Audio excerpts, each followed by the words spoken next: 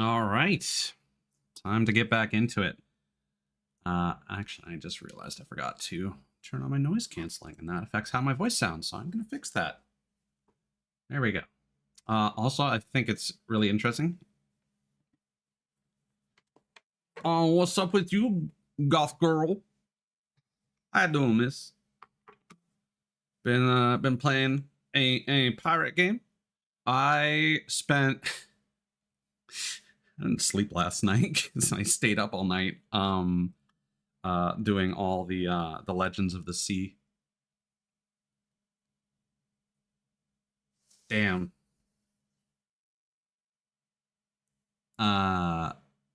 And zip lines as well.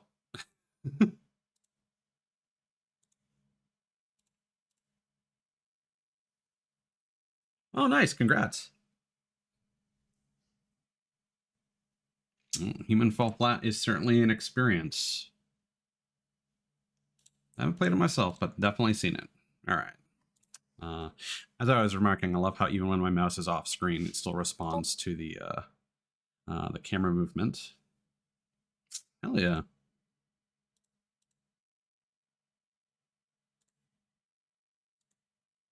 Well, let me know if you would like another person. If I'm not doing, I haven't planned anything. I don't know what I'm doing tomorrow. I might stream Phantasy Star 4.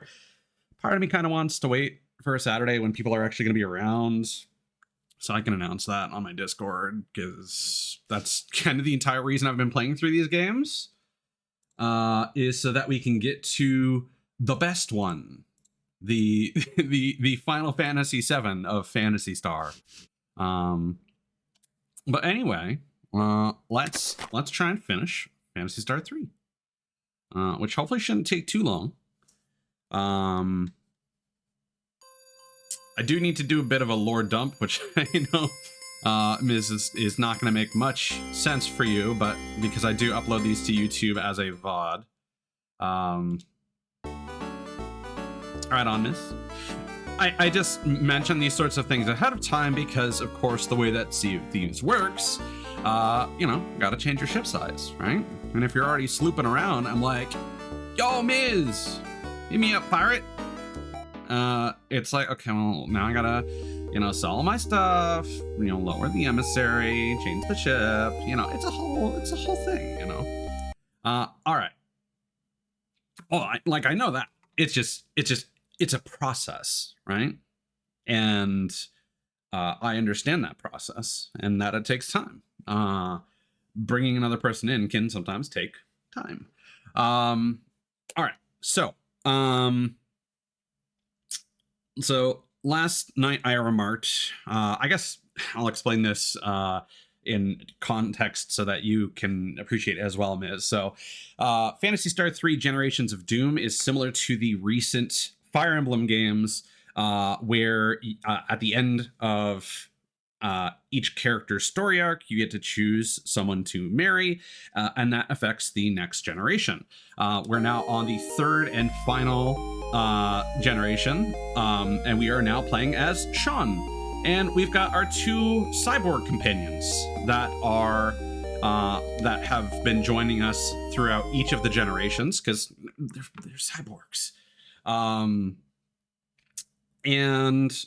was remarking, okay, well, I wonder how the story changes, though, if you marry a different person and you end up as the previous character ends up the king of a different country and blah, blah, blah, blah, blah.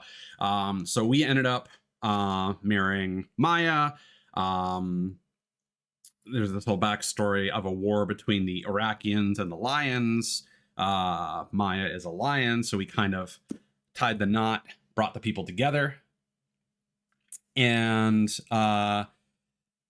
the thing about the Lions is that they would use monsters. The Iraqians would use cyborgs. Suddenly we get attacked by cyborgs. Oh, wow. I wonder if, and then we went and we checked. Sure enough, if you end up marrying Lena, an Iraqian, and you keep the bloodline pure, you end up getting attacked by monsters. So obviously some lions come to hate you. And I was wondering, okay, how much does that really change the story, though? And unfortunately, the answer is not by much. So I did some reading, And basically, instead of going east, you go west. You fight monsters instead of robots. You get a boring mercenary rebel guy who fights just like our old friend Lyle. He's like in a green military vest. He's got shades. He's got a mustache. He looks very retro, like 90s anime, like cop guy, but he's a wizard. Which is strange. He uses staves, and apparently you can laser staves for him, which is weird. And then instead of going to the moon Azura, you go to the moon Dahlia, which is to the left instead of the right. And pretty much things kind of end up more or less the same. And you do end up meeting a character from the 3rd generation earlier in that route. And what's interesting is that the other lions also look like our buddy Lyle and his daughter Thea. And you spend most of the time with the character that we will be meeting in this 3rd generation. You can opt to marry them, or you beat the lion general, and he's just like, "Yo, you're pretty cool. Want to marry my daughter?" And you're like, "Oh, sure." So you can do that if you want. But, of course, we married best girl Thea because she's badass. She uses slicers, which are basically metal boomerangs that hit all enemies in a row.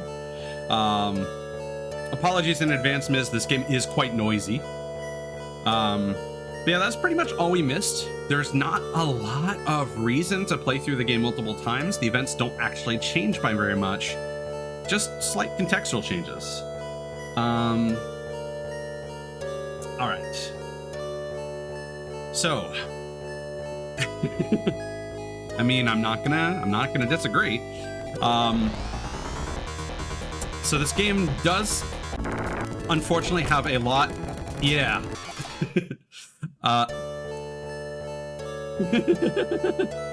Hey, you're the one who said it. Because this game does have a lot of backtracking, I am making ample use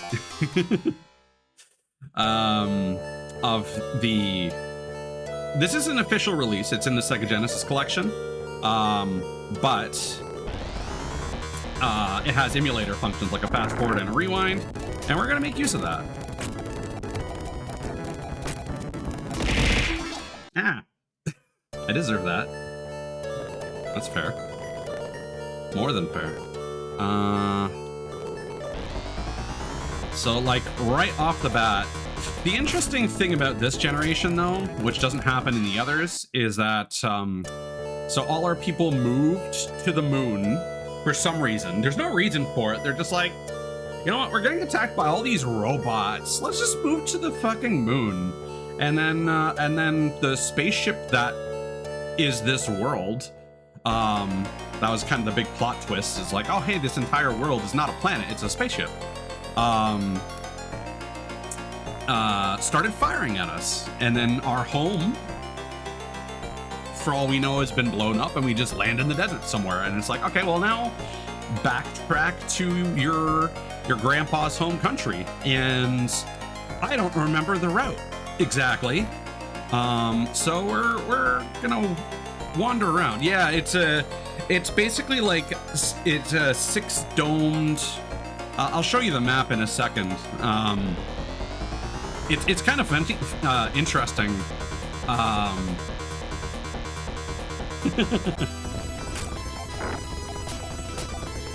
I will say, Ms. Again, I do appreciate. There's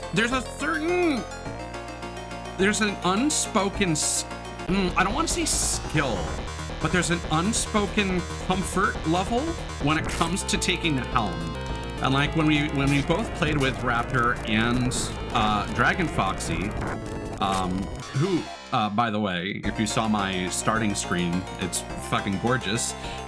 Dragon Foxy, he did that very, very recently. And ooh, let's not get ambushed. That's bad.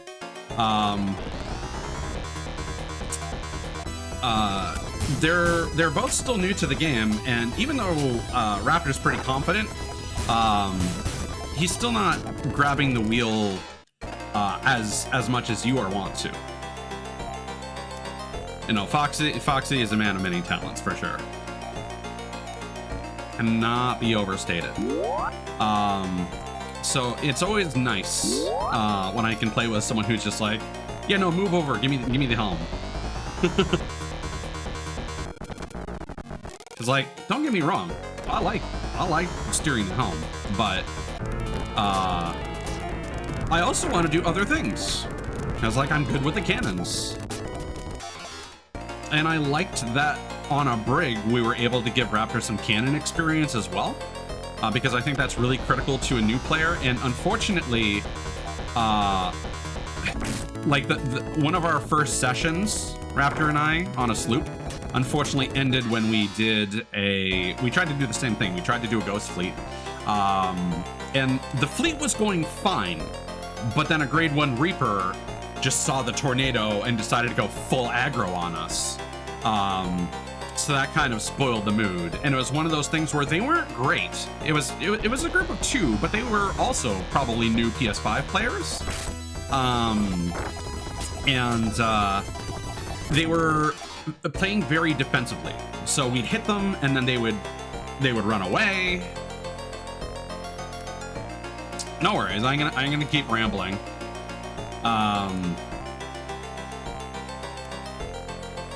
Actually, maybe I'll pause for a moment.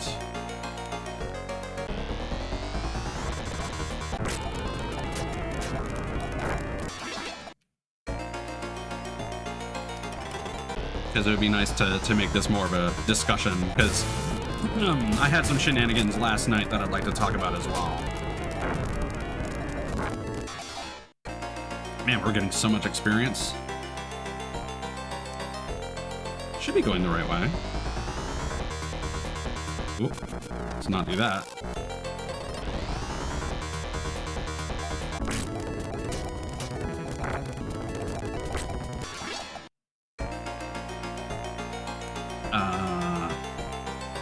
I think. Perfect. No, thank you.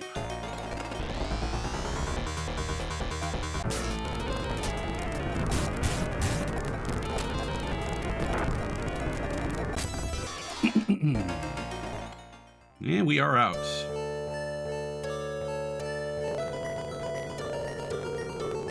I wonder how early. Whoa! All right, that's a new one. Okay, apparently over. Oh, and apparently. All right, where did I get interrupted, miss? Also, here's the map. So early on, they only showed us 3 of these domes, but as time has gone on, we've been shown more of them. And now that the plot twist has happened, we can see everything. And at first they were like, oh yeah, you can go between these worlds, but it wasn't really clear because like other games have had planet hopping, but it's like, we're just going through these like cybernetic tunnels. How are we going to different planets? And it's like, oh, they're domes. They just don't know that they're in domes. They don't know what space is because they have lived here for 1,000 years and don't know about space travel. It's been, okay, yeah. So I realized that because of the new PS5 players, there are going to be people who just see world events and they won't know any better. They won't know like, oh, some player hosted this, right? And we're not even going to get that great loot from the event. It's all going to be faction specific, blah, blah, blah. Wasn't probably worth it for them to even come and mess with us, let's be honest. But they came and they were playing very defensively. They were not hitting great shots. They were getting hit once and then going off to repair. And then eventually they kind of like broke off fairly concretely. And I was like, okay, well, do we go back to doing the Ghost Fleet at the risk of them like pissing off for 5 minutes and then coming back? Because that's the thing I don't like about Ghost Fleets. Skeleton Fleets as well. Ghost Fleets more so is that not only is it a huge drain on your ship's resources, it occupies so much of your attention because you have to constantly circle around an island. It makes it bad for your vantage point. unlike a skeleton fleet where you're at least in an open area. Rotating around an island will straight up block your visibility for large sections of the fight. And it makes it hard to react to oncoming threats. So consumes lots of resources, occupies your attention. You're going to take a lot of damage from all the ships that you're fighting. So one more ship to the mix can oftentimes break that balance entirely. So we're like, okay, well, if they come and mess with us at a bad moment, we're cooked. So should we let them run away, or should we deal with this problem now? And I opted to deal with the problem now. Unfortunately, because the way that Sea of Thieves works is everything PvP related is a flash in the pan, right? You can be so consistent, but all it takes is a bad board, or a poorly timed anchor. We had them at a good point, and we just weren't able to coordinate the helm versus the cannons, and we weren't able to optimize our damage and our positioning the way we should have. And then they eventually got the better of us. After we kind of lost that, they got behind us and then just filled us full of holes.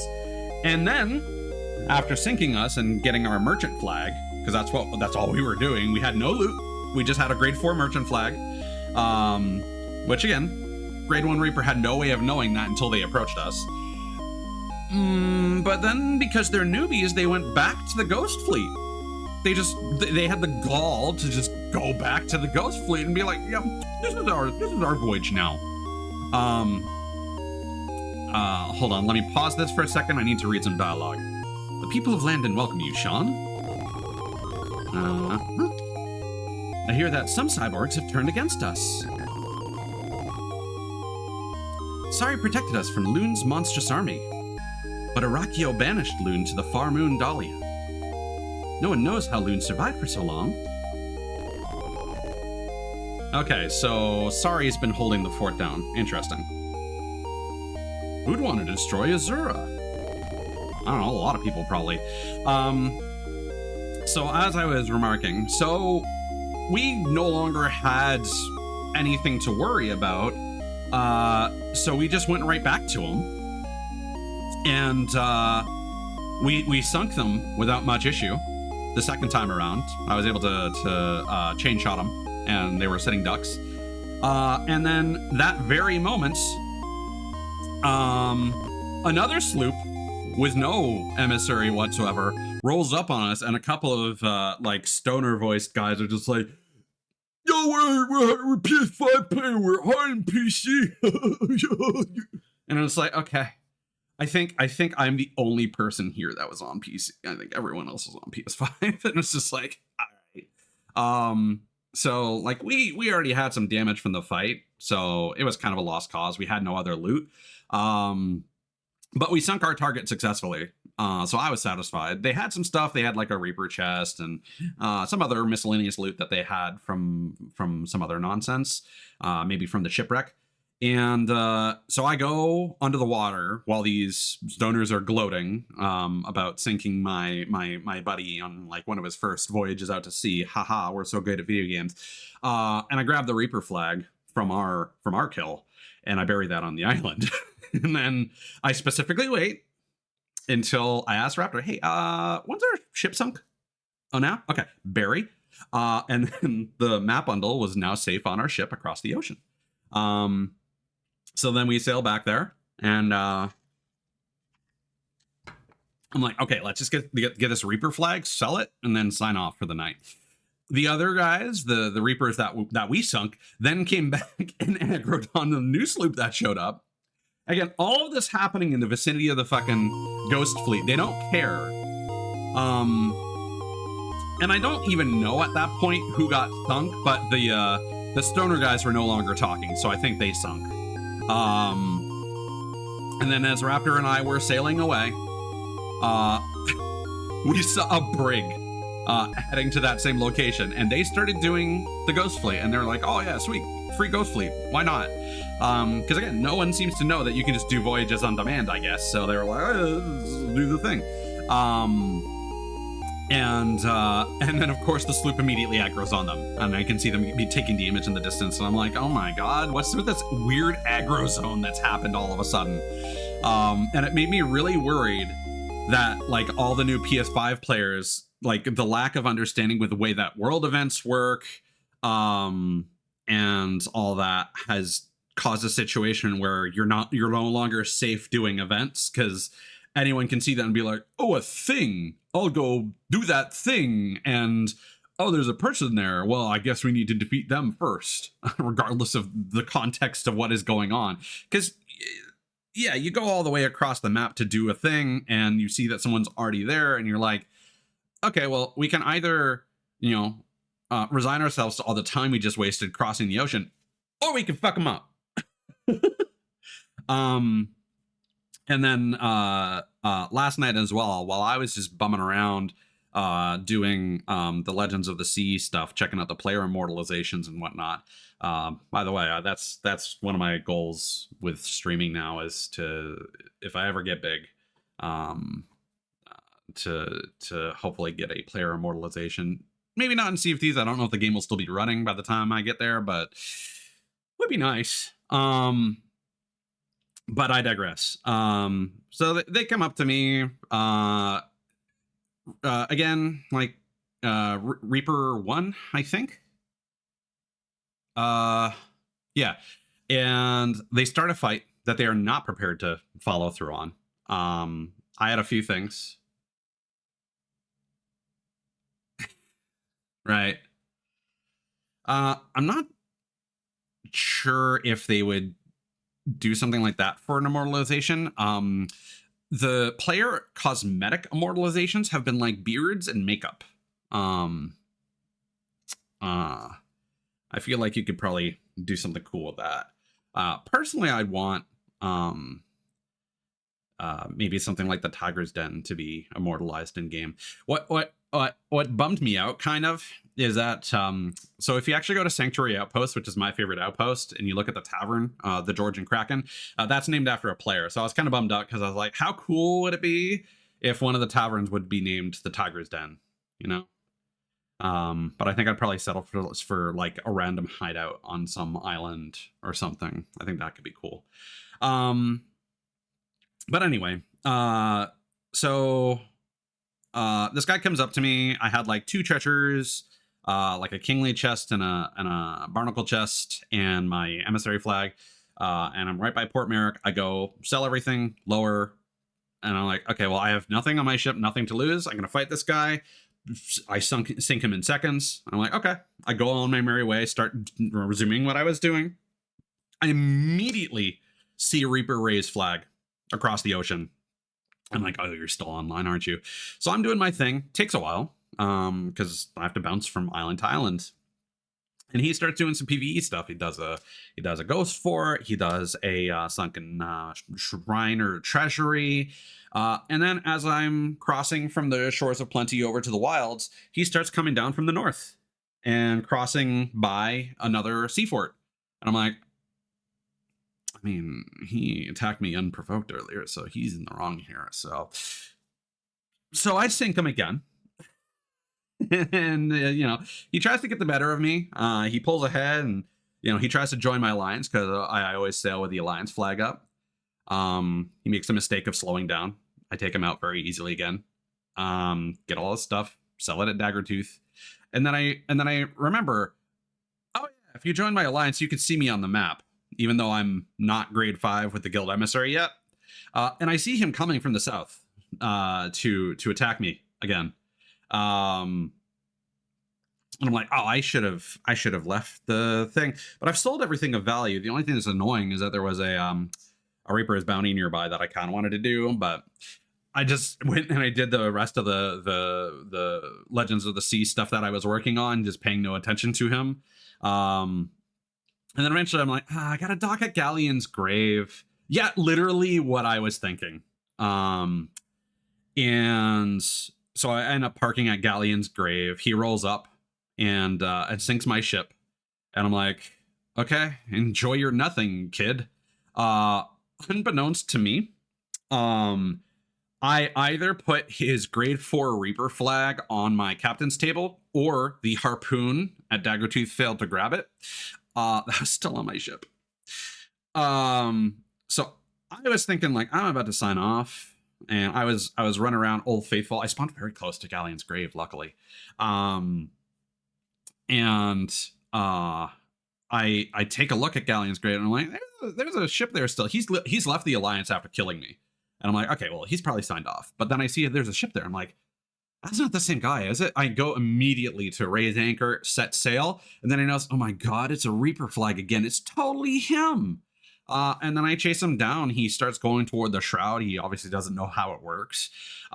He does get the better of me in that he sends his ship to the southwest. He boarded me, set me on fire, and camped me a couple times because I'm still getting used to throwing knives and not doing great with them in PvP. But then I finally kill him, repair the ship fully. Again, he comes to mess with me, even though I have nothing of value on my ship. He mad. And of course I can see him coming because he's got the Reaper flag. And then he's started going for ram strats at this point because he was being very evasive. The like after successfully sinking me, he started being very, very evasive and repairing very often. But then he started trying to ram me, thinking that would do a lot of damage. Hold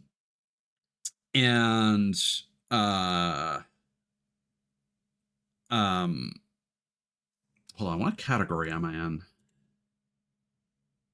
Let's move that over to retro. Where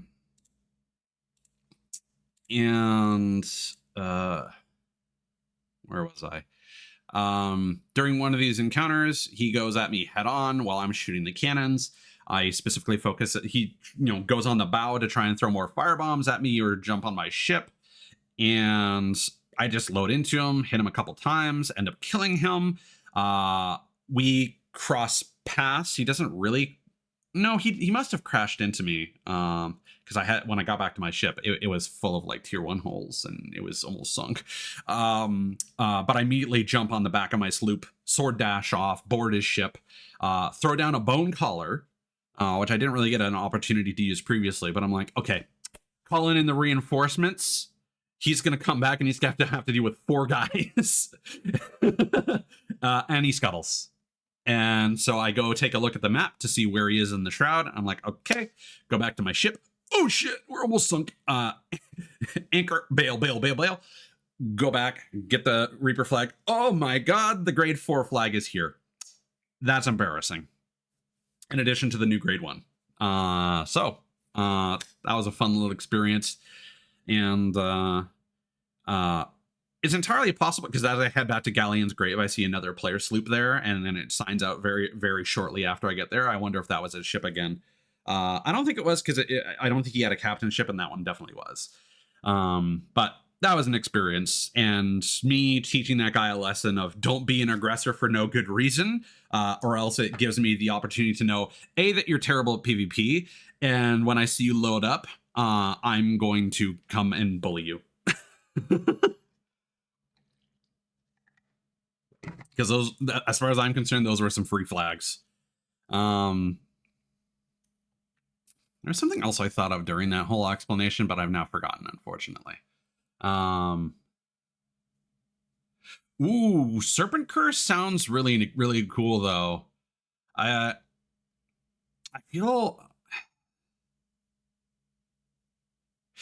think it would be really cool if they added like some new, because they're doing like the underground locations in the next season when they're adding the Burning Blade.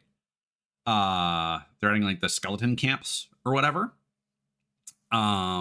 So it would be cool if they added like some Greek inspired like dungeons, like a labyrinth where you fight the Minotaur, or like one where you go and you fight a Gorgon, and stuff like that. That'd be really cool. I'll see if I can think of the thing that I forgot about, but I don't think it'll come to me. It was all right.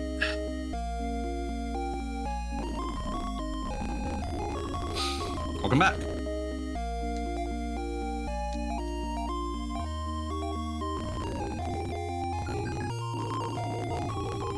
All right.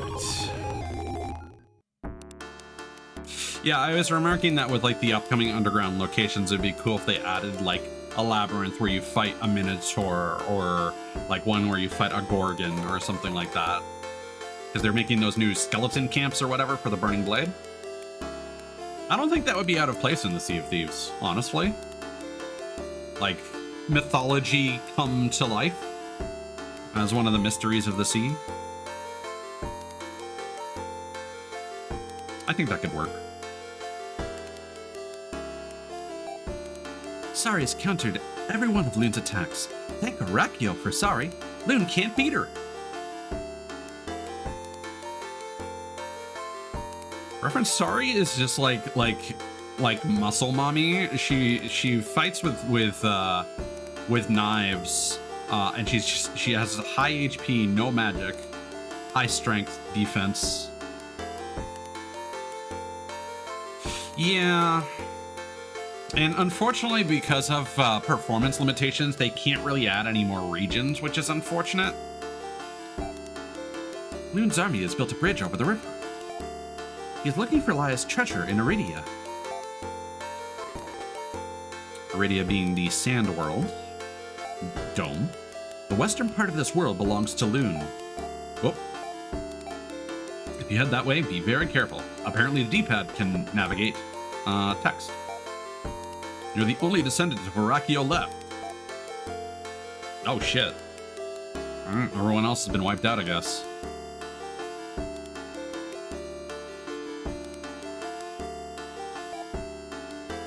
We must end this war before more die. With Lai's treasure, we can stop the fighting. To find Lai's treasure, use an ancient machine that can be found in a world to the southwest. Alright. Fair enough. It bothers me when I forget things that I wanted to talk about.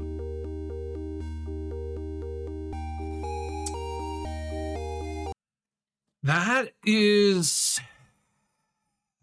is an intriguing prospect, Miss. I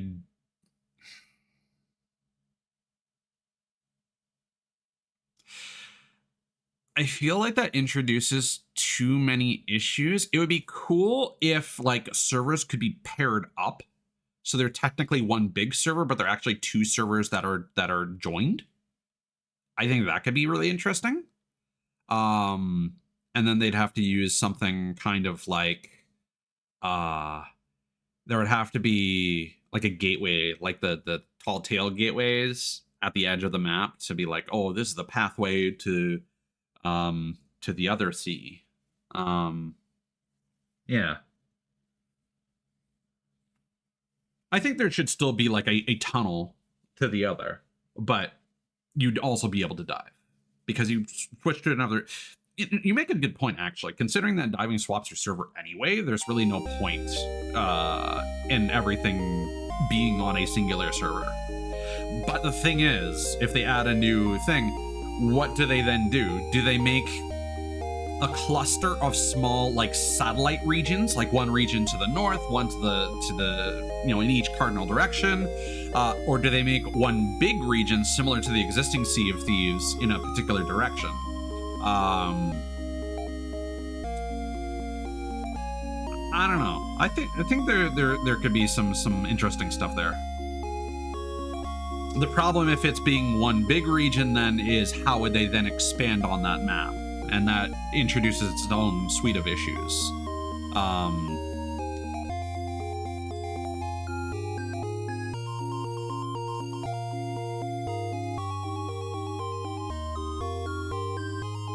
But I guess the question is, are they more likely to do a Sea of Thieves 2 or a big expansion like that? Now that the game... I'm really excited for the Game Awards this year because I want Sea of Thieves to win Best Ongoing Game with the new PS5 release. It's been getting pretty great reviews on a lot of websites. And normally I don't care about this sort of thing, but I'm very passionate about Sea of Thieves. I think it's a very unique experience. It's kind of the only this is a thought I had the other night with all the Tarkov drama that's been going on. In a way, Sea of Thieves is an extraction shooter. It's just, it does the thing that resolves the issue I have with battle royales and extraction shooters where you only have one life, you die, you lose everything, right? Sea of Thieves, yeah, you die, but you respawn on your ship. If your ship sinks, then you lose everything. And I think that's a really interesting concept. Something that more of these games should explore. But for the most part, yeah, you are really just gathering a whole bunch of items and trying to successfully extract, in air quotes, by going to an outpost and selling all your goodies. So I think the PS5 move was huge, and I don't know if that's going to possibly reallocate resources so that they can focus on big expansions to the game. I would dearly love that to be the case, but I also struggle to conceive if it would ever happen.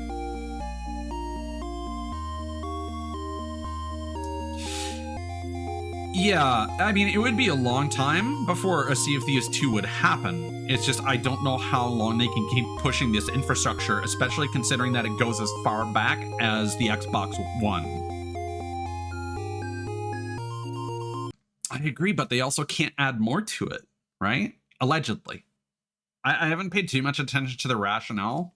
Here, hold on. Let's Google that real quick. Thieves can't add more regions.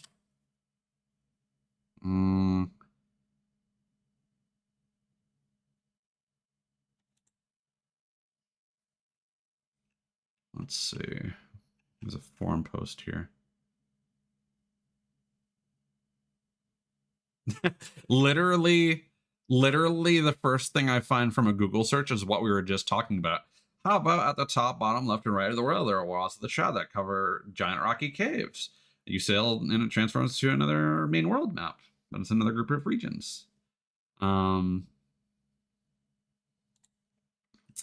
feel like everything that they've done, though, like with the diving, has enabled that as a possibility. I'm gonna disagree with you, Miss. I think it should be satellite regions, and I think they should be different, seasonal themes. As little sense as it would make if they do end up being portals. And again, the Sea of Thieves is kind of in this weird space because of the Shroud. Who's to say that if you sail north off the map through this Shroud tunnel, that it doesn't deposit you in a... So Sea of Thieves is very much based around the golden age of pirates in the Caribbean, but don't forget that there's a large part of pirate history set around Canadian waters and the north, particularly around the Atlantic region of Canada, like Nova Scotia, PEI. That's something that Assassin's Creed Rogue covers, the northern seas. And I think that would be really interesting to explore. Yeah, exactly my point. I would love to see. Oh, by the way, Miss, I'm so excited they added the blue lantern, the snow globe lantern for it costs a lot. It's 1,500 doubloons, but I grabbed that and it's so cool. But yeah. And they could do some really cool stuff. Like, you go to the east and you end up in all the Eastern Winds locations. We could have like an Asian themed region. How cool would that be? You know, you could have like bamboo forests on islands. Yo, that'd be so cool, man. That'd be so cool. I don't know enough about like what they could do with like the West and South, but I'm sure they could really do some cool stuff with that.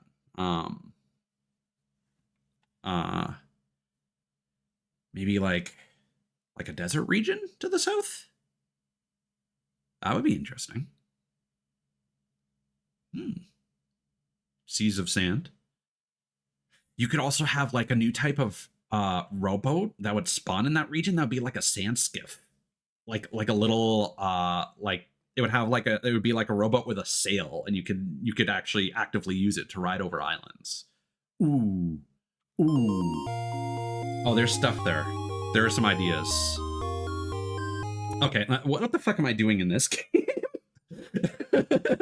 Why did this turn into Sea of Thieves podcast? Okay.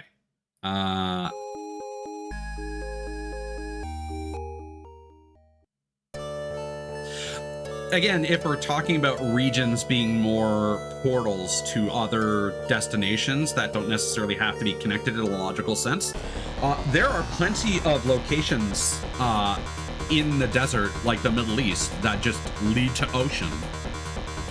It's just a desert that goes seamlessly to a beach. So I disagree with that. Maybe that would have to be the Western region rather than South. But I just don't know what a difference would be for like a South American or like a Mexican themed region if we're talking South. You know?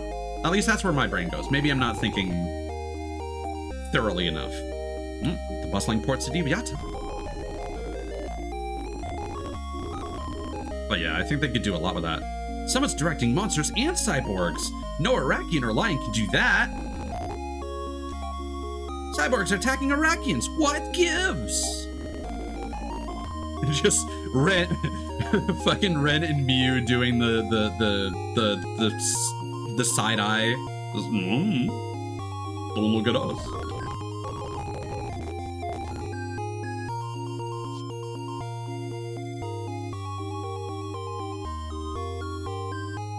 And the benefit of having different regions is that they could change some fundamental things about the game. We've had this conversation before about how there's actually an undersea current that goes from the northwest to the southeast.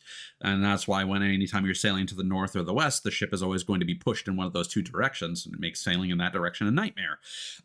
So with different regions, they could actually have the current simulated in a different direction and maybe have winds be more aggressive in certain regions. Like if they do like an eastern themed region, maybe they can have the winds there be much more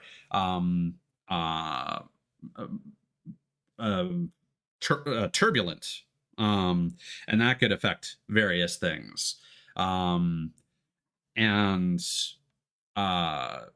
Again, snow in the northern region, if it's snowing on the ocean, how would that change? Instead of fog, you could have blizzards. I don't think it would be a good idea to make the surface of your boat slippery, but that could also be some fun hijinks. Or maybe just make it slower to, like, maybe the boat could be covered, like the top deck could be covered in snow, and that would make it slower to move around unless you bucket the snow and throw it off. Or the shovel could be used to push the snow off. Yeah, icebergs for sure. Those would replace rocks in a lot of locations, I imagine.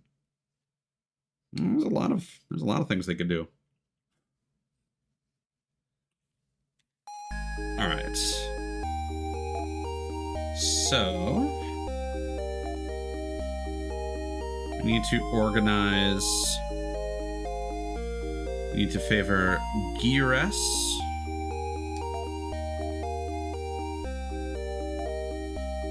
Not that we ever really use magic, honestly.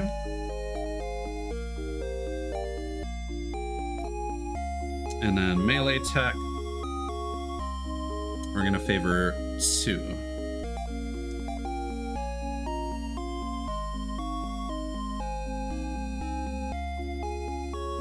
Oh.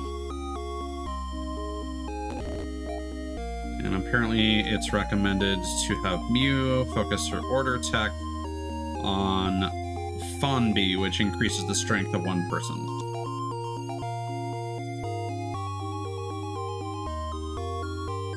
Ah, like UK. Ooh, that could be interesting. Not the same level of fog, but definitely reduced visibility.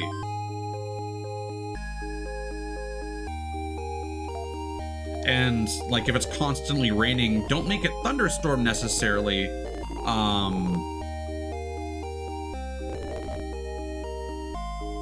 And I don't know. It would probably be too annoying constantly having to deal with water from the rain, though. Yeah. But that's a good idea. I do like it. I think aesthetically that would be really interesting. And of course, then the outposts could be more developed in some ways. I think a really interesting aesthetic would be like you go there and it's like, oh, it's like UK like villages and towns and whatnot, but because these are new regions that we just got to, maybe they're all like dilapidated and like ruined, and like the people from the Sea of Thieves have branched out, but the previous people that lived there like all died out, so they're kind of like the residents of the Sea of Thieves start like making new homes out of the ruins. Rainforest to the south might make sense. Yeah.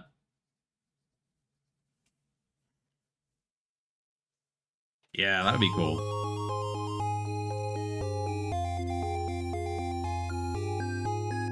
Okay. So now we can finally access Satera, which we weren't able to in any of the previous generations. Even though there was certainly a lot of talk about it, because that's where Lane was from. Grizzard and Blizzard. All right. I know it stands for green and blue lizard, but it's the nomenclature is hilarious. 3 houses. Okay, hold on. I need to, since we're having this big Sea of Thieves podcast, and I'm gonna eventually timestamp my VOD with all this nonsense. Okay, I had this idea for guilds. A way to expand on guilds would be for various islands to be upgraded with hideouts, and your guild would have a hideout that when you happen to be playing on that server, or any of your guildmates are playing on a particular server, that hideout comes into being. And you then should be able to stumble across other active guild hideouts on the same server, and they should have like a guild register that you could steal or something like that, and then you could take it back to your hideout somewhere on the map. You choose the location based on an island that you like, and then you can like deliver it there, and there would be some sort of reward for doing so, but maybe taking the register would mark you on the map. And I think that would be then really cool, because then you could have like a guild currency that everyone could work together, and then you could have like guild housing where you make a clubhouse for your boys and you decorate it. I think that would be really cool. In that it would introduce a reason to explore different islands, and like different islands could also have different locations. Kind of like Grand Theft Auto 5 housing in a way. I think it would be a really interesting roleplay thing. It would give you, and I think you should have the option, whether it's random chance or guaranteed, I don't know what they would want to do, but I think it would be cool if you'd have the option of starting out your session at the hideout. And that could potentially be really interesting. And maybe you could also purchase like your own NPCs so that you could kind of turn the hideout into like a mini outpost, but again that could potentially break the balance, so it depends on how far they want to go with it, but I think they could do some really cool stuff with that. But you mentioned treehouse, I'm like, ooh, secret base though. Okay.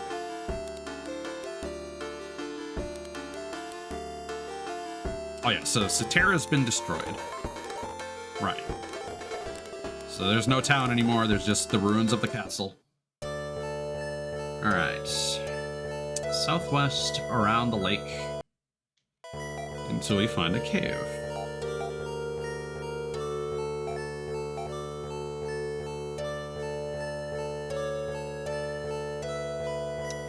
So it's probably that one down there. What drives me crazy is that the caves are shown on this map, but I don't think they're shown on any of the other maps. I don't know why they did that.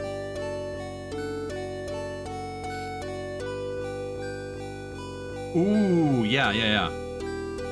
And now that they have the harpoon walking and stuff like that, there's really no reason for them not to have more verticality.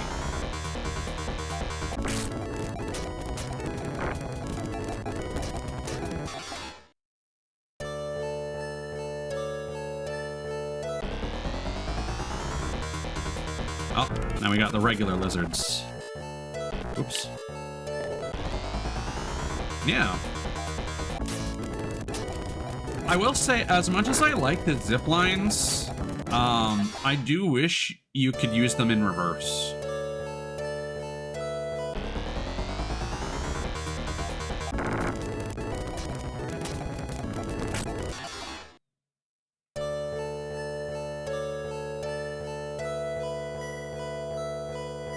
And I feel like that's something that you could do in the Monkey Island DLC, but I can't remember.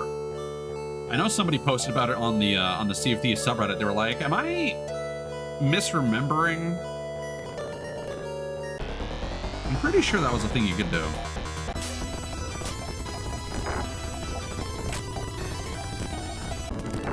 Yeah, because the thing in the Monkey Island DLC is that you had like a pulley rubber chicken that like actually had a mechanism to it that would allow you to go up. Okay, I might be wrong then. It was kind of a small part of the deal of the Monkey Island Tall Tales anyway. It did?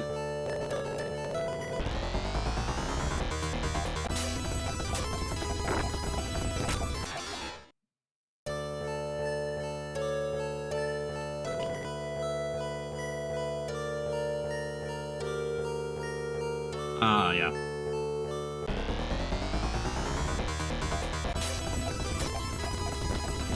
Rare, where's our chicken-based traversal mechanisms? God damn it. What came first, the chicken or the egg? Pirate on a zipline. What do you mean?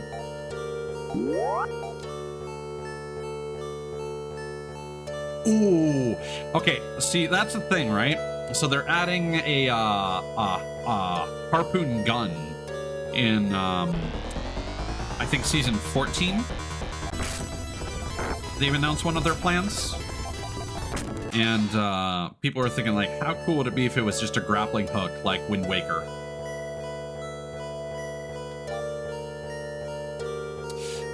They would require a lot of infrastructure changes for that, though. Because there's currently nothing that's really physics-based, per se, in terms of the harpoon mechanics. But I think that would be really cool. Whoa! That's cool enemy design. Fucking Sandman from Spider-Man. And then you could have rigging that you could swing from to go to other ships. I have a theory, Miz. Now that they've added tightrope walking, I have a sneaking suspicion that they might finally fix sword dashing as a boarding strategy. Because as much as I like it, I feel it does kind of fuck with the balance of the game. So I feel like if they did add more mobility tech, like the harpoon gun, like being like tightrope walking and stuff like that, that would give them justification to finally get rid of sword dashing. And that would give players more reason to use other weapon types besides the sword. I'm not sure if I would agree with them doing that, but if they add more mobility options, I wouldn't mind it if it came to it. But I imagine there would be massive backlash.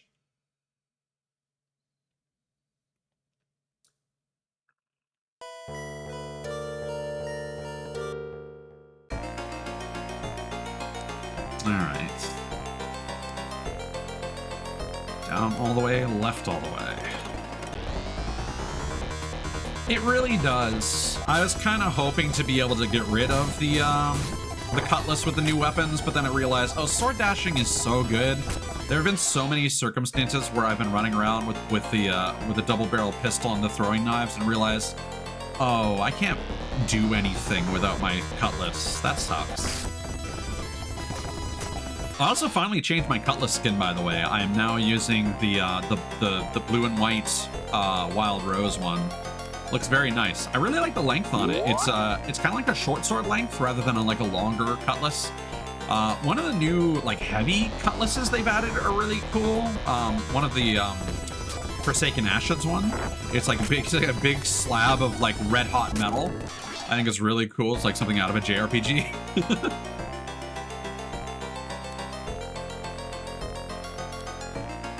Up and the first left.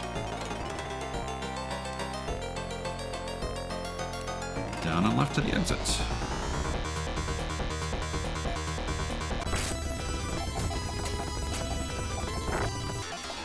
Yeah. And also the things that you can do with the harpoon gun, like, can you pull people to you? Can you pull yourself to things? Can you establish a tightrope? How will the tightrope work? Will it like attach it to your current position, like at the base of your feet, to the thing that you just shot?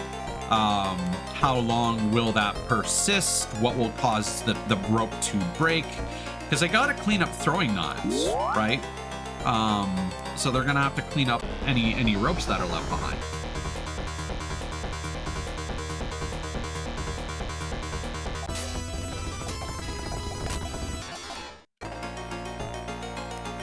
Oh, like the sea glass rapier? That was a pretty cool one. All right, so we are now in the next world. Apparently it is called Elysium. This is presumably where you would explore in the second generation, depending on who you married. All right.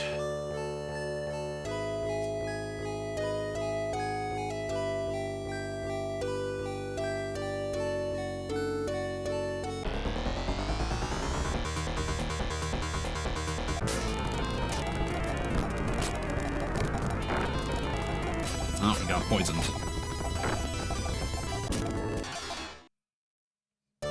Right now, though, I'm really happy with everything that's in the game. Oh, yes, the thing I wanted to talk about. So somebody posted a video on Reddit, it's a YouTube video, about how the existing nomenclature of holes being tier 1 to 3 is actually wrong. There are actually 5 stages of damage that can impact a ship's hulls. And so they were kind of lobbying to be like, we should change the nomenclature so that, you know, this is X% and blah, blah, blah. And I'm like, okay, well, that's not going to happen. It's too difficult to get people to change the nomenclature at this stage of the game when the tier system was so easy to understand. But basically the important thing to note is that everything kind of happens in 20% increments. And chain shot and colliding with a ship does 20% damage to a hull. Scatter shot, each one does 40%. Cannons do 60%. And right now, Scattershot is bugged, and Scattershot is currently apparently unable to increase a hull more than quote unquote tier 1.5 or the 40% threshold that they are supposed to be capable of doing. And in the patch notes, they do specify, well, Scattershot should be able to keep damaging a ship, but it actually can't. Each Scattershot does at most 40%. I mean, conversation is conversation. I mean, this is a fairly, there's not a lot to talk about with the early Phantasy Star games, unfortunately. 4 is more of a modern style RPG. These old ones are definitely more of a Western RPG where there's a lot of wandering, like almost no conversation between your party members, and a lot of talking with NPCs. Welcome to Northern Divisia.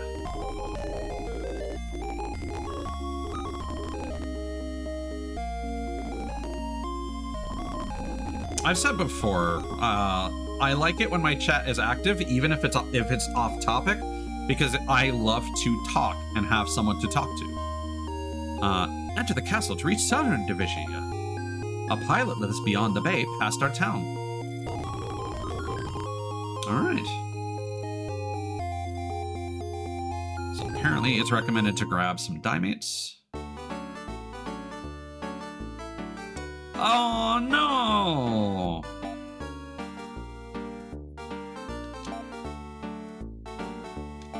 That sucks. Maybe give them feedback.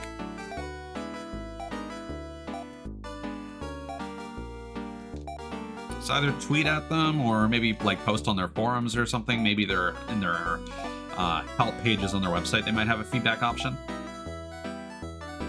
Yeah.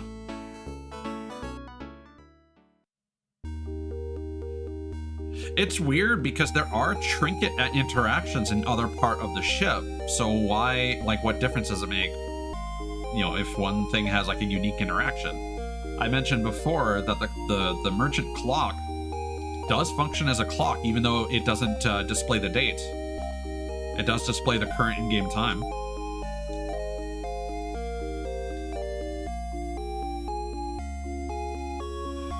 Right now, I'm saving up all my ancient coins from the battle pass so that I can get the lodestar throwing knives. I'm excited for those. I do kind of hate the fact that they launched the new weapons with no like actual in-game skins for them, except hey, do all these really lengthy commendations to kind of incentivize people to buy skins for them. I think there should have been more options for people to just buy cosmetically, because I think that's a large part of the game is the personalization. Nice. It's very appropriate. I think those are quite nice looking, yeah, but not my aesthetic. Also, apropos of nothing, okay, here's a weird pull, Miz. I don't know if you've ever watched My Hero Academia.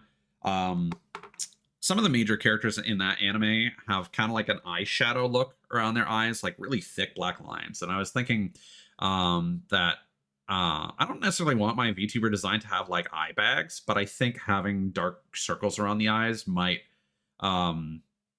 make my design more distinct. And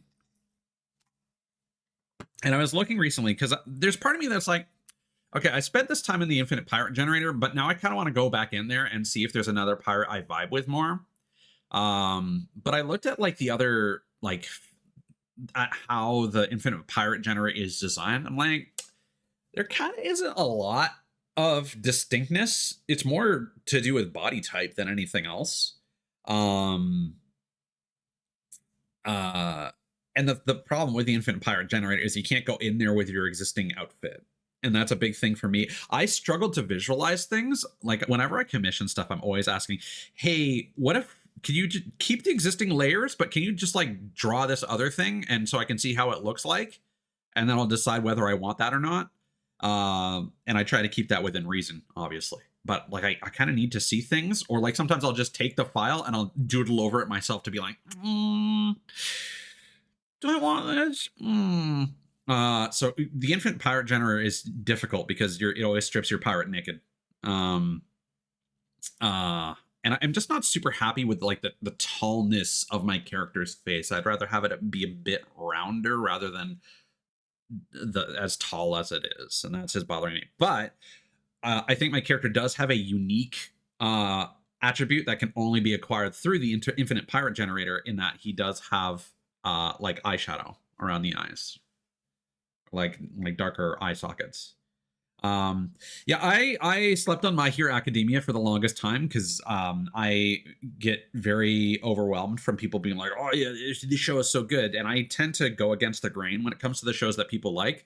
For example, I'm really not a big fan of Chainsaw Man or Jujutsu Kaisen. I think production wise phenomenal. I think writing wise they're terrible. Chainsaw Man is like, okay, it's inoffensive. I think Jujutsu Kaisen is actively poorly written. And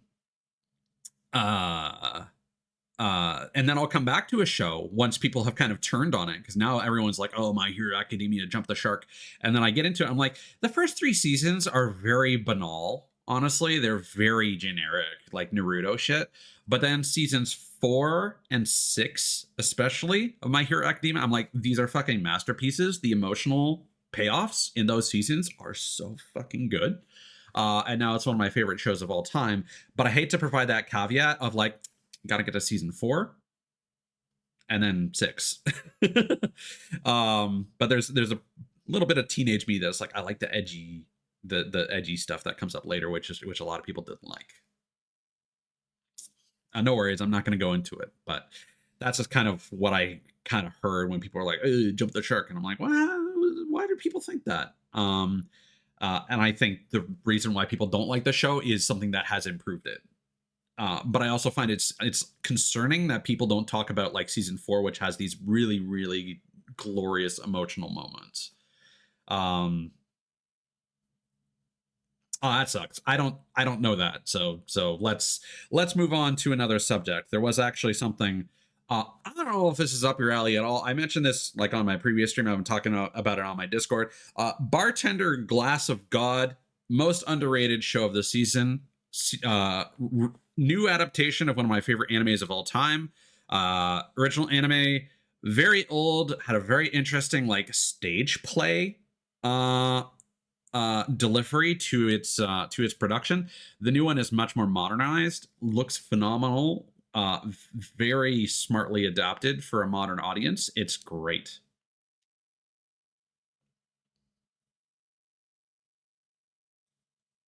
Let me just scroll up a bit because I was bouncing from topic to topic.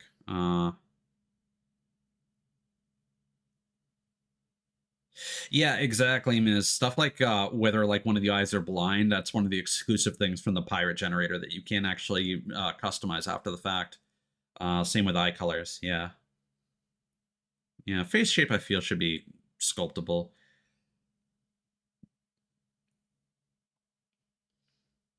At least in some ways.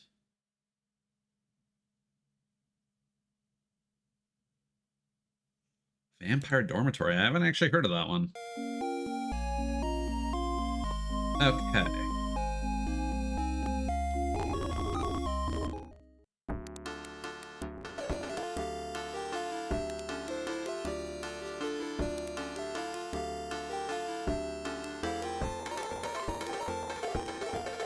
So apparently we gotta talk with some people in here and then head into the dungeon.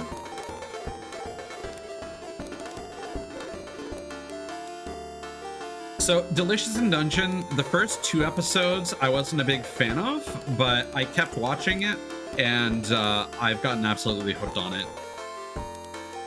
I like it for similar reasons that I like Don Machi, aka Is It Wrong to Try to Pick Up Girls in a Dungeon, which I think that title does such a disservice to that show. Because in later seasons, again, season 3, great emotional payoff. Season 4 goes into like some of the crazy like D&D body horror shit that Delicious in Dungeon touches upon, and I absolutely love creative D&D inspired worldviews. And I've already talked with Ida about how interesting it is that Japan has a very different take on certain things. Like he was remarking, like slimes in D&D are a big deal. Stuff like gelatinous cubes and whatnot are incredibly threatening, but slimes in Japan are just like, hey, this is their mascot. It's the starting enemy. Yeah, exactly. Bread.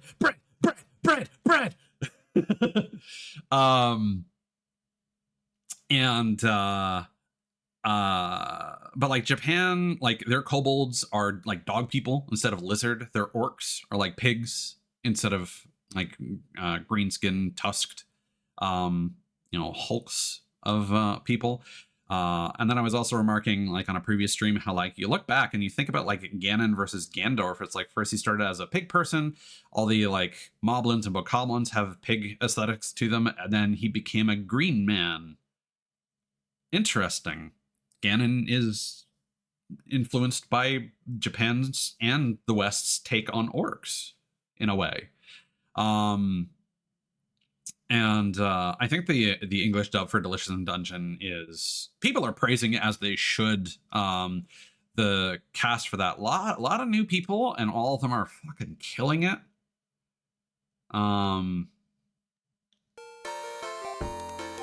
Real pilots are almost non-existent nowadays. Much knowledge has been lost since they left us. Not to worry though, Rilikir is still around. Alright. Welcome to glorious Divizia Town, strangers. Did you know that Ren cyborgs can transform? You must find the parts to fly, swim, and dive. You know what? Here, hold on. Actually, I kind of wanted to showcase this on stream for posterity, actually, because I really like the illustration. Ren's my favorite character in Phantasy Star. And the character designer for this game went on to make a whole bunch of doujinshi art of like their own characters. And there's a particularly great art of best girl Thea applying makeup to Ren. Like, I posted on Twitter, but I feel like it would be a disservice to not put that on stream for at least a moment. So let me just convert this to a PNG. Yeah. There's no transparency. Calm down. Stream. Nice.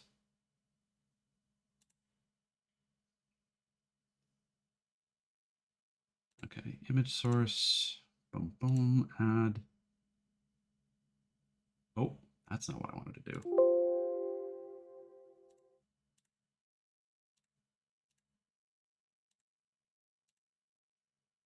When did I have frame drops? It was like an hour ago, apparently. What happened there?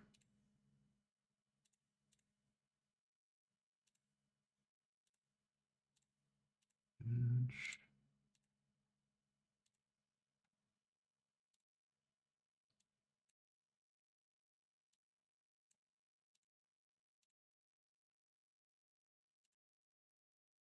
How much can I stretch this?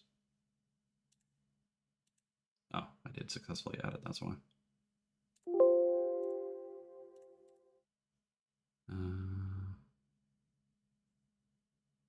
Transform.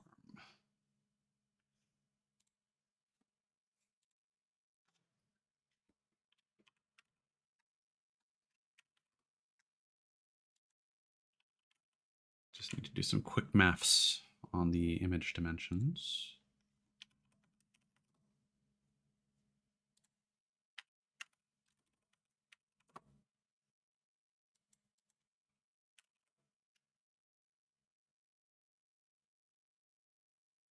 I wish there was an option to quick center stuff.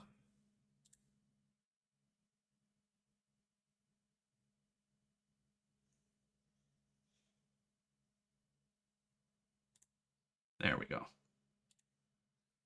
So that's this artwork of Ren that I really appreciate for comparison's sake.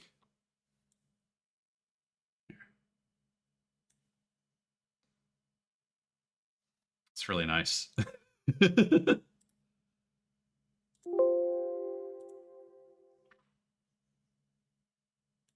right, that was a little diversion.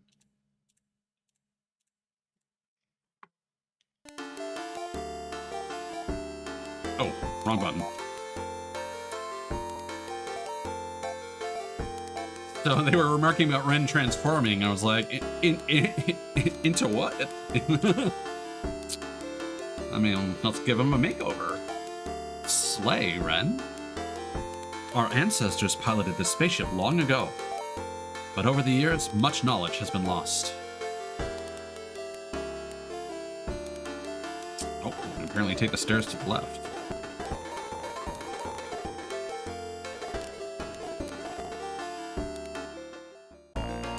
Oh, there are no monsters, apparently. That's nice.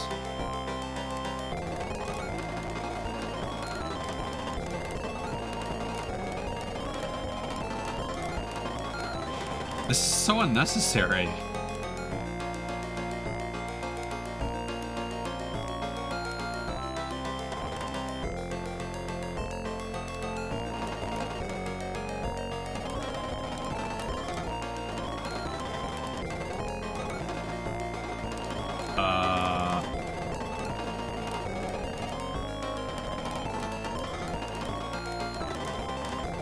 It told me to take a left.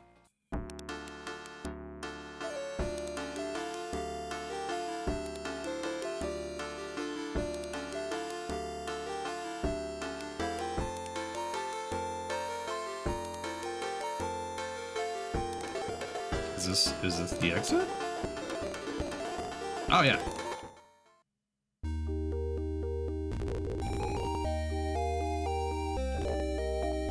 Our people once piloted this great spaceship.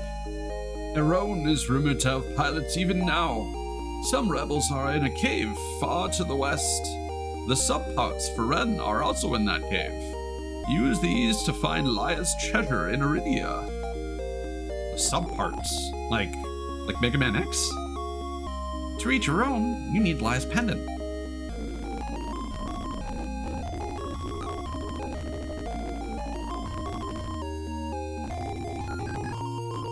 Anyone else worth talking to? Oh, there's a house. Nobody in it. Uh-huh.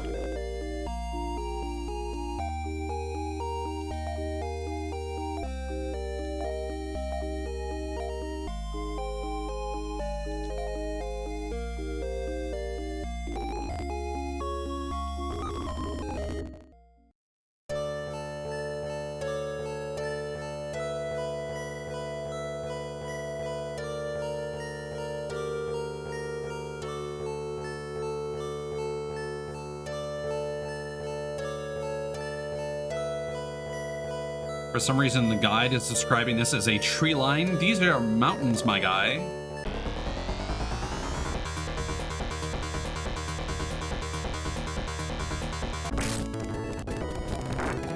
Wait, we're hitting for 561? What the fuck?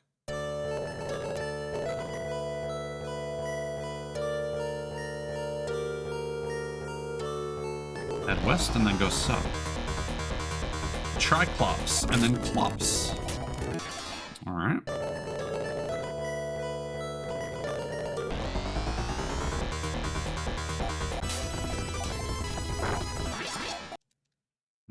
Everybody level in.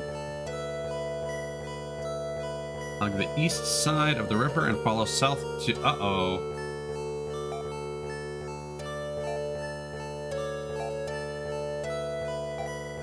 I think we have been steered wrong. Yeah, see, there are no cave entrances here. Well,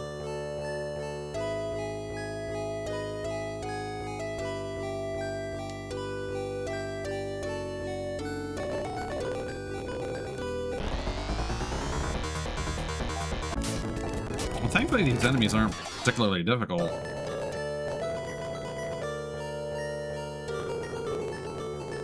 Oh no. Let's not do that. You know what? I'm gonna look up a map. Phantasy Star 3. Map. This is Elysium.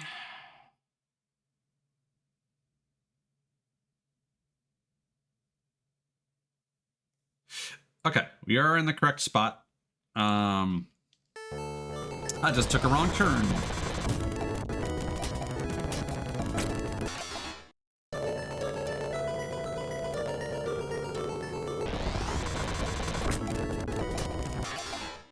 All the Clopses.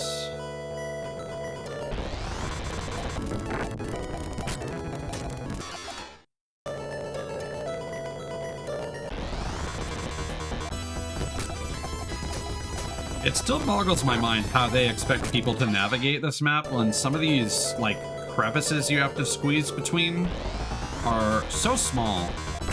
Like, it feels like they wouldn't lead anywhere, but they do.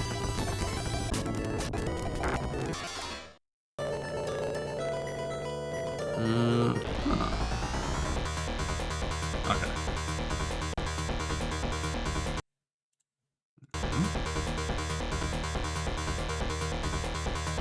Ooh. See, my brain is just like, just eat the cookie dough.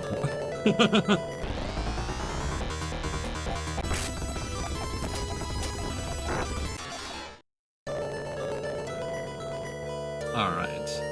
So, as I mentioned before, there were rebels that, you know, you get Ryan, I think his name is, from the rebels to join you in the second generation if you marry Lena instead of Maya. And this is their old hideout. Go up, take the right path.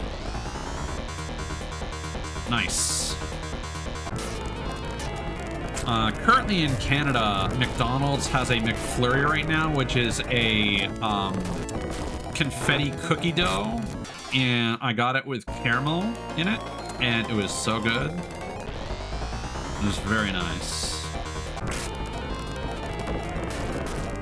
I find a lot of ice creams that have cookie dough in it don't do the greatest cookie dough chunks, but McDonald's certainly did it right.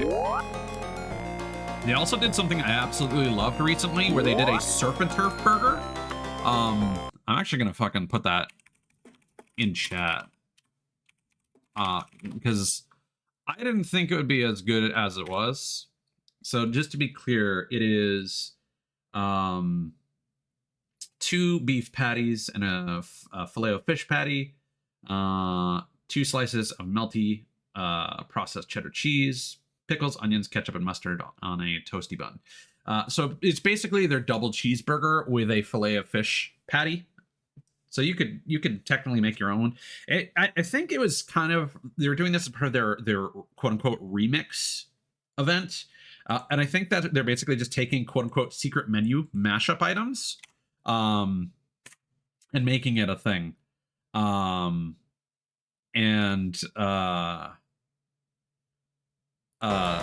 They also had what they call the chicken cheeseburger, aka the McGangbang. They actually made the McGangbang a thing.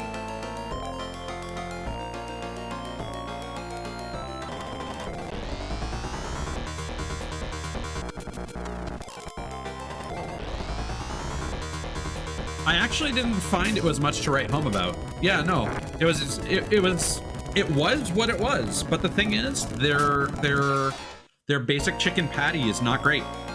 It's very bland. You need like the habanero sauce to make it, come alive. Or when they had the hot honey McChicken or the McCrispy. I think that's the problem, is that they used the McChicken patty as opposed to the McCrispy patty. The hot honey was so good. I can't get hot honey that's as good as the McDonald's brand, which is upsetting.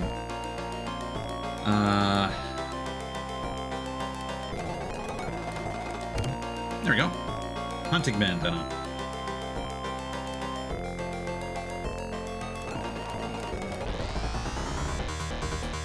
So these subparts we would have actually gotten. Like, a lot of what we're doing right now, you actually would have done in the 2nd generation if you had married Lena.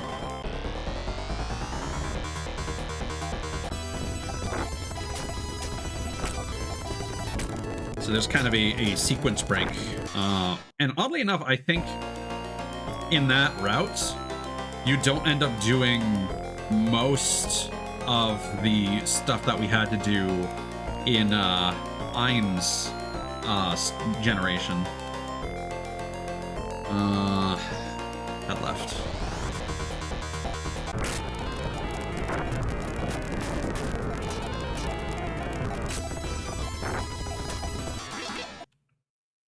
Getting lots of levels though.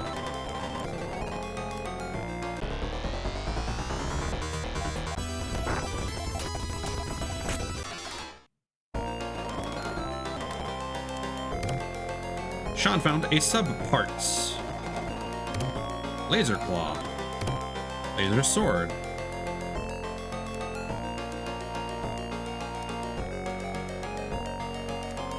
I mean, that's free money as far as I'm concerned. Do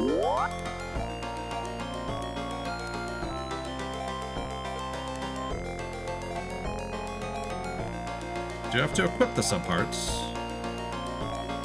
Can't. Oh.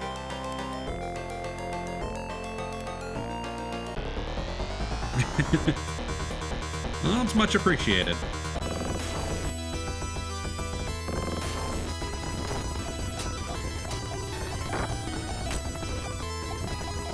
I mean, I don't have a choice. They're scheduled, man.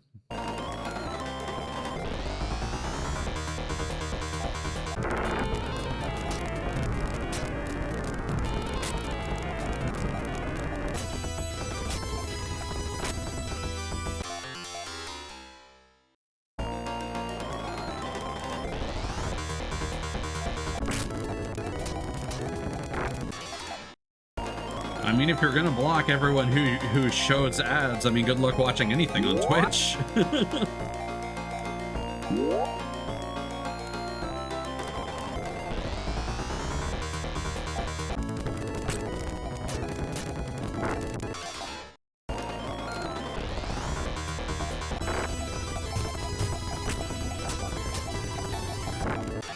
Oh, that reminds me. I activated streamer mode. Does it actually show that I'm streaming on Twitch? It does. Thank goodness.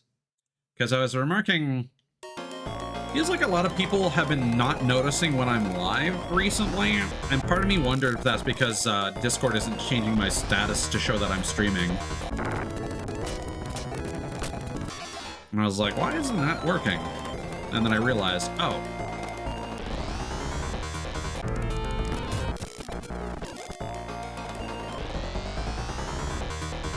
Ah, I see. I see. It's hard to pick up on timing when there's a chat delay. Comedic timing is difficult in text.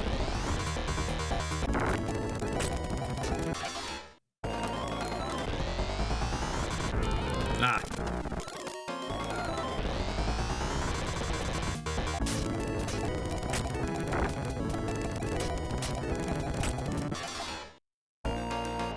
There we go. Wow. Roasted and toasted. All right. So where the fuck are we going now? There's also something else I wanted to check while I was live. What was it?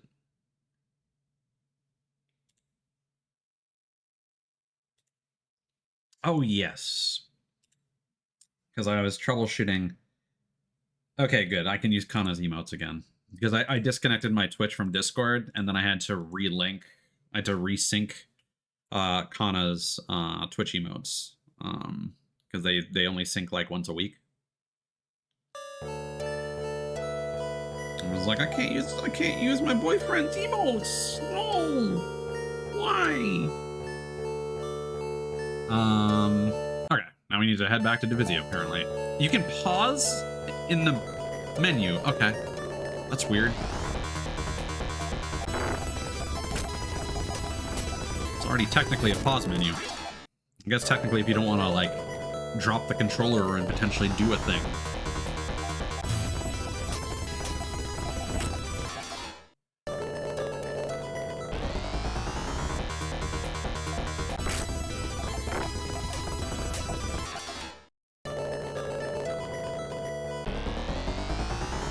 Yeah, exactly.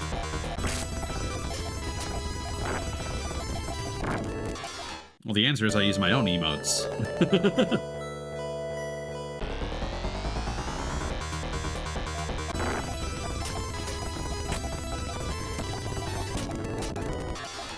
Alright. So I've already forgotten, like, where the fuck is this town?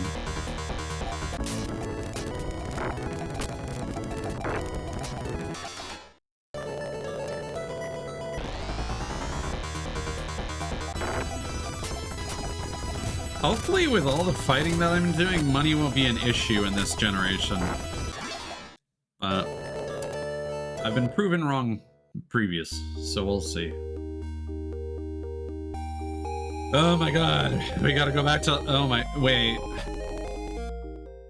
Do I have to go through the dungeon again? Yup. Cool. See... This is what I was talking about. This game is just so much backtracking.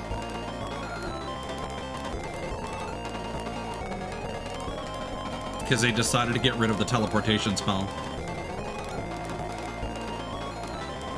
And the items. They actually don't have telepipes at all. I was able to confirm you can buy escapipes, but only at specific places. So, they seem to be an early game item for some reason. And then in some treasure chests. Even though they kind of gain more viability later on. So yeah, I guess if you never grab the subparts previously, it's like you get fucked, wander the entire world until you find them.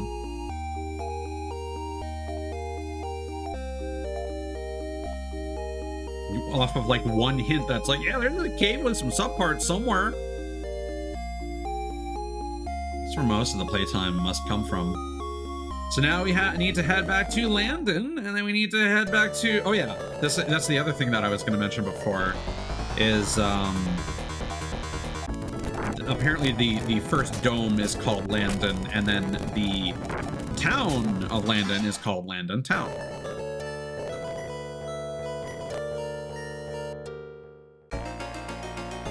Whoa.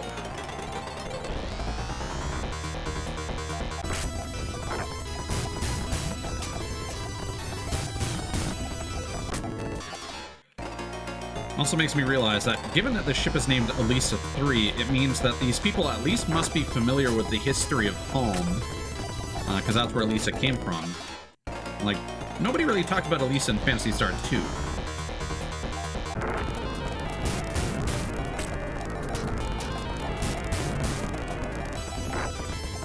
Okay, we're at the point of the game where we're just running through dungeons, being beset by noise. There we go.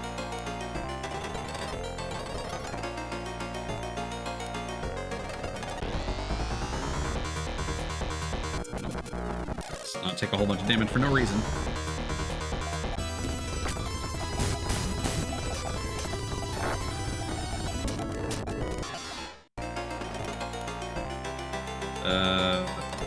Up, I think? Nope.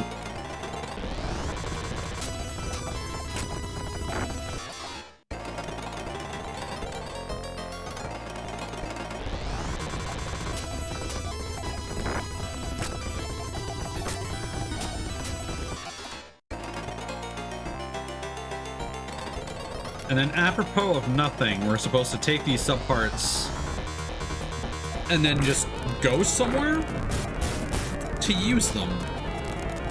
And I don't know if there's actually anything that we encounter that tells us where we should be going with these.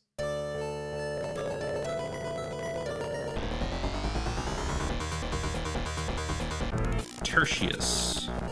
Still a very cool design.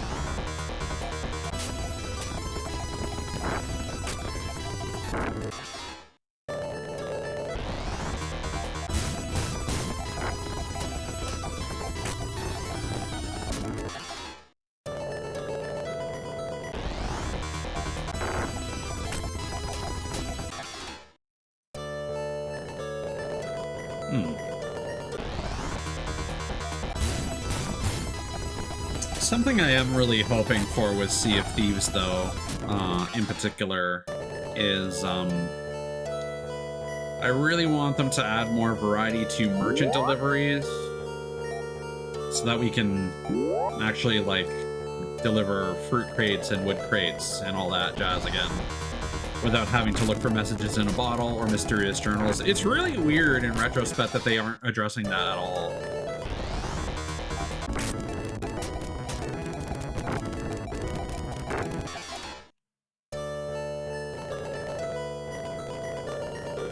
I mean, that would be fun, but I feel like right now merchants need a little bit of attention, and Order of Souls also need more variety, because like right now there's just fight skeletons, fight skeleton lords, and do ghost ships, which no one wants to do.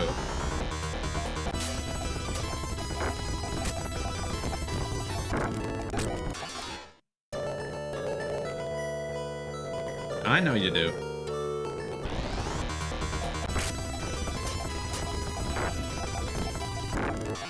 Yeah, I agree.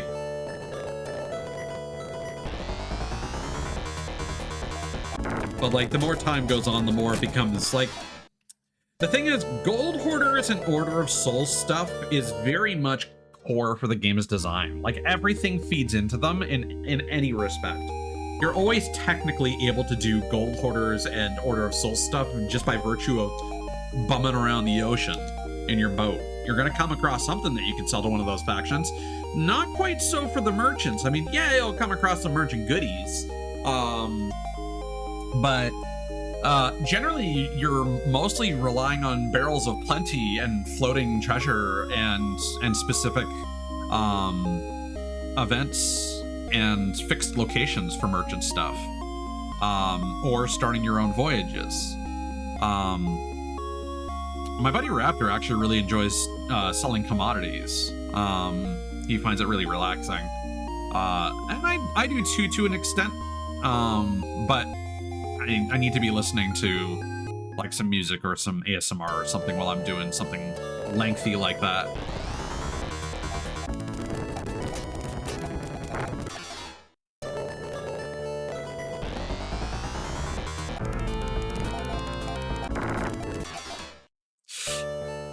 Ooh, on a similar note, you know what would be really fun? Is if they added a new instrument to the game, which would just be singing. And you'd have a couple options to choose your pirate's singing voice. And you could you know, sing lyrics for some of the shanties.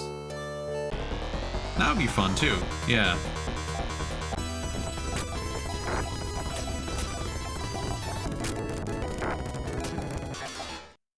If they ended up doing the regional thing, that would be a good excuse to add some of that. Because, like, again, in the hypothetical, like, Asian region, they could have, like, a shamisen or something like that. They could have singing be, like, the northern thing. They could have the flute be one of the other.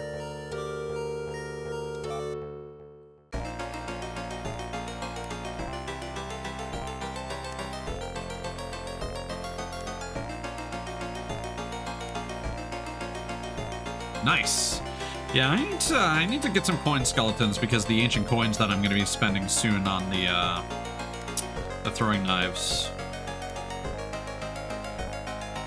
I actually play the game a lot with my audio muted, so I'm very terrified that I've missed ancient coin skeletons.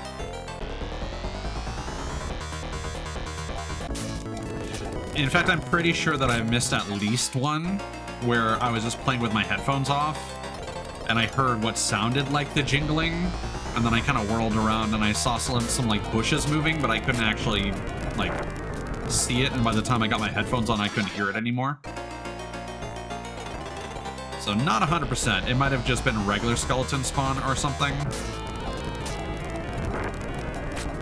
Or like a pig that just made a whole bunch of brush move near my position.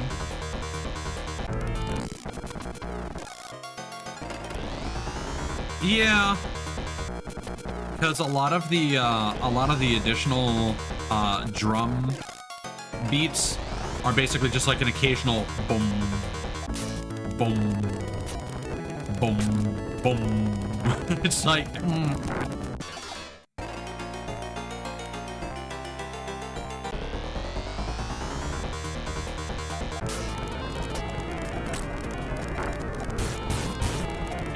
It really should add a lot more.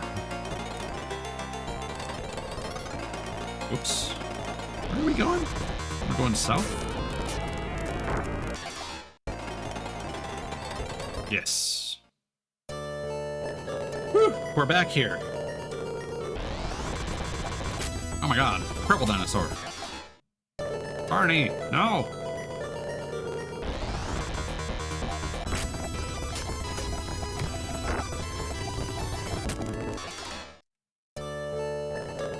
Have a good night, miss. Thanks for hanging out.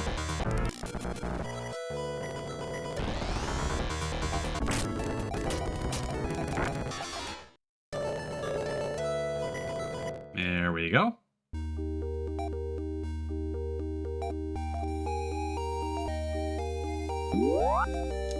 All right.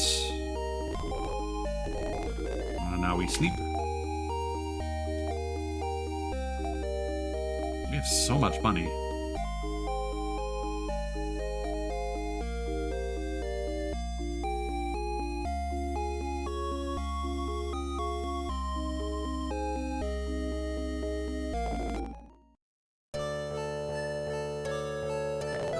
So actually, I'm curious. Do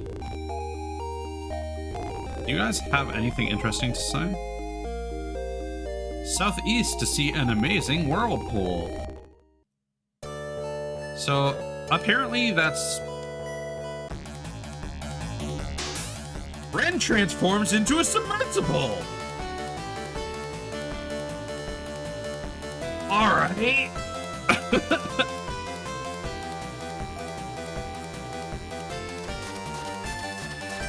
Let's see where this passage goes. This is a world within the world of Iridia. Sure. Ren transforms back to its original form. It's, huh? Interesting. They're gender neutral?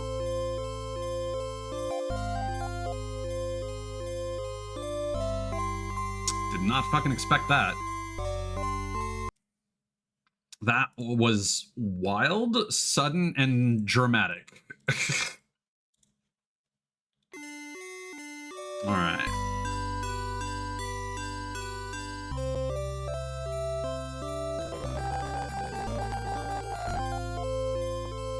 Oh, this is the title theme, and there are no enemies.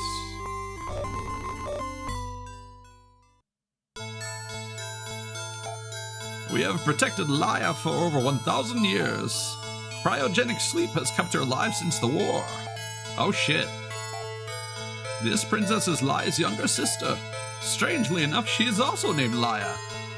Yeah, it's kind of shitty of the parent. Miss Stoke, on Frigidia, holds a key to truth. Return to the desert and go southwest with Laia. Whoop. The portal to Mistoke awaits you there. Laia entrusted the future to her sister.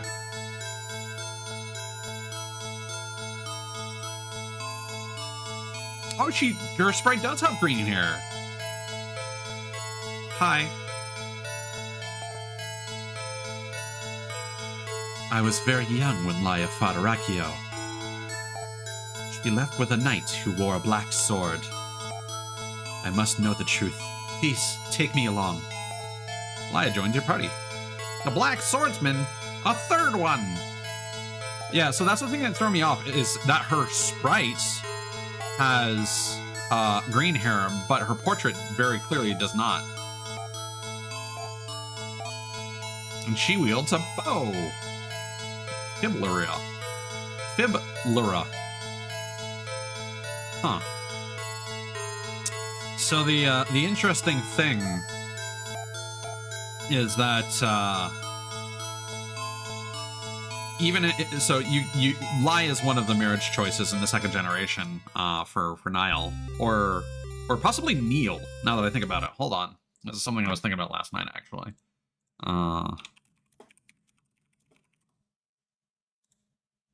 Japanese pronunciation. Oh right,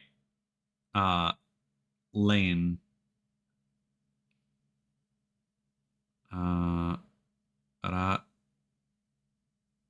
Line? They just flipped his name. Instead of Line, it's Nile. God damn it. Blech. That's stupid. But at least I'm going for the right vowel sound, I suppose.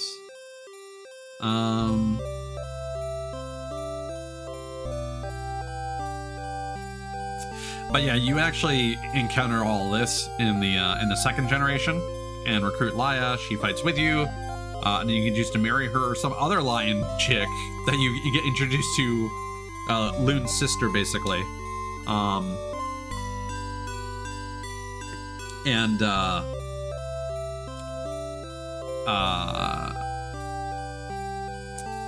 If you marry Loon's sister,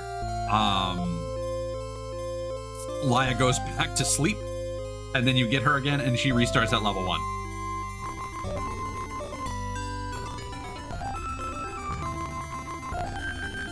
I think her portrait should have green hair. It's weird that it doesn't. Yeah!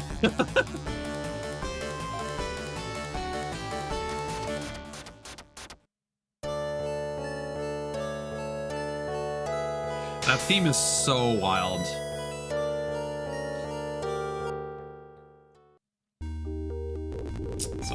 want to manage her techs.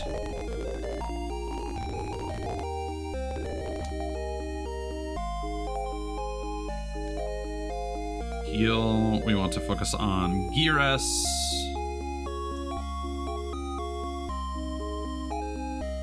And then for order tech, we want to focus on Fonby.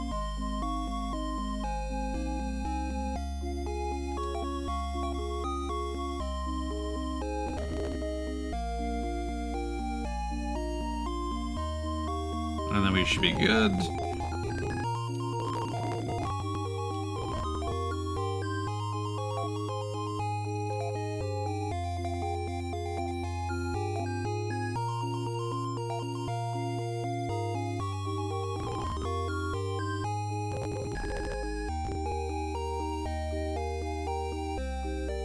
I want something like lurk bait, twitch fishing, but golf. I think that'd be fun. It's like each stream could be like a golf course, and you see like who's able to finish the golf course with the best score before the end of stream.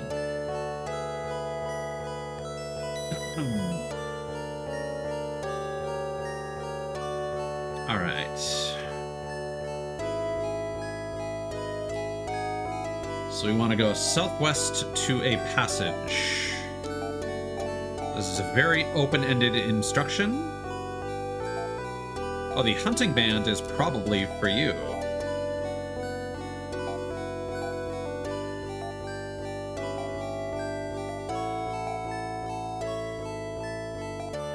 Can't. All right, I guess not. Where are we going?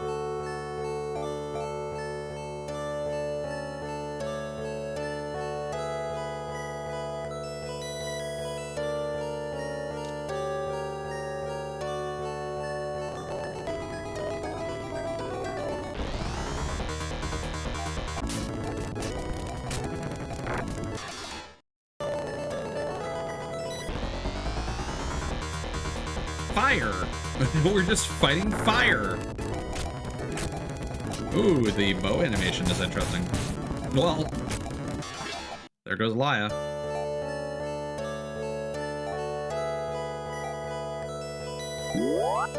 Oh, she gained a shitload of levels, but like almost no HP.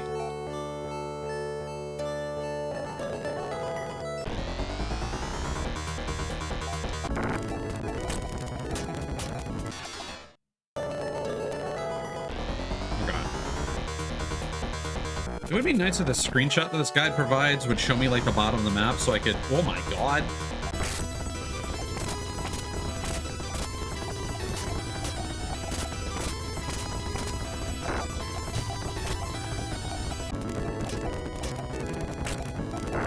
We're living. Oh, 16, what the fuck? That's kind of wild. The mystery star glows and you are inside.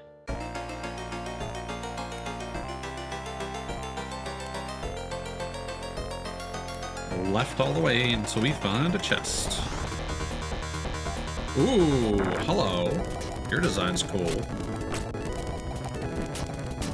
Oh god, Laya's dead.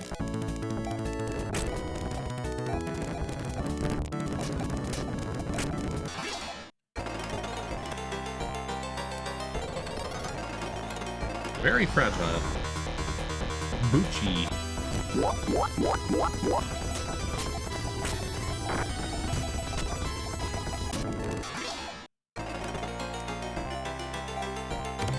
Srambo.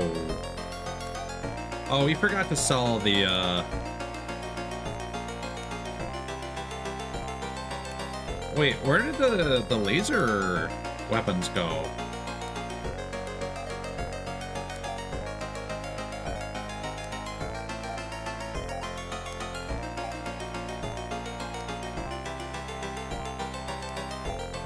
Why didn't you pick those up?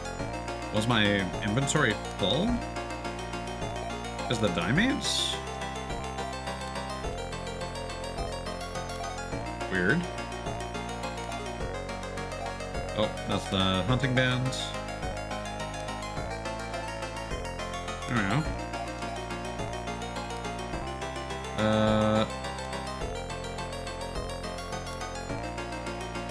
Left and down.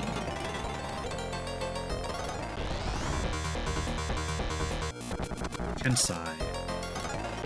I find it interesting how you'll get to a dungeon and it's like, yeah, we've got a new monster portrait, but we're gonna have like 3 recolors of it. Take a left and the first down.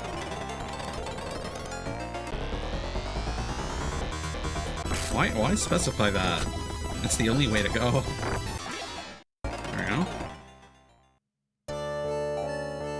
Now we're in Frigidia.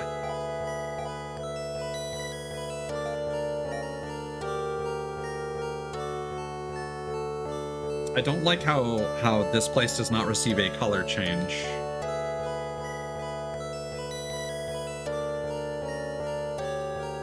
So, big peninsula in the middle of the lake.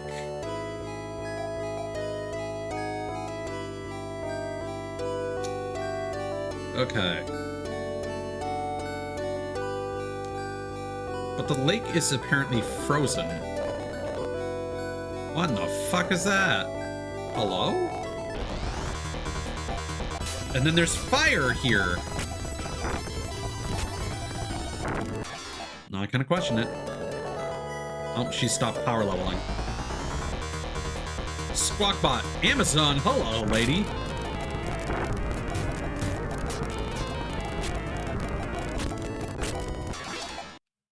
Very nice. I should see if Laia can target backline units. Yep.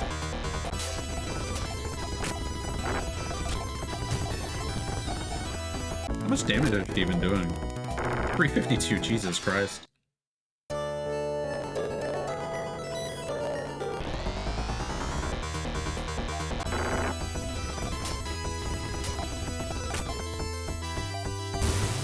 Oh. Not much. Kind of expected more from Laia, if I'm being honest.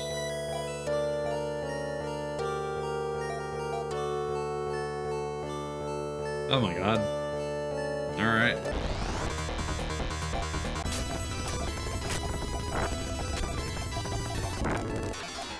It's weird how Sean is so strong, but, like, weak in defense.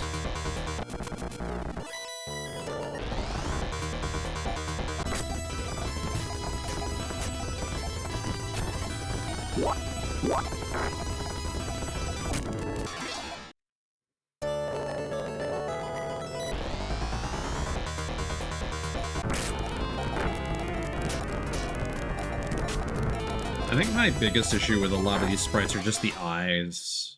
They look very inhuman. Like most of the boss fights we've done.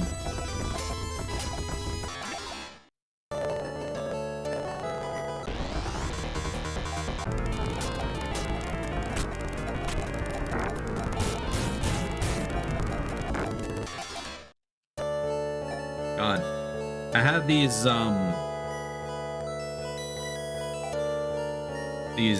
pretzel bites earlier called like Pretz Pizzazz or something like that. They weren't bad, but they have a very nasty aftertaste that keeps coming back. Oh my god. Please, thank you.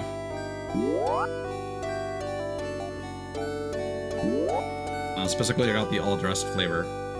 What's interesting is that there are like 3 different types, and it almost seemed like, although the entire bag was all dressed, it seemed like the different shapes.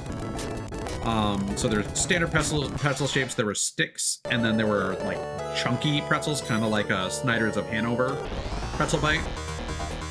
And those ones, unfortunately, had very little flavor. The sticks had a little more flavor. The actual pretzel shapes just collected like a lot of the flavor, it felt like, and they also had salt on them, which added a very different progress. like a troll ogress. The salt on the actual pretzel shapes added an extra dimension to the flavor. Yeah, I can't get over that aftertaste. If this was here, I'd probably be talking about cheeses. I tried Bousson, the urban garlic, fantastic. I tried Velveeta, his recommendation. Did not like it. Does not taste like anything I would call cheese. So what the impression I got of it being like cheap and not good was, you know, checks out.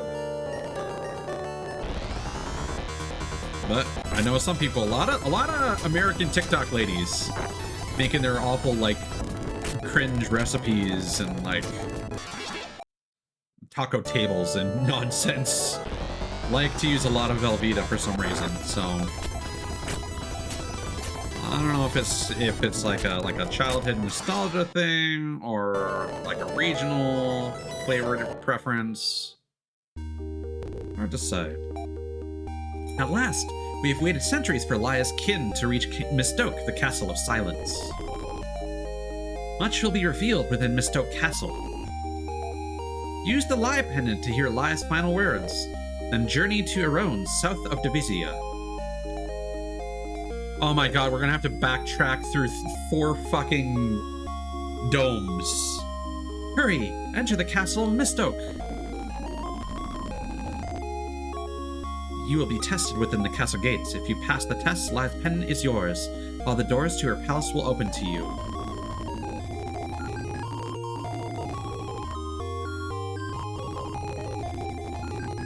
A lot of empty houses with beds that we're not allowed to use.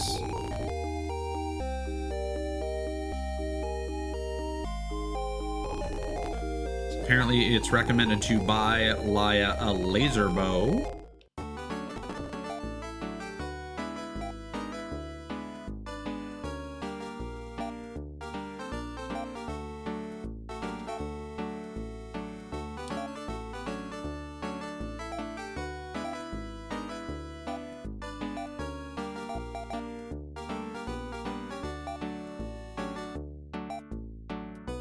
So we can now sell the ceramic bow.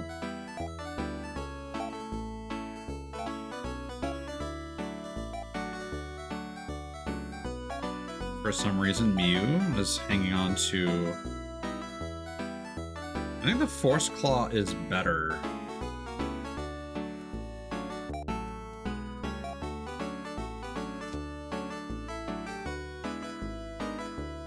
Yeah.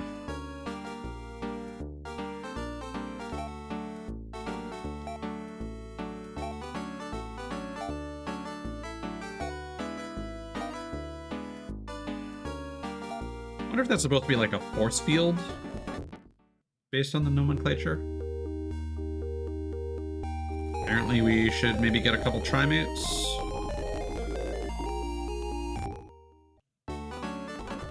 We already have those, actually. We haven't really used many healing items.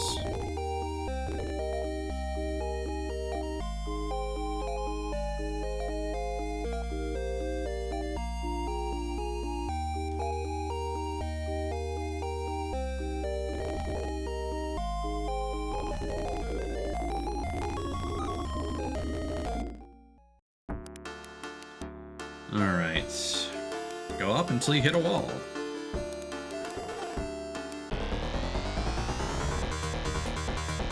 Robo-Man.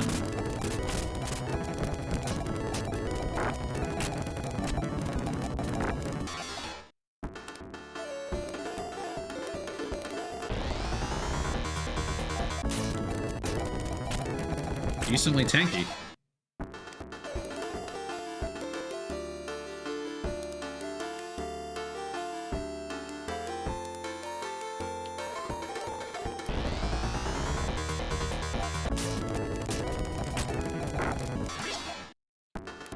Kind of interesting how a lot of the paths are basically just like, just go to the end.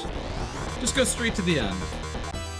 There's so many like extra paths that are completely unnecessary.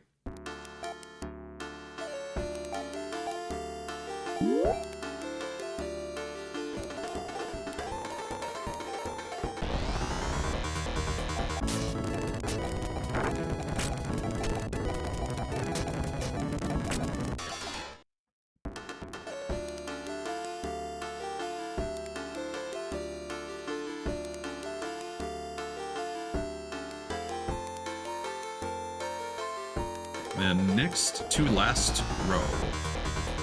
McMahon. Oh my god. Now that's a lot of damage.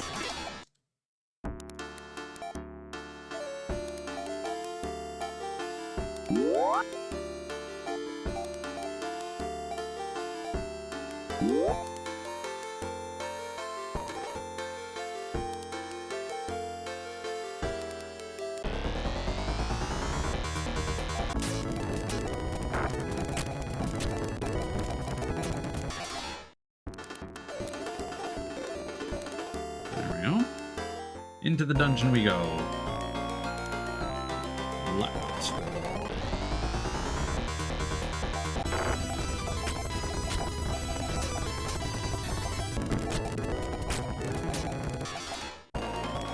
Huh?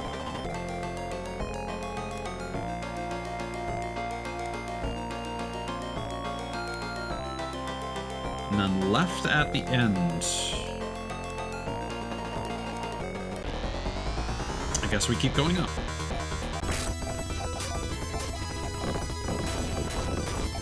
I will say in the second generation, apparently there was somewhere we could encounter one of those other giant heads, which would have been cool to see. I don't know if it would have been the same sprite or like a very different textured one.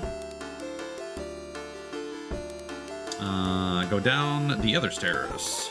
All right. Do this a few times until you can go down. All right. I also love doing that. That is something that has not changed across the Phantasy Star games.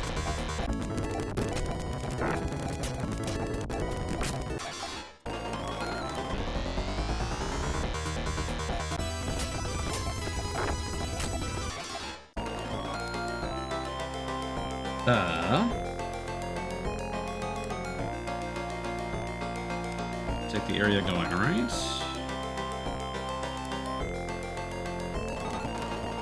Take the stairs and then the other stairs. All right.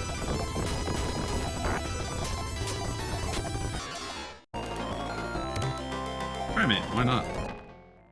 Okay. Took the stairs and now the other stairs. Go right and take the lower stairway.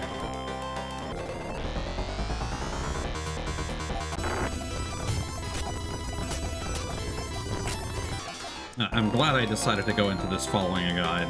Like, Jesus Christ. It's wild how different Phantasy Star 4 is from all these other ones. Uh-huh. Go down the other one. And up the next one. And then we got Fly Pendant.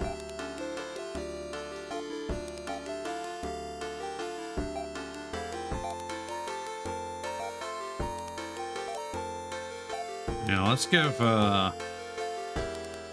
some of our dimates to Mew.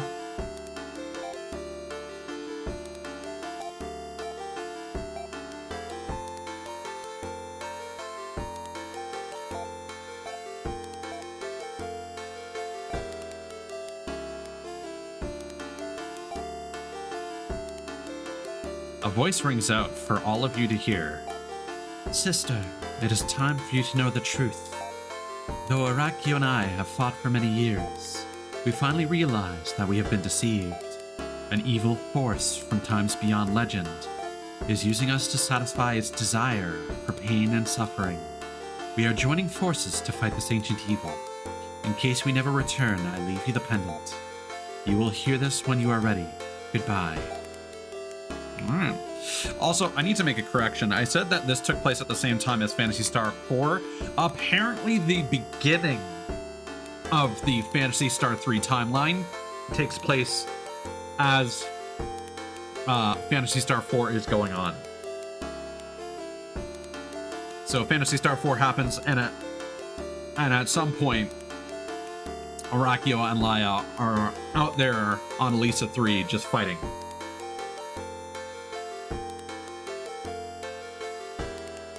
So the majority of this game actually takes place 1,000 years after Phantasy Star 4, which is weird in retrospect. And again, I have no regrets about playing this one third, but that to me kind of says that this is kept separate from everything else for a reason. All right. So apparently all those temples that we could enter, you couldn't actually enter them. We'd be stopped, and now we can explore them. It is recommended to use an escapipe. Honestly, fair.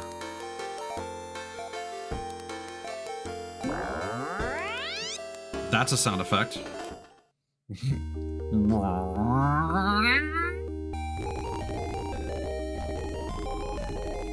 Can we... Here's the important thing, though. Can we buy another?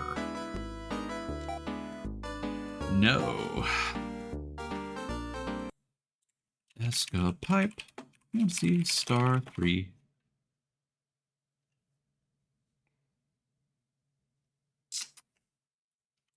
Shops. Phantasy Star 3.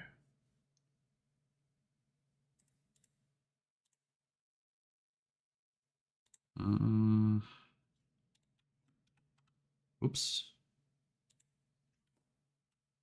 Escapipe. No. Weapons and armor. Items. Nope. I hope we don't need another one later because we don't have one. That's awkward. We are now, I think, halfway through.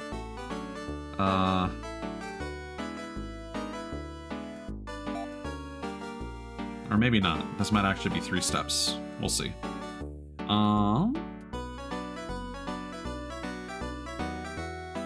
Let's check our gear.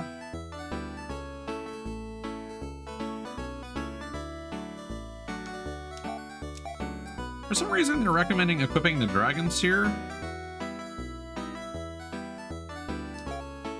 That doesn't change anything.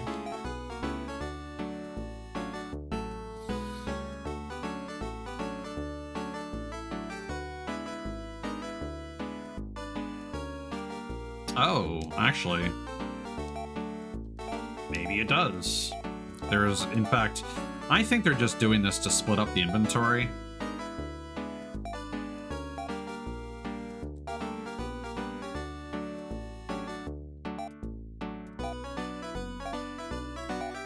Maybe it'll come into play later.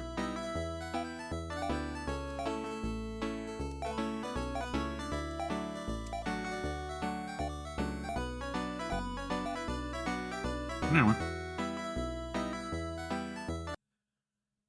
On to the next. Okay, yeah, no, this is a third of the way through. Oof.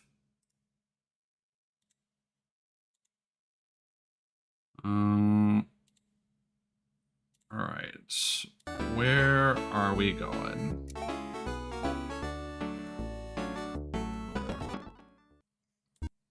Whoops.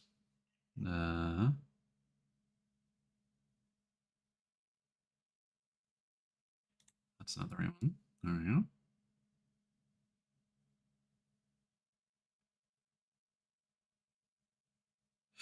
Oh, we can warp from world to world instead of going through caves. Oh, thank God. Okay.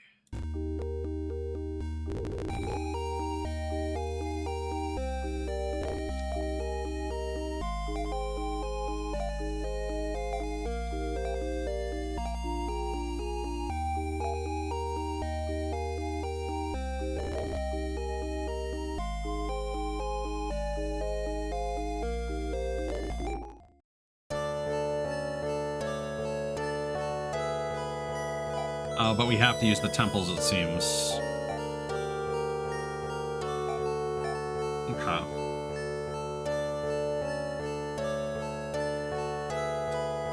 So south and then west. And then north.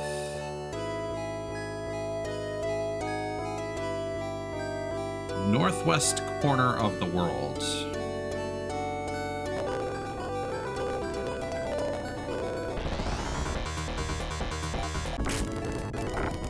Now, I will mention, on the topic of cheeses, I've not yet tried the Boisson or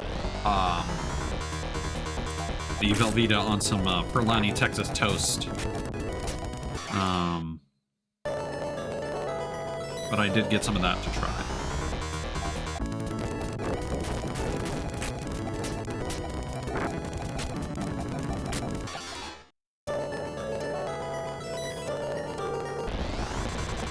Hopefully I can just take this all the way west. Not run into a mountain range.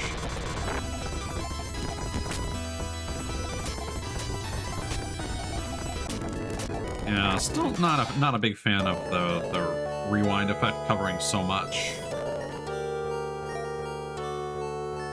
of the screen.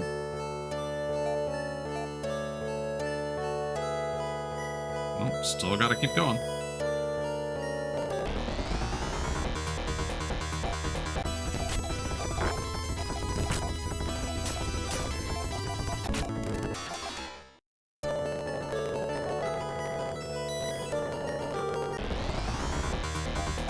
I also noticed is that the the fast forward function causes the game to lag a little bit.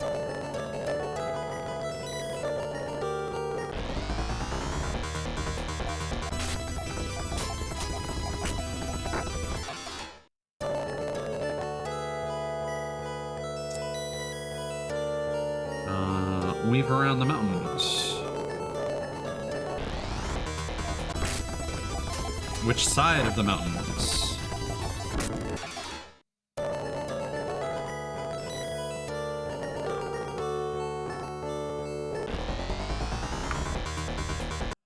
This is where I check the map again.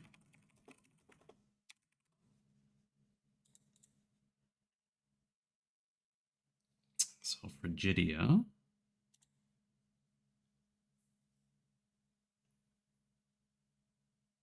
Okay, we can go there.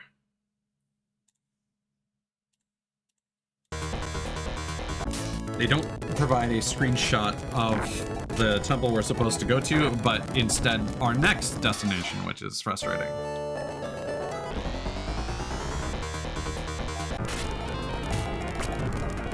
See, and I was thinking all these temples would be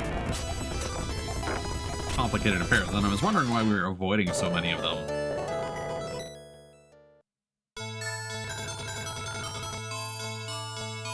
Lies pendant glows and darkness envelops you.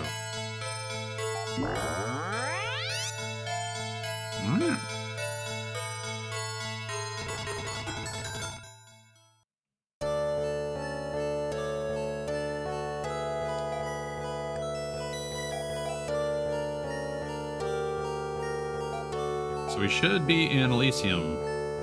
Yes. Northwest past a bridge.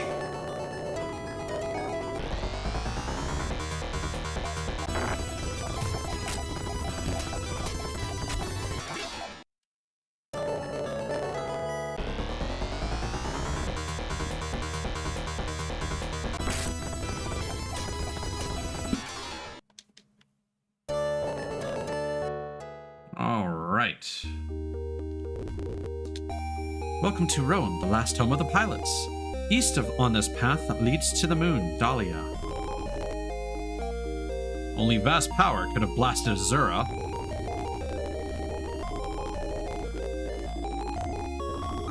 That's a house. Nobody in it. The beam that struck the moon Azura came from a dome that is said to be a barren land of horror. Fair enough.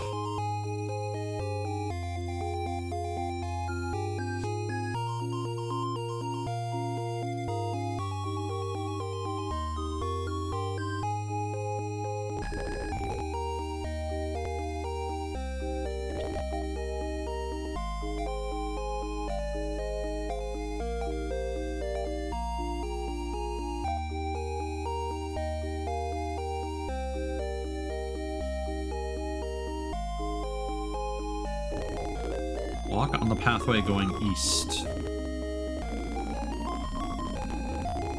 Like this way?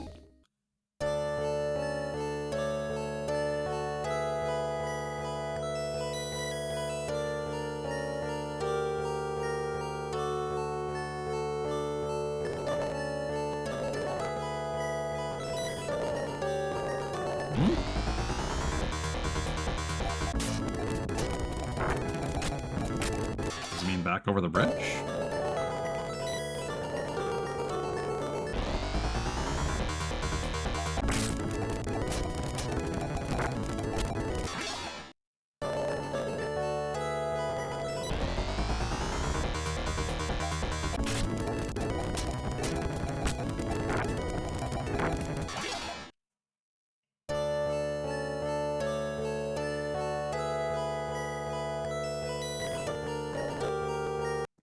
Again, in the interest of time.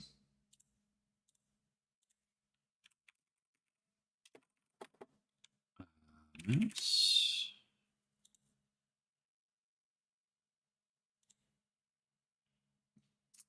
Elysium.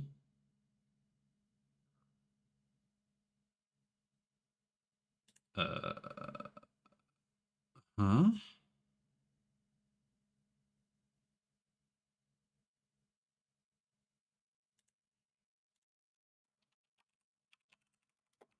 I actually don't know where to go.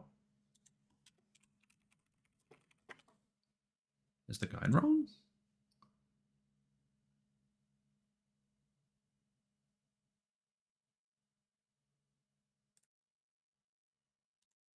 Overall with labels.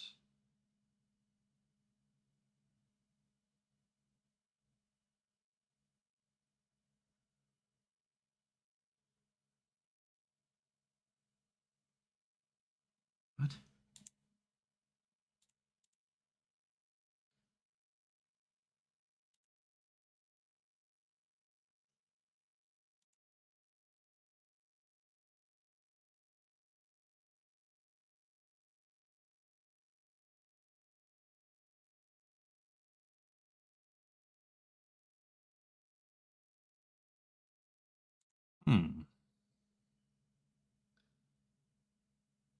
Walk on the pathway going east.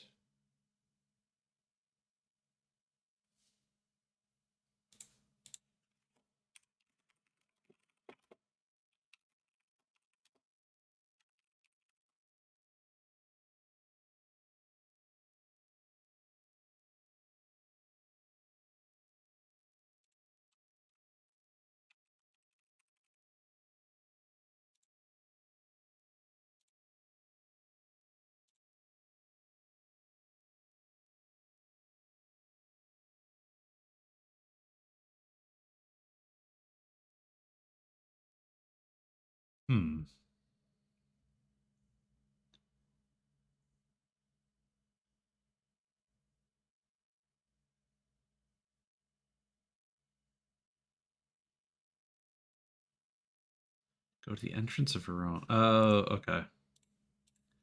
It's another hidden thing.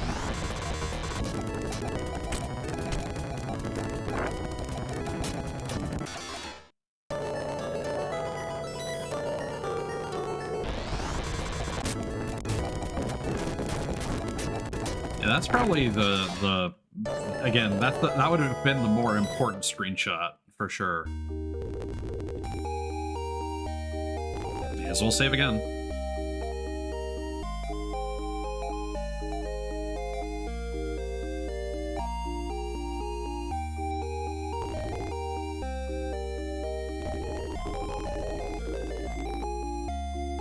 Huh? Oh yeah, sure. Yeah. Yeah, exactly. Sure. Go up and at the end, go left.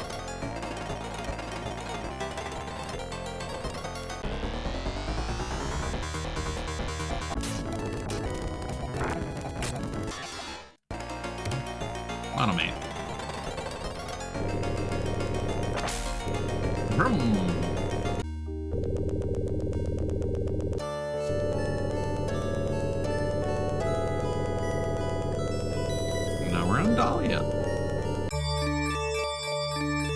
Oh god, yeah. That BGM again.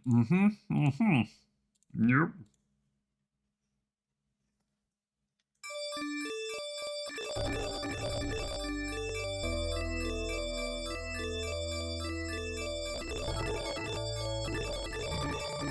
We're encouraged to just talk to people. There are no enemies, at least.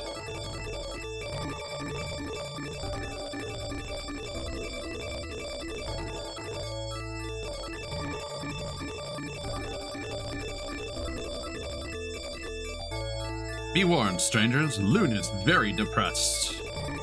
Same, lol. Down the stairs are the arrow parts for the wren. Use them to reach the Sky City on Frigidia. There you may find the strength to combat evil. The arrow parts for that wren are in the dungeon.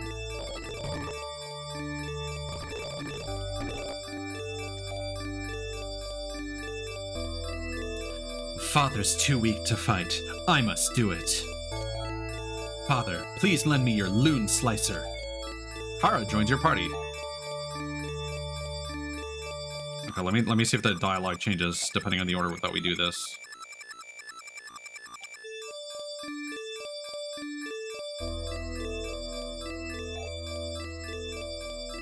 I'm Alaire, Loon's sister. I also have been frozen in a cryogenics pod for 1,000 years.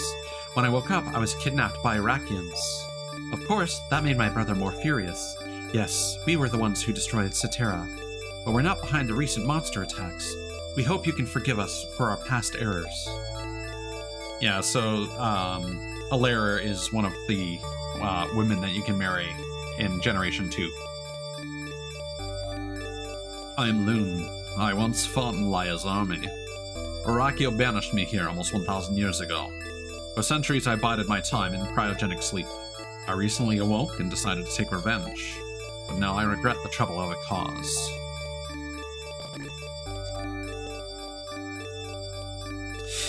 See, this is weird. She's got purple hair. So the interesting thing is that if you are on the second generation route, we resolve the issue with Loon and they don't have to go to war or anything. Kara's design changes.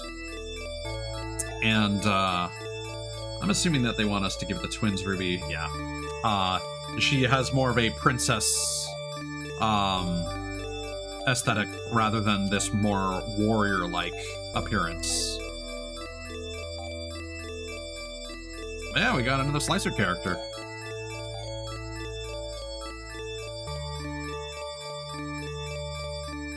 All right.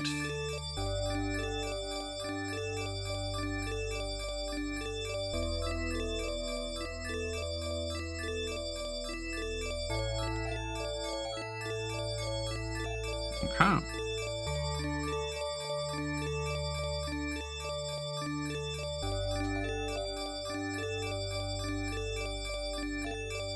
So wait. Now, hunting band.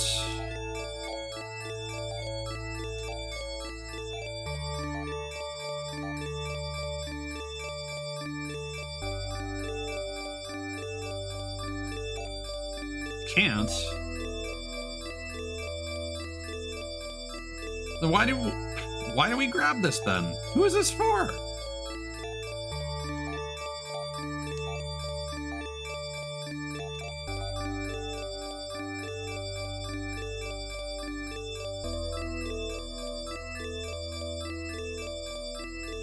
I don't know why the guy'd underline that. Weird.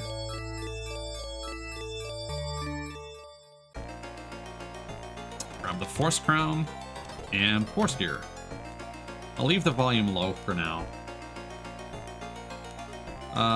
Who would take a crown? So Force Gear is definitely for Ren.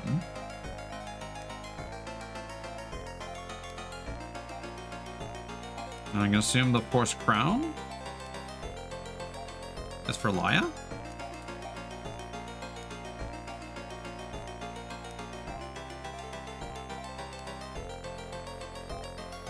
Nice. Yeah. There we go. Go left and down.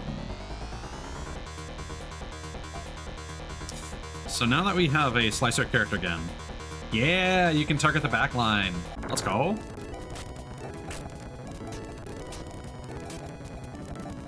So good. Slicers really are the best.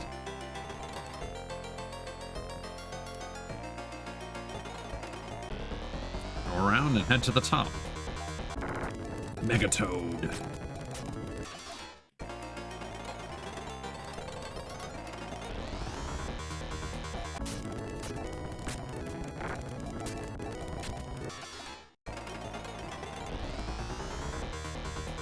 No bite. Let's not get ambushed.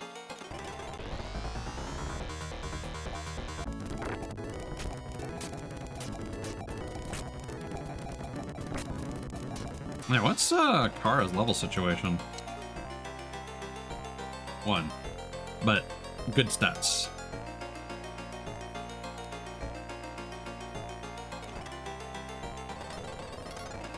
And now head all the way right.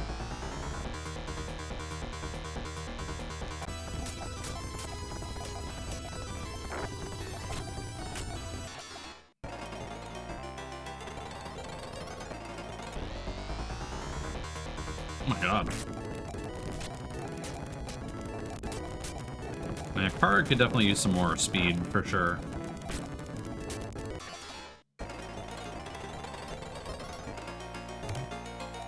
Laconian gear.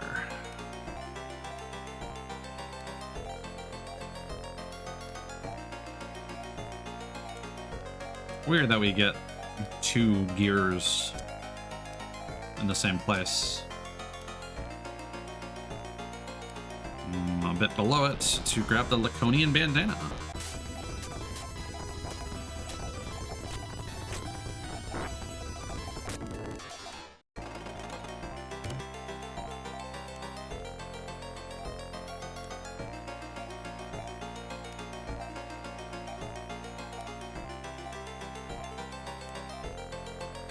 Yeah, weird that we can't equip the hunting band. I think they may have underlined that for Kara, but that must be equipable by another character, I guess. Also, what exactly are the knee weapons?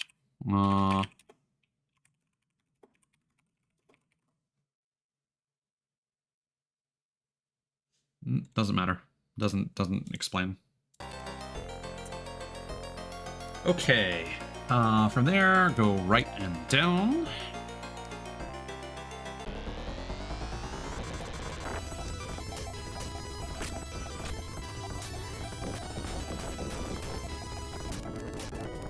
That was tanky.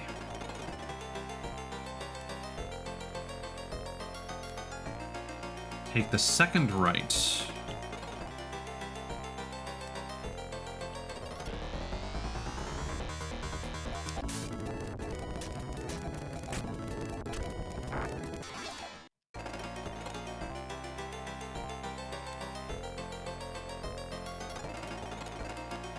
Oh, that worked out.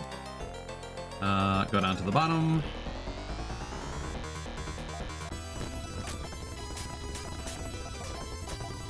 This place is very maze-like.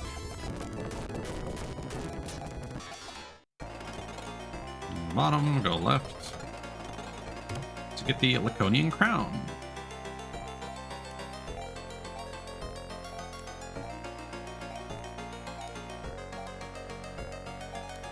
Alright. Hug the bottom after you go past the large row. What does that mean?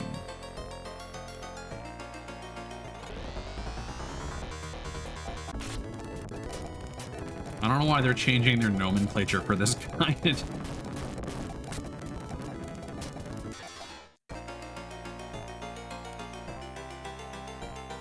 Take the first path going up.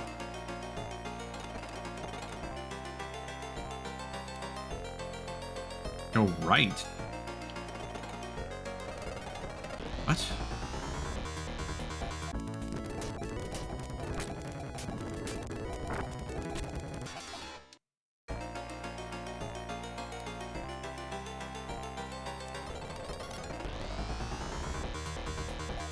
Okay, this encounter rate is making me want to double check a map. Yep. Let's just our 3 map. Dahlia dungeon with treasure chests. Okay, there we go.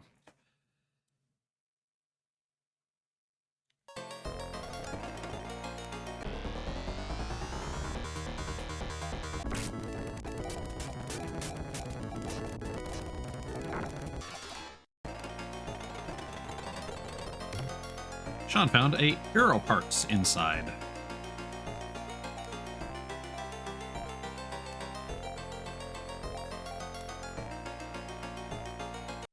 Okay. And how's that going to be like? Use an escapipe. No, it just says exit. All right. Easier said than done. How?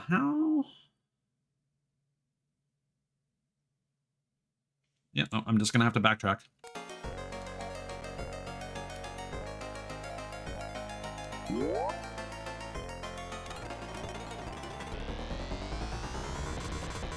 Nope. Oh, thank you.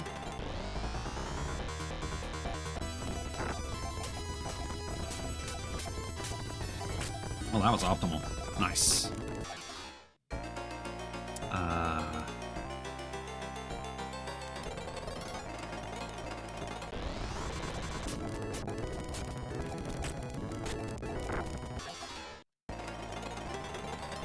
Yeah, unfortunately, this is quite the long one.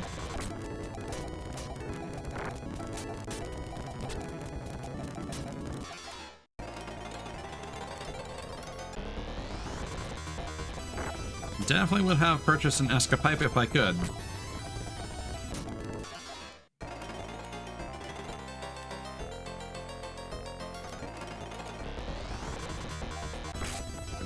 This is definitely a place with a very high encounter rate.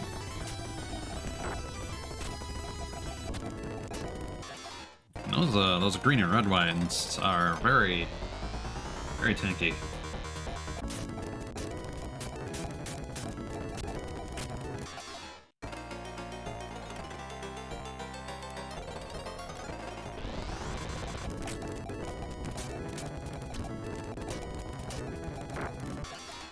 Okay, all the way left now.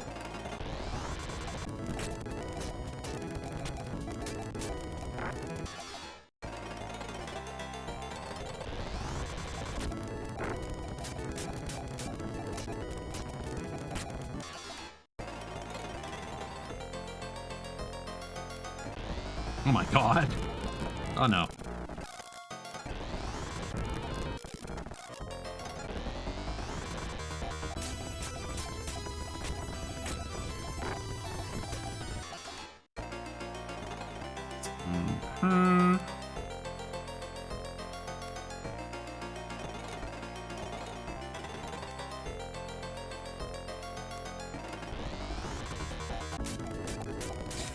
Yeah, these dungeons are so nondescript compared to 4.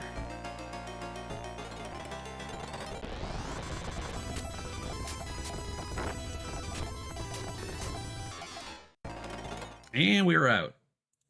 Goodness gracious. And we're back to this nonsense. Okay.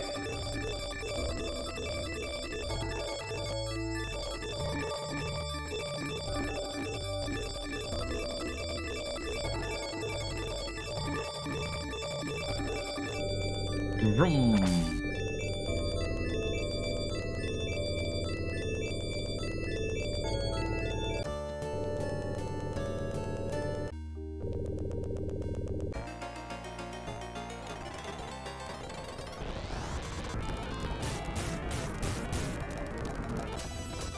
Yeah, I think that's the most annoying part of being ambushed is just how long it takes for the enemy turns to transpire.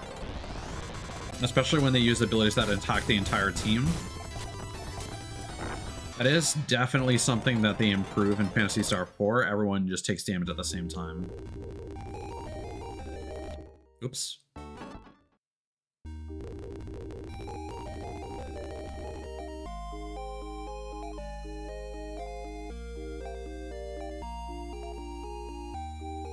All right. Now I feel like we're kind of in the home stretch.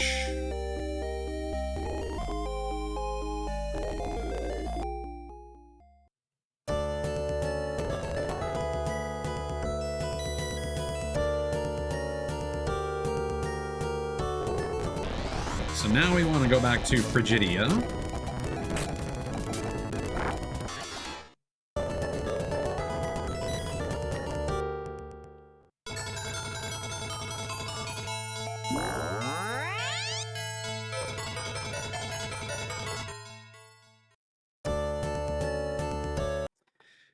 And in the interest of time,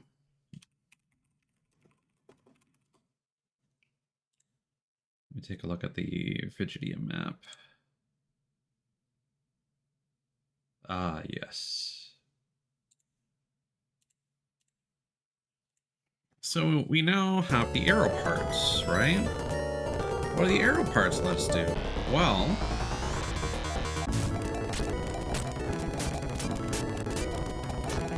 hopefully something hilariously cursed. Ren transforms into an arrow jet.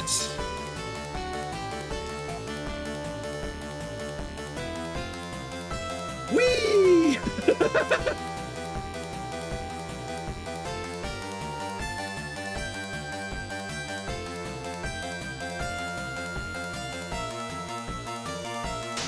Ren transforms back to its original form.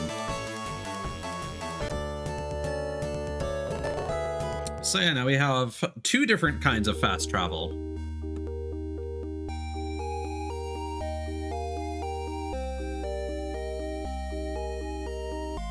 So I suppose that is one thing beneficial about the second generation where you marry Elena and that you get the pendant early, I think. No, I know that's the case.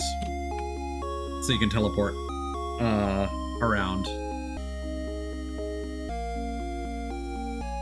I'm not sure how actually useful that might be to getting around, but like Gen 2 is full of backtracking across like 3 to 4 domes sometimes.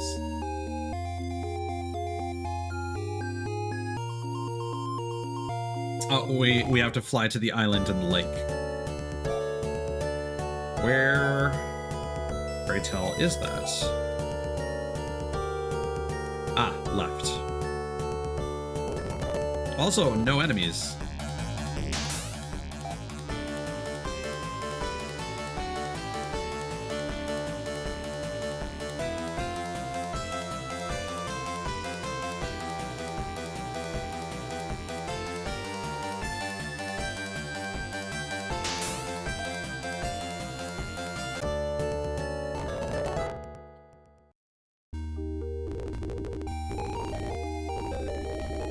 Alright.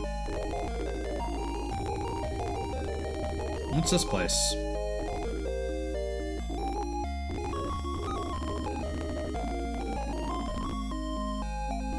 The people of New Mota keep our past alive. The others here can tell you much about our past.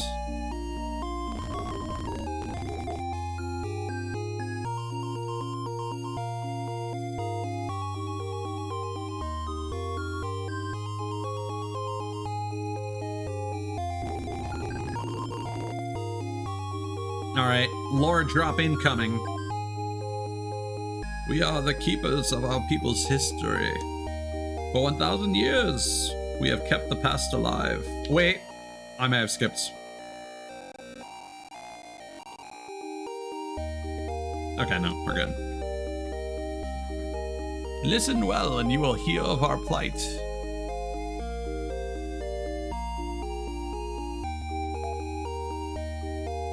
We're the descendants of the people of Palm. a planet that once circled the distant star aggro. Palm was destroyed by an evil being that haunts us every 1,000 years and bringing death and ruin. This evil incarnate is known as Dark Force. And there you have it. People were able to escape from Palm, somehow. The people of Palm were thinkers and creators. They knew of the plans made by the evil being. When the vile Dark Force stirred 1,000 years ago, preparations were made to escape from Palm.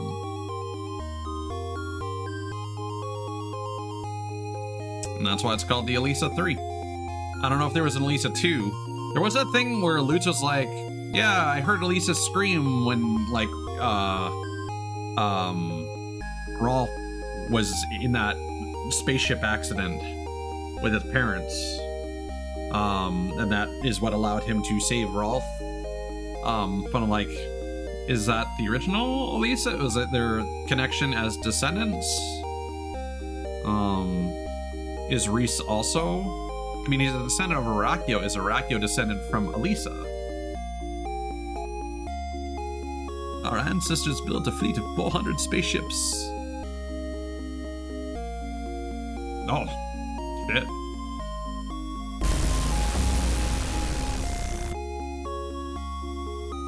This armada escaped the destruction of Palm and set off into space to find a new homeland.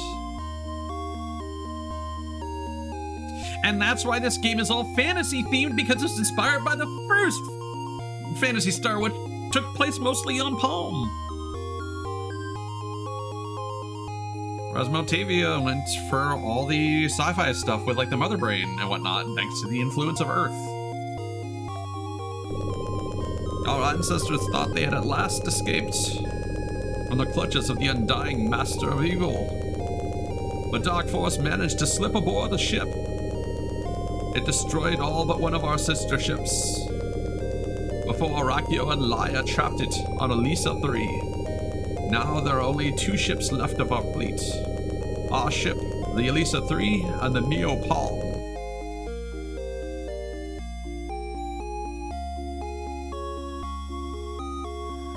Okay.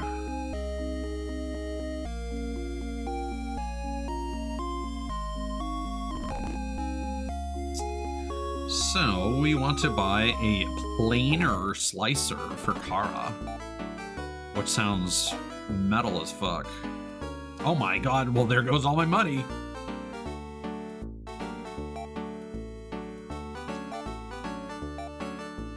Jeez.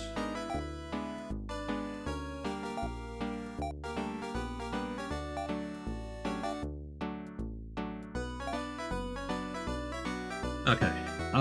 Let me check the gear here.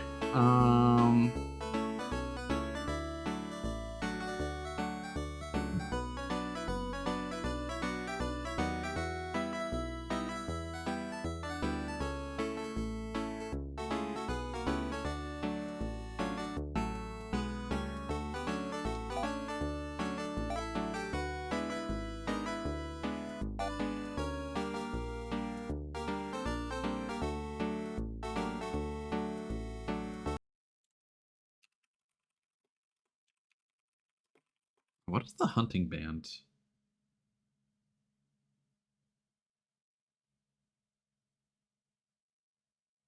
Apparently that's for Ryan.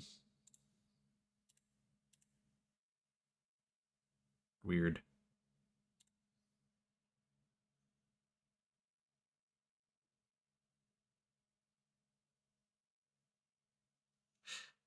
Oh, maybe they only use that as a marker.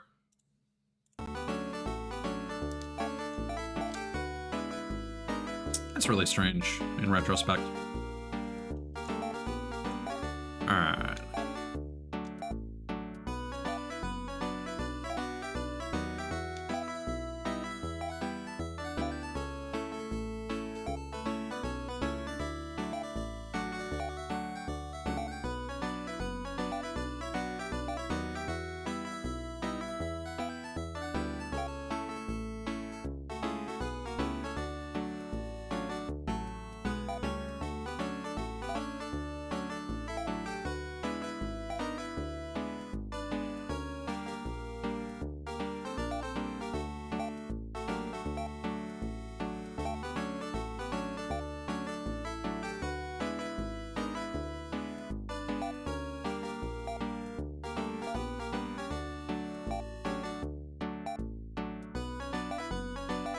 Alright, that's good.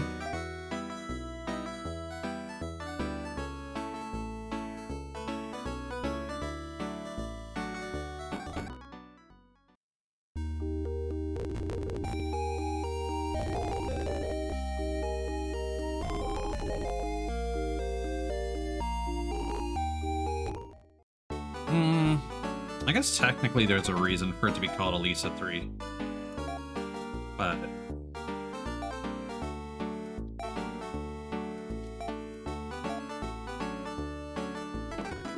it doesn't make sense retroactively, so I don't know.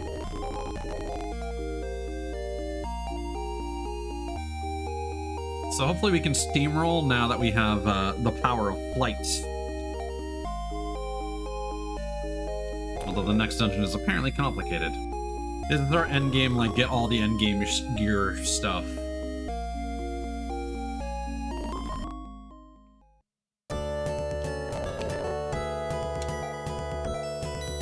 Nothing unusual here, just our buddy transforming into a fucking plane.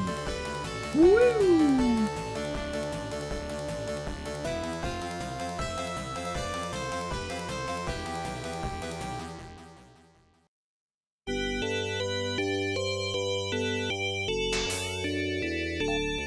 Robo Church!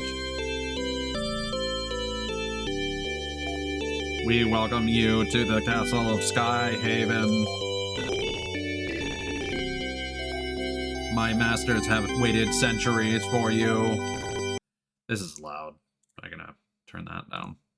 Boop, boop.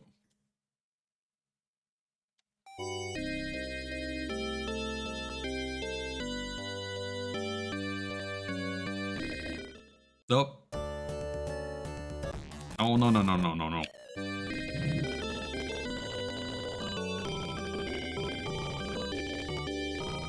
Yeah, the guide maker remarked that the underwater theme was like their favorite. I was like, yeah, that was a pretty good one. Compared to some of these other ones, for sure. Why do I have to navigate this maze?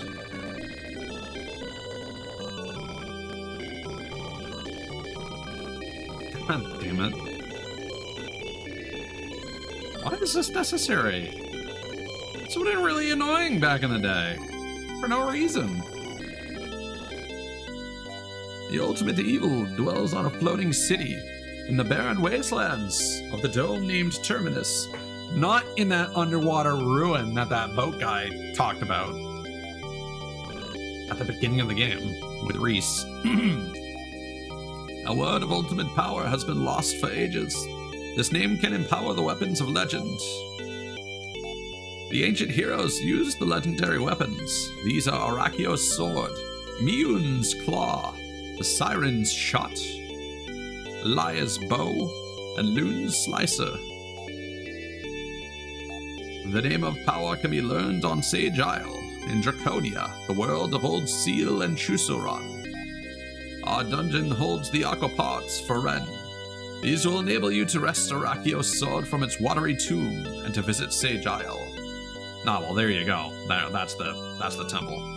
To discover the lost name, you must first find all 5 of the weapons of ancient legend. Oh, we know where we can find well, I know where we can find Mion's claw.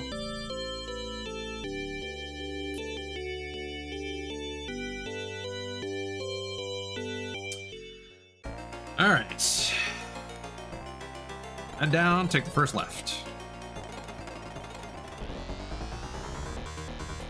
Sphere! Apparently this dungeon is quite difficult. These guys are pretty tanky, I'll say that much.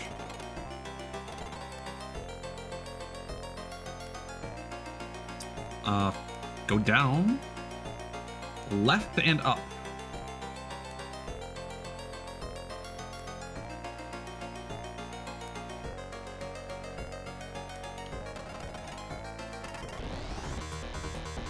Oh, Demoness. There we go.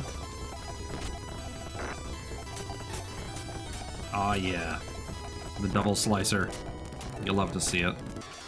Oh my god.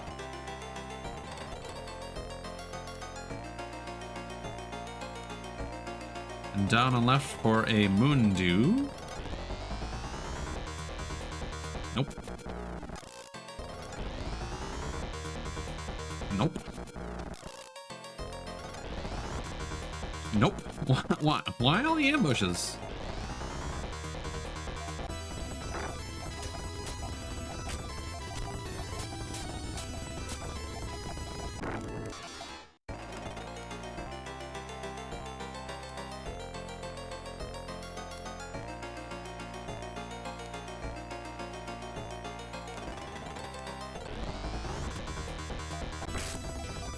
I feel like I've been steered wrong again.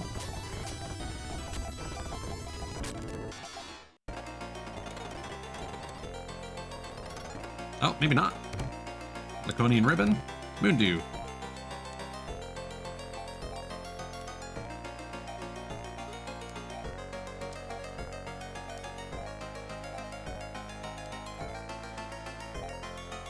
That was not a very big increase.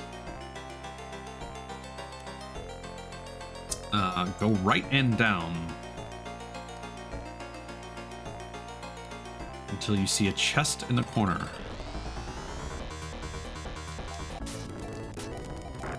But which right?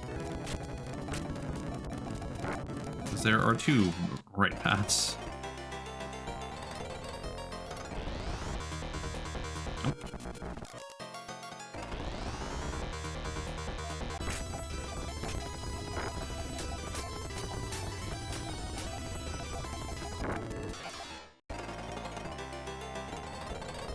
Okay. Go up to the top and go up and left. I don't like how these directions are breaking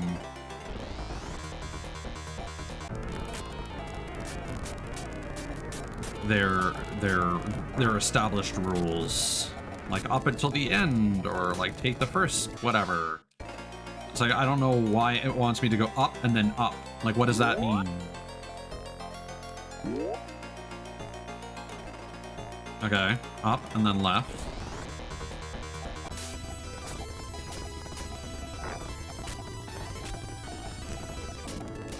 I don't even understand the point of having, like, recolors in the dungeon where they're introduced. Okay. So up to the top, and then up and left. At the fort, go up for a royal crown, and down for a hunting bow and the aqua parts. And now we need to check the map, because that has steered me wrong. Now, so this is Skyhaven Dungeon. Okay. Okay.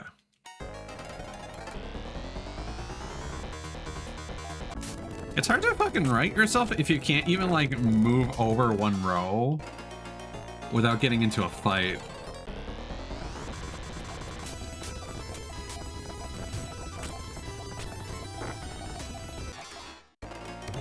Royal Crown. I wish I was just smart enough to give items to the right people. Shouldn't be too difficult for them to incorporate.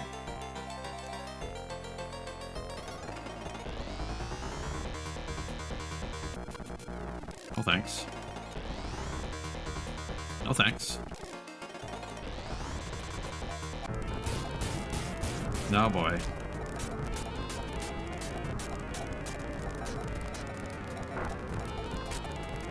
And these demonesses are super tanky. Holy shit. Yeah, damn right, everyone gained a level. I don't like how that one enemy is called Glop.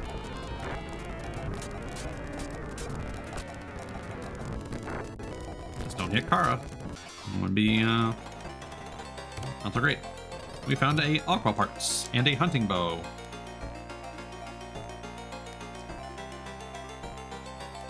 I'll give that to Laya, but I don't think we need it. Okay, once we have them get out of here. Yeah, about... Ugh.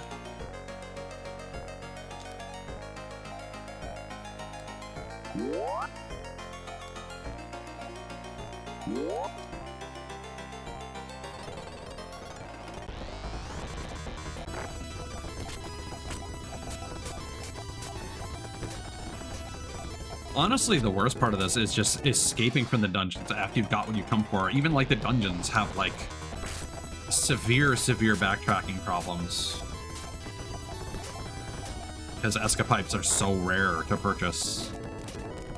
I'd buy them if I could. I just don't know where they're sold, and there's no guide that I found that tells me where to buy them.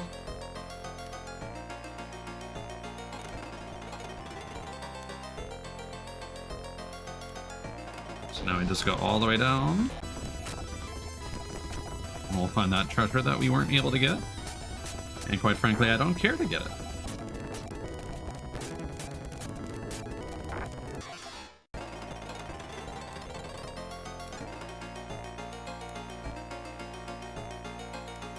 Yeah, this leads all the way over. Yeah, a lot of these dungeons are honestly just like endless grids of just glass and broken glass to intro. There's really nothing between this and just like a generic maze. But the perspective does not give you enough like differences in the topography to like properly like orient yourself. Unlike typical caves in JRPGs where it's like, oh, this tunnel is a little curvy, you can kind of like navigate your way around.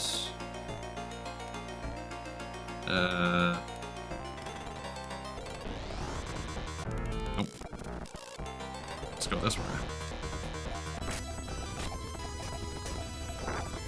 Hopefully this will be the most complicated dungeon. I did specify. Hey. This one's a doozy. Like they use Zon and it like takes so long, but it's doing single digit damage. It's like, what's even the point?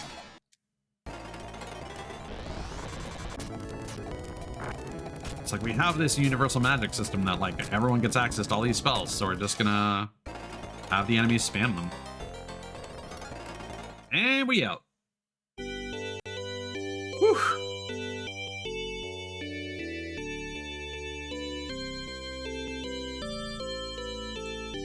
We're back to Elysium and then to Landon. Do you want to maybe walk me through that game?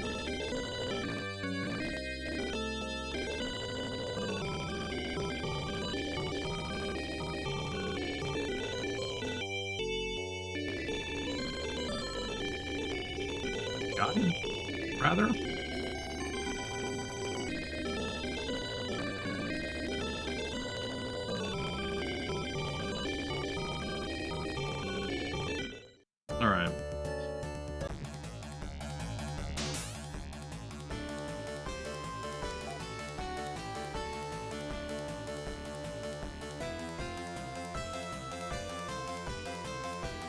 Okay, so we got to Elysium from this place, I think.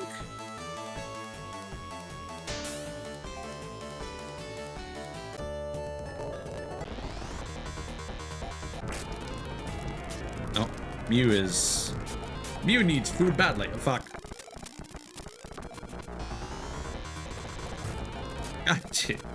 All right, let's just.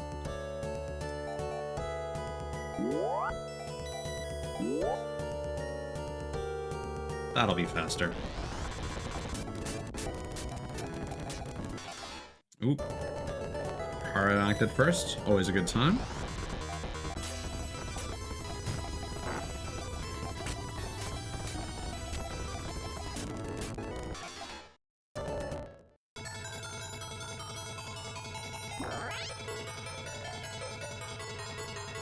Okay. So from here...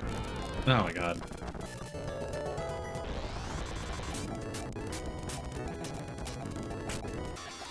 Okay.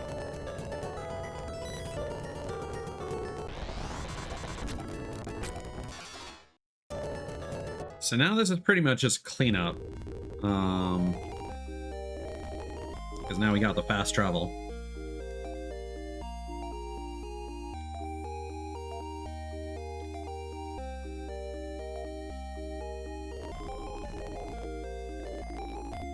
Okay, store.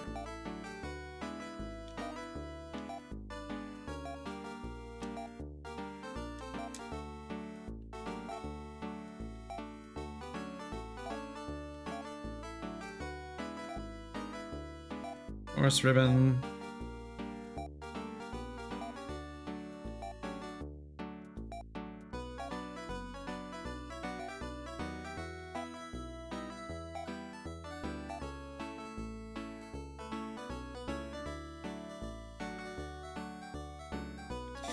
Yeah, I don't know why it gives us a hunting bow.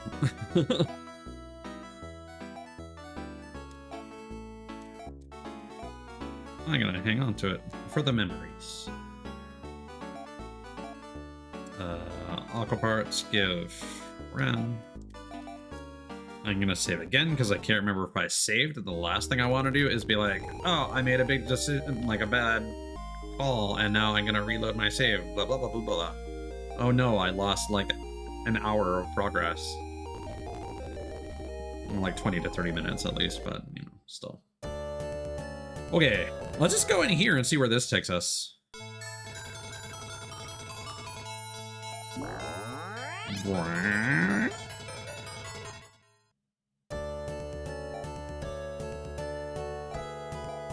that's not helpful.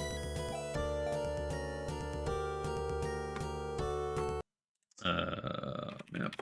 Phantasy Star 3.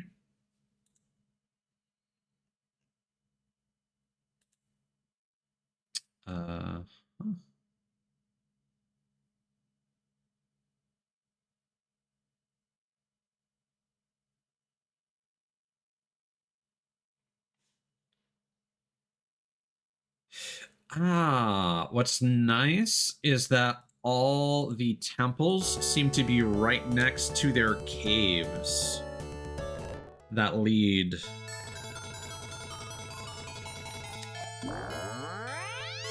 from one world to another. So what we do is we hop on our buddy.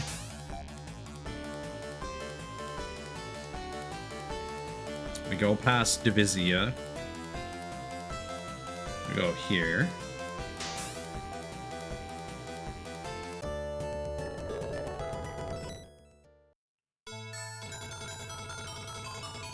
And then this just teleports us to Landon.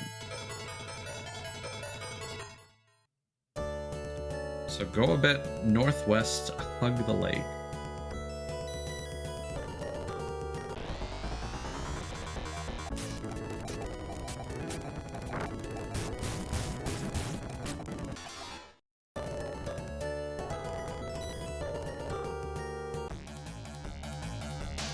Ren transforms into an aqua skimmer. Uh-huh.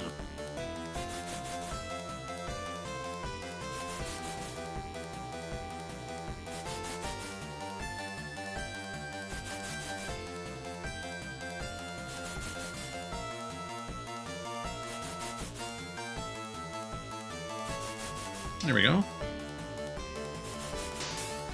Ren transforms into a submersible.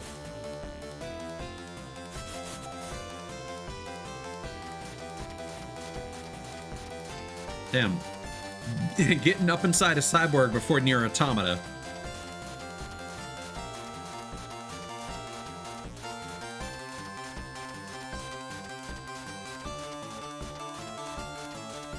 Oh, this is kind of cool.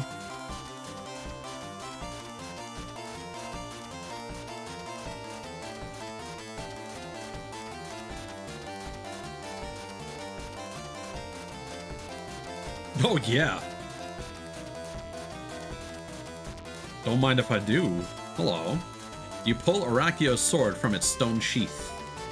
Engraved on the floor is, I hold Dark Force. At last I am free of my vile bonds. Tremble, fools, for I roam the worlds again. Other matters await me, but we will meet again. You have learned Megiddo, destruction. Oh, you have learned Megiddo, destruction incarnate. The spell that we never got to learn in Phantasy Star 2. Because I was not about to do that much grinding.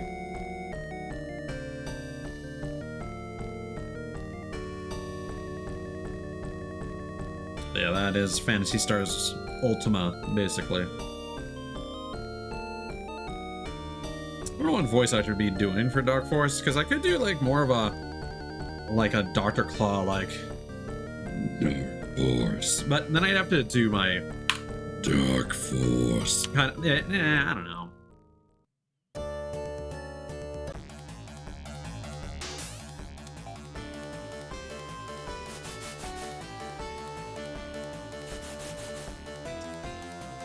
Head to Iridia. Okay. So, can I find another dock over here?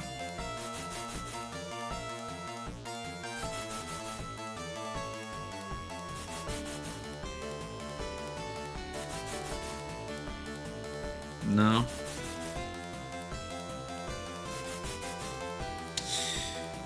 That's a bummer.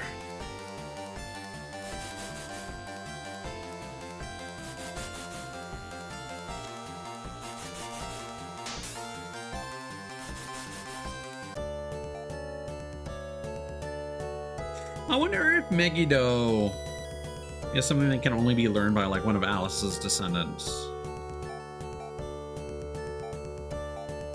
Arachios wood.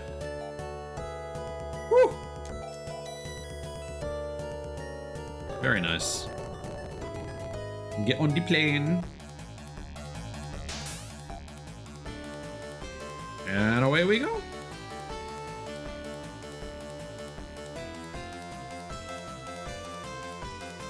So that's the cave.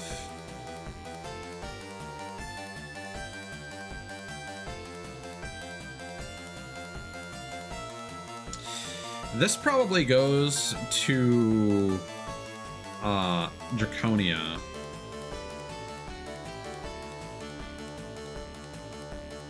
Is there no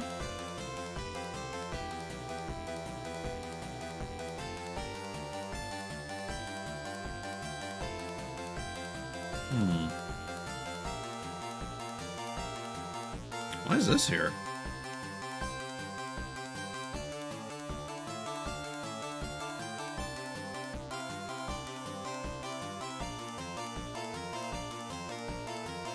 I guess we're gonna have to take the long way back to Iridia.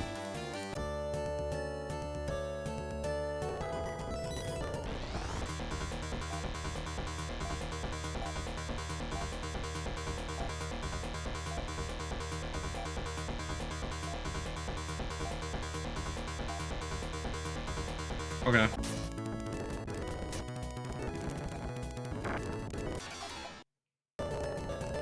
I'm not sure why we can't use Megiddo.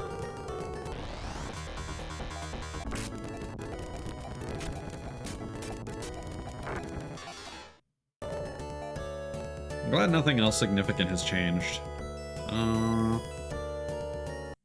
probably should have bumped up the volume for that Dark Forest theme, but oh well. Oh, that sounds so loud now.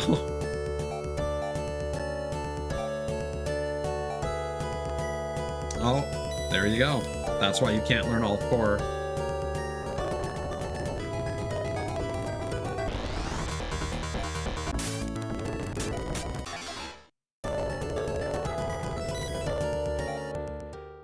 Alright. Cool. How do we get through here again?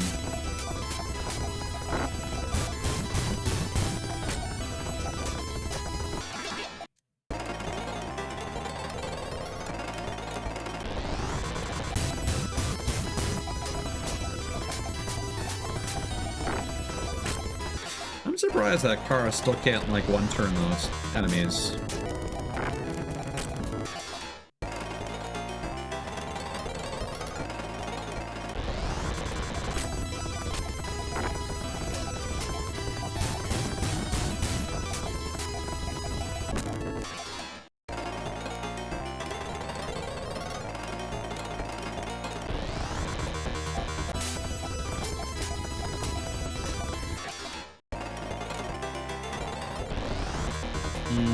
we go up or down from here? Going down.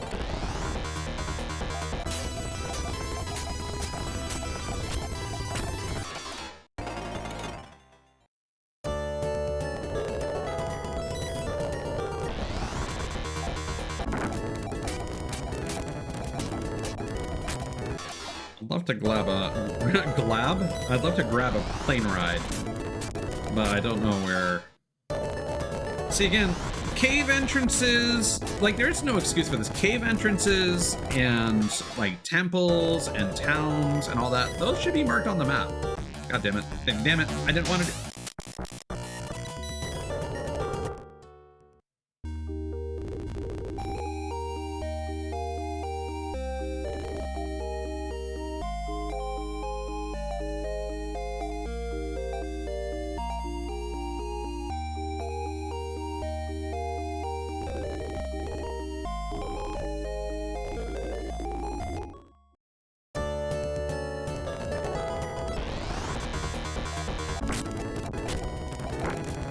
There goes Barney.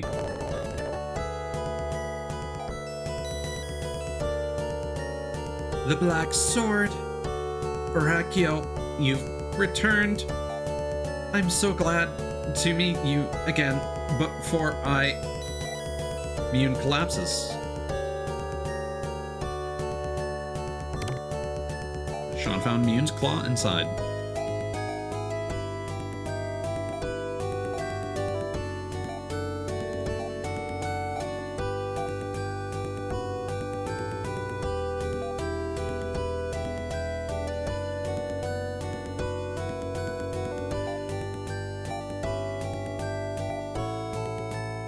Loads of damage. Okay. So now we have 4 out of the 5 weapons. Now we need to find Siren Shop. Where are we gonna find Siren? Is it in the Draconian land? Because we got a hint about that.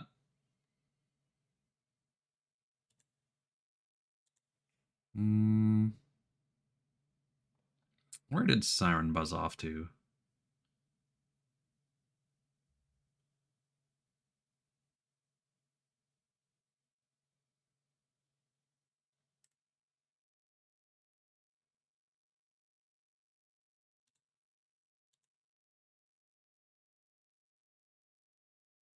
Head to Aquatica via temple.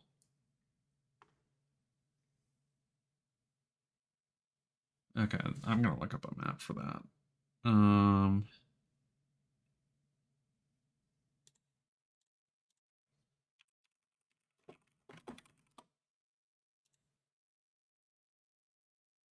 Iridia, overall labels. Okay.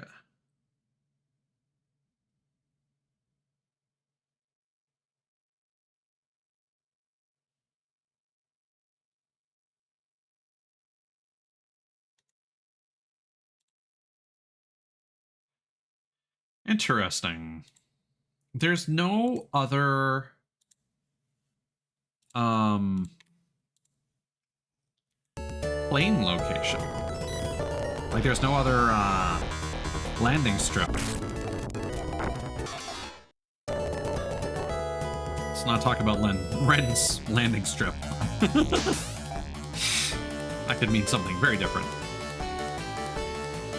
Can we just, like, go into... Nope. Wow, there's actually no reason for this except to scout out the desert. You'll notice that he's got both a gun arm and like a shield arm. That's the Emil that has been present in a lot of the games as like a shield that you can equip.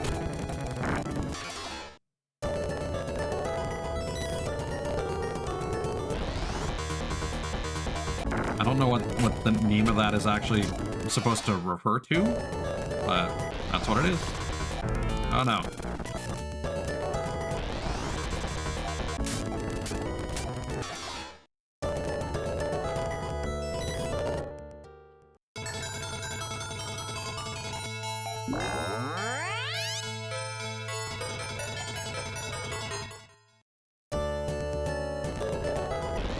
Okay, so where is this? Oh boy, blue roofs.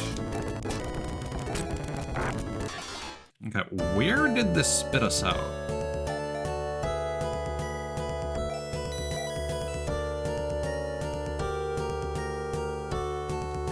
Okay.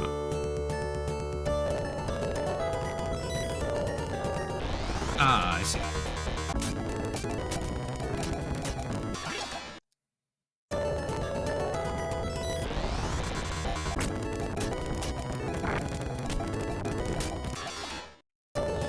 I feel like there should be some kind of item that should reveal the entrance to Iridia rather than making it like a weird secret hidden tile. The fact that the game does that is beyond me.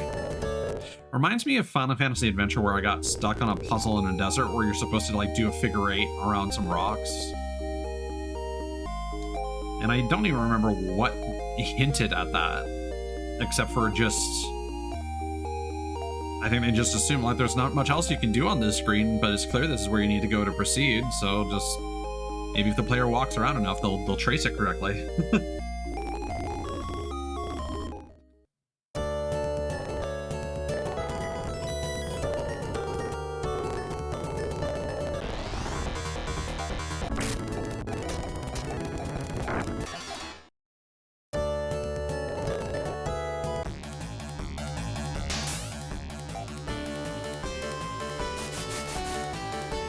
So east from a go, eh?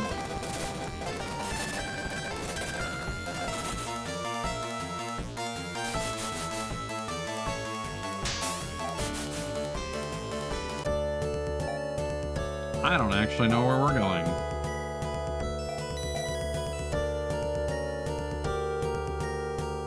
Okay, it's probably the place to the northeast, if I had to take a guess.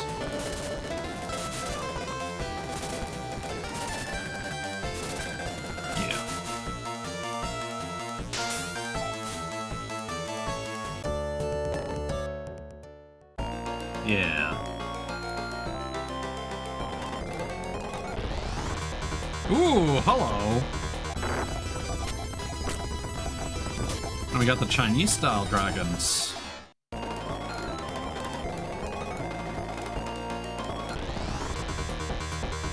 Wraith.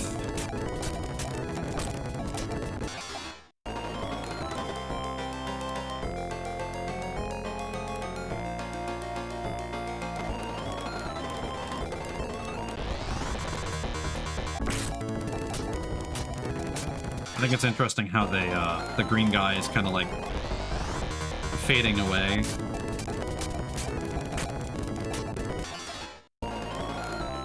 Oh, there's an item.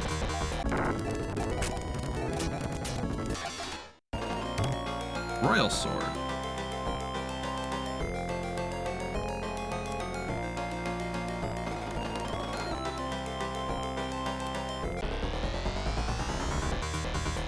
Yeah, so some of these things, I think, like, if you stumble around and get some stuff early, you could, like, go to these places, and that's why you get, like, trash gear.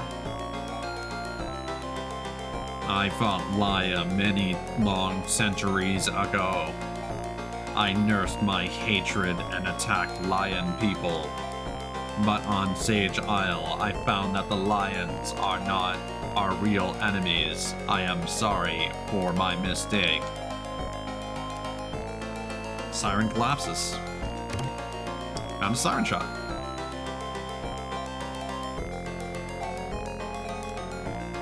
Whoop. There we go.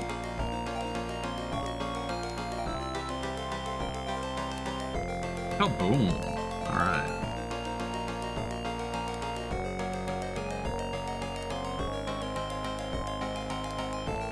And to the top, all the way left. Oh, hey.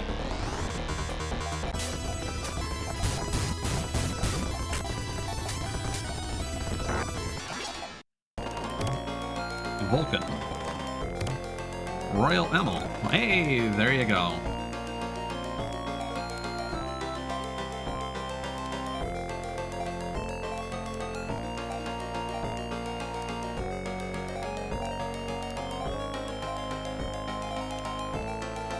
So Vulcan would have been really nice Super Ren. Because that's definitely a hit all enemies weapon.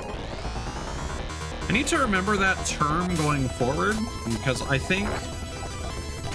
actually don't remember there being weapons in Phantasy Star 4 that could hit the entire enemy, but that could have been the case. And I just never paid enough attention. Or I just never equipped them because they might have been weaker, and I would be like, oh, why would I equip this?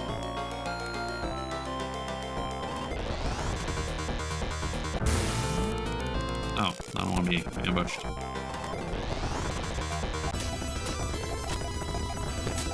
3 recolors of dragons. And then Azure flares.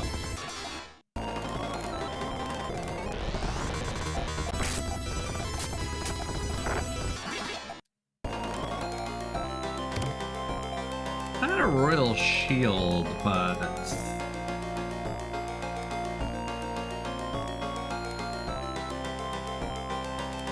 and no one actually uses these. Go right and take the second path down.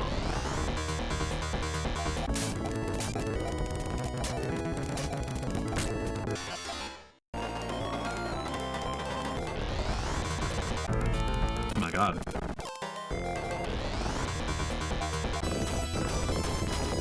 Well, that's kind of cool how like a ghostly sword appears in its hands when it attacks. So I like some of their attack animations. Let me speak to the lore man, please.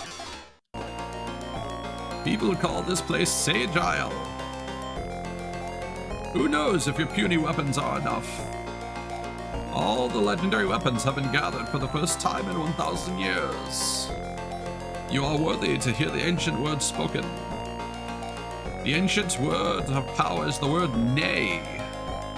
We now give the grants technique to Mew. Well, there you go. I don't know why nay is important. And now we have grants.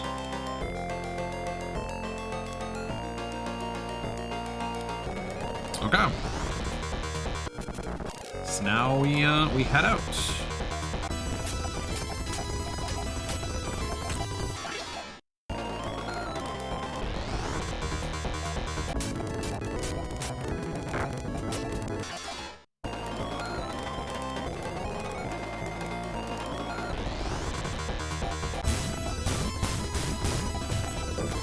I'm really curious what Nay has to do with.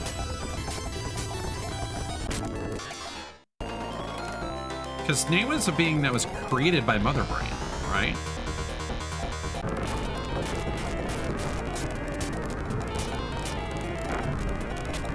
And then Newmans become a thing. So I don't know. I don't think this is the path we need to be following.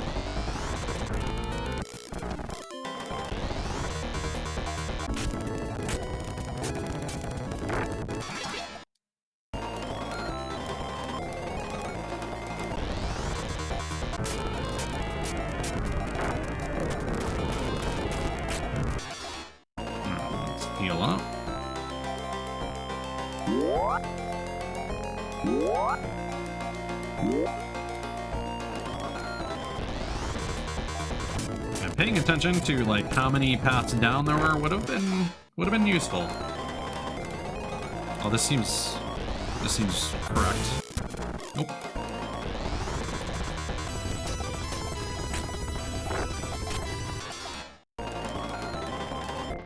There we go. We're free. All right. Back to Skyhaven. Vroom.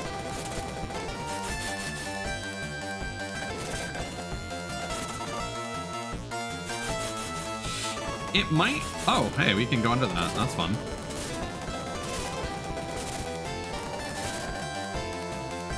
It might actually be faster...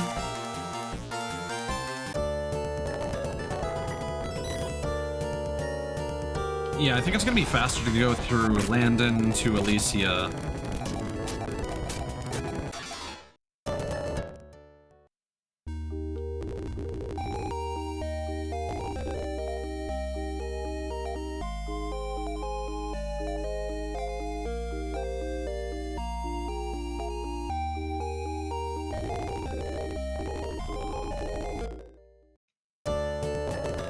So over here.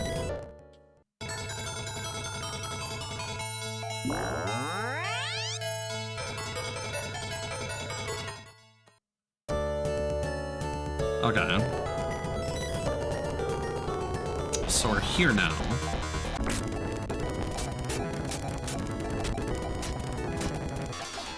And then we go west, down and around.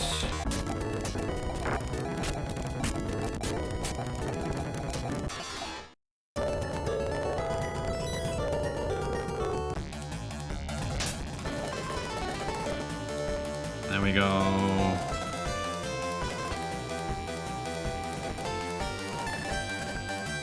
here.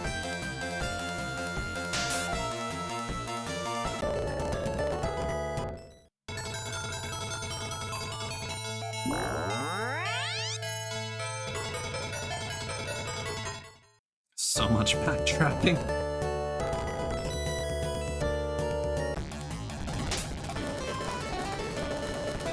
I'm gonna go over here.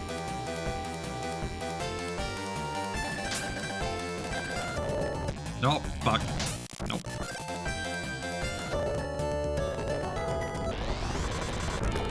Nope.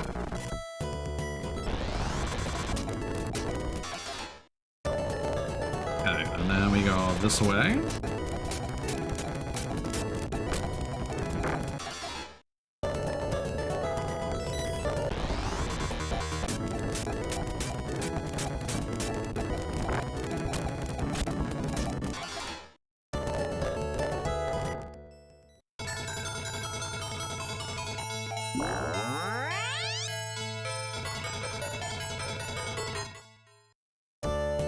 Alright, we're back in Frigidia.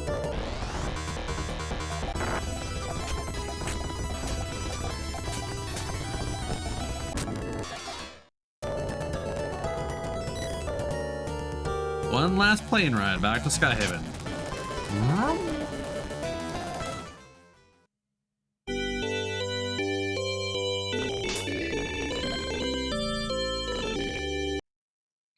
And turn the audio down because this is very shrill. Okay.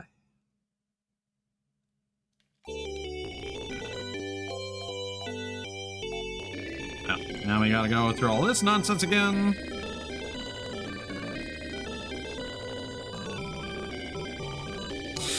Yeah, this is one of those things where, like, I understand the open-ended world design. I guess it's very interesting for the time. But then you do stuff like that where it's like, why? You may indeed be ready for the task ahead. Nay is the word of ultimate power. Use the Nay weapons to destroy Dark Force. Equip yourselves with the Nay weapons. Our task is over. Yours truly begins now.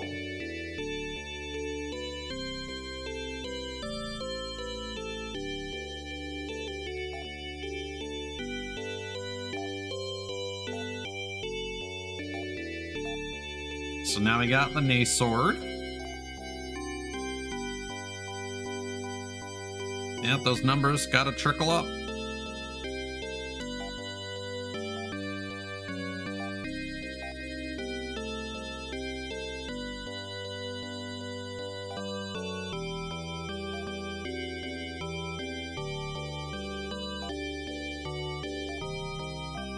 Also unequips your laser claw for some reason.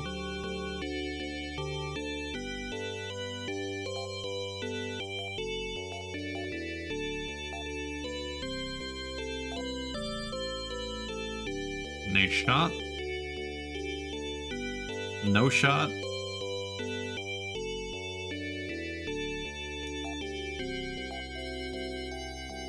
And the Nay bow.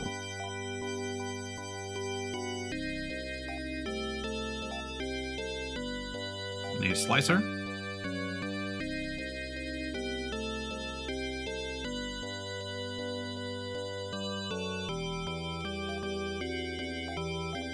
So we now want to go back to New Mota.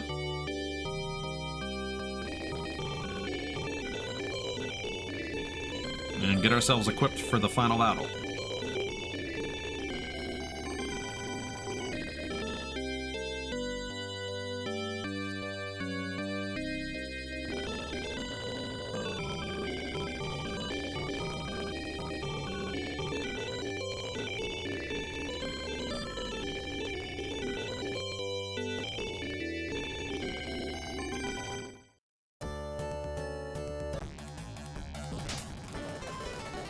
Yup.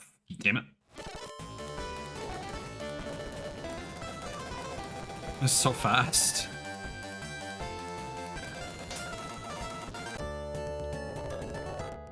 All right.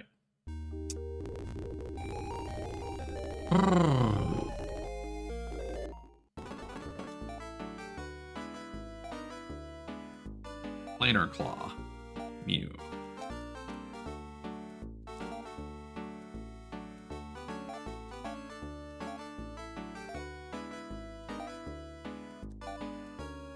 Huge.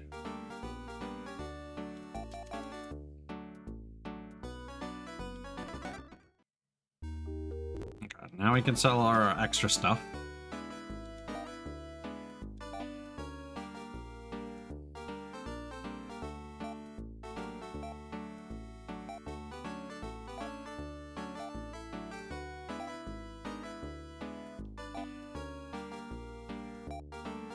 Ooh. Very nice.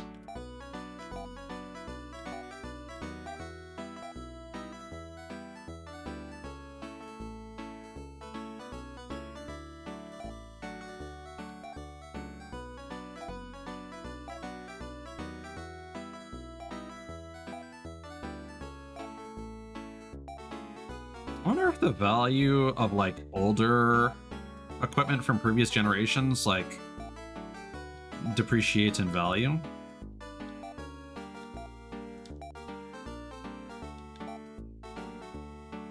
Pulse cannon.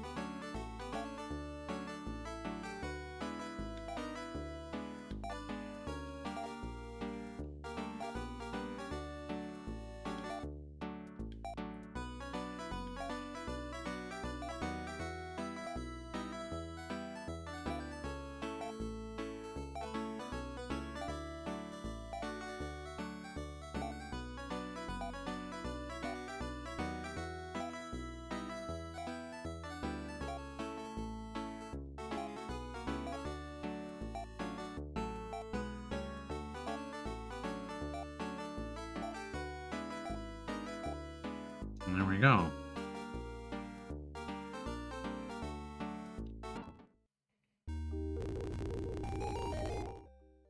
And now we go to Mistoke.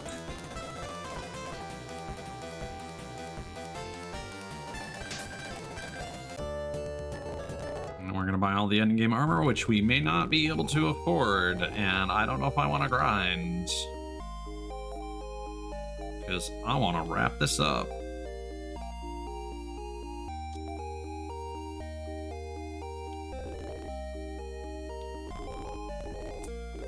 Armor. There we go. All right. Planar armor for Sean.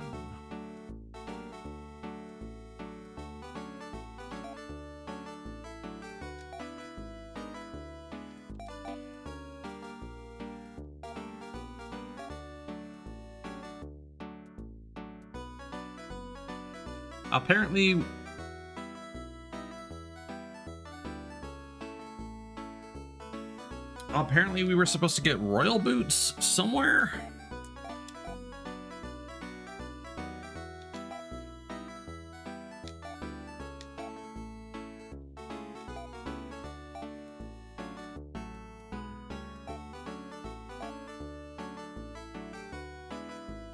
Royal vest.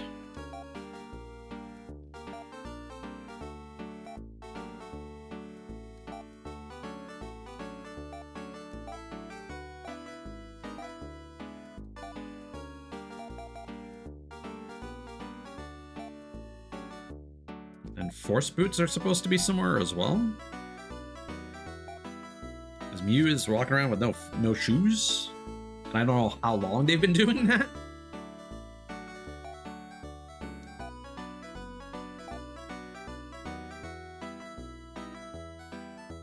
Royal Protector for Ren.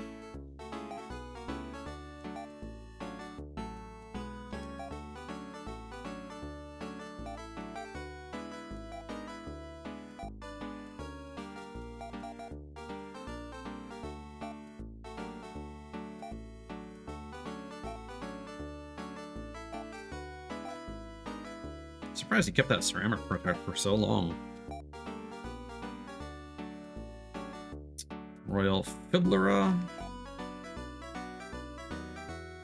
Or Laya.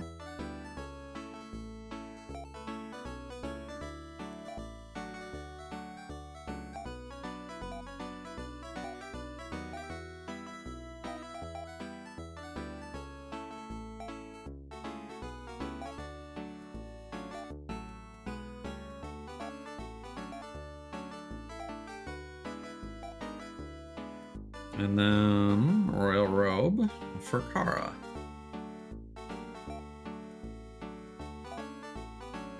Yeah, Force Boots and Royal Boots. Oh, she's got Force Boots.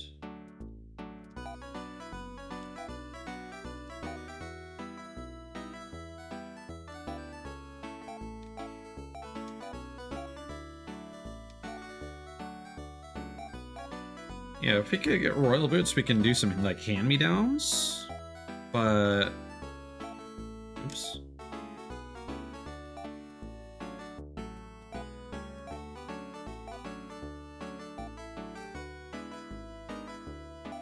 They're not here.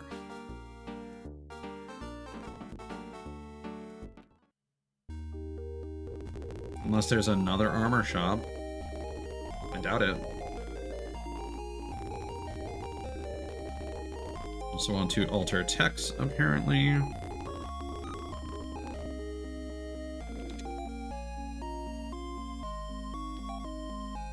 So Mew, we want to focus Rever.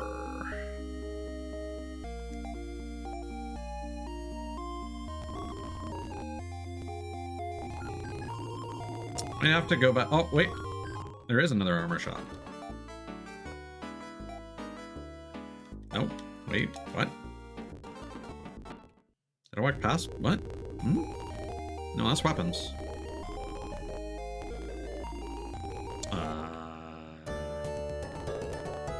Let's go back to New Moda. Because that was all the planar stuff, but maybe I glossed over.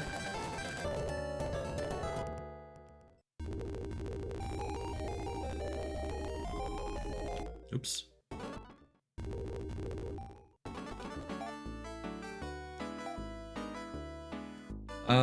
Nope. Weird.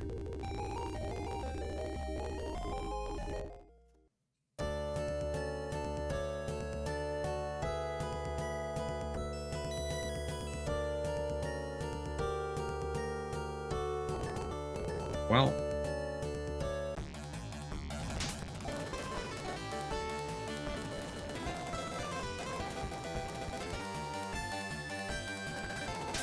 Hopefully this will be sufficient.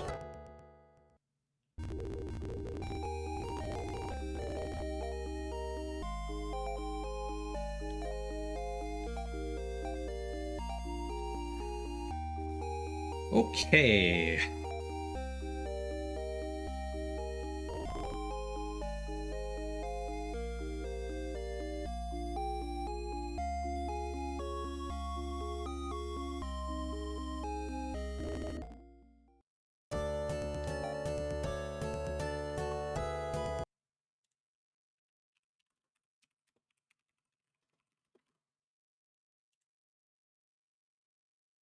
So Elysium, no, we're on Frigidia.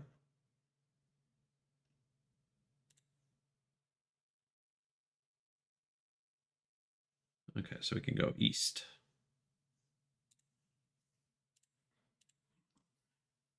Let's boost the sound.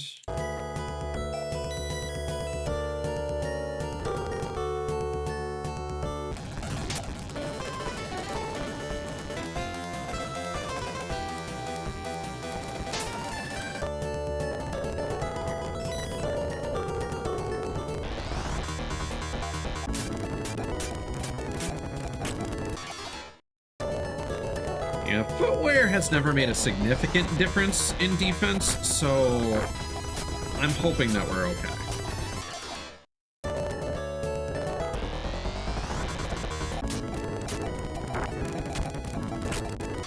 If we visit another town, we'll go shopping.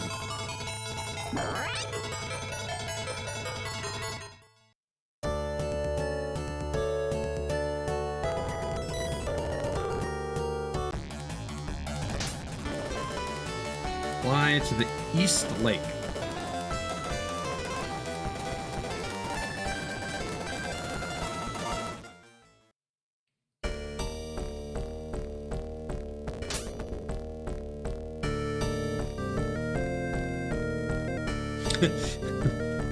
Unlike Skyhaven, this city is evil. It's apparently called Lachute. Your death awaits you in the city of Lachute.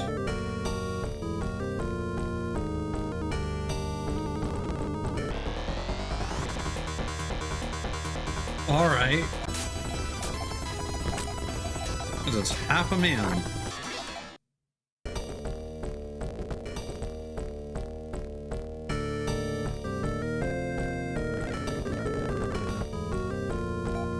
We wanted Siren and Loon to start another war, but we needed Reese to bring Satellite back. And that's exactly what that old fool did.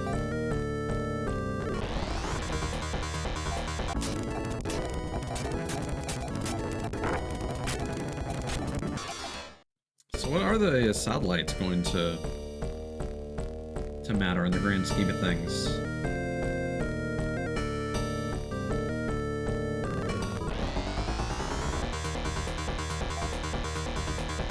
Whoa.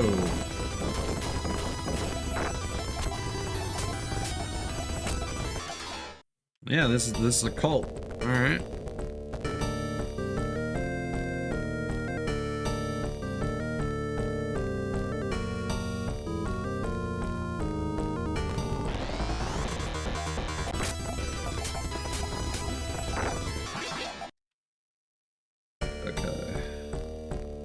Left, up the stairs.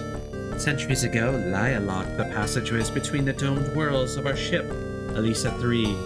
But your father and grandfather opened them up again, enabling us to spread evil once more.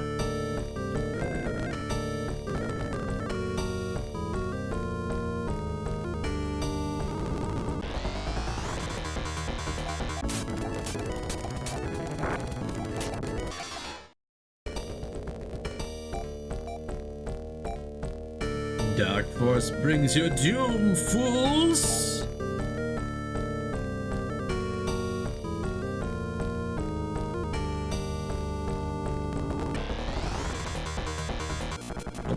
Oh, thank you. I would like to unsubscribe from Ambush Facts. Thank you. Malefic. Ooh.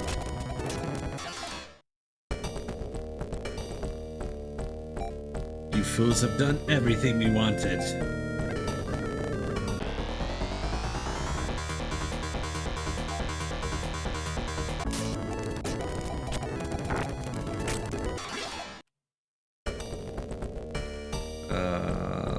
Left, take the first stairs going up.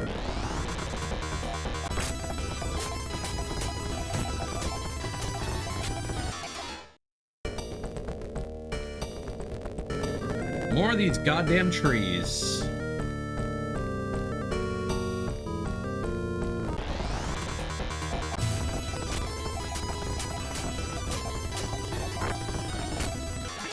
So nice, we did it twice.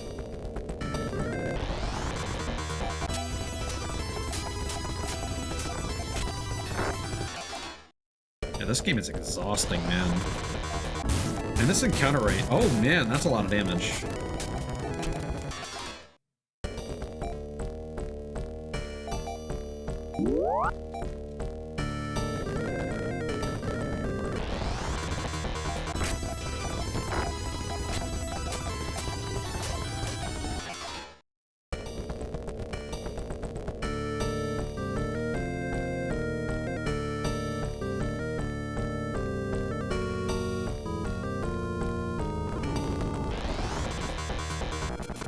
Oh, thanks.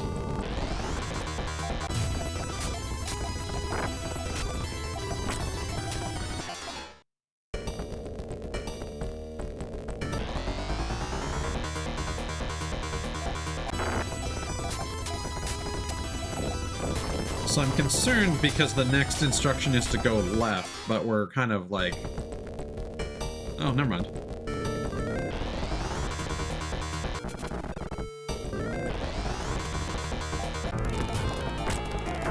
Oh, car is dead. Whoops. Let's not do that.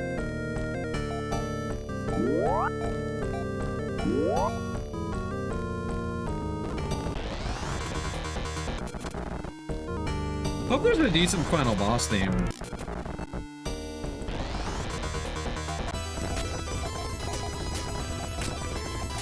I don't even remember what the other boss themes have been like, or if there even was one, to be completely honest.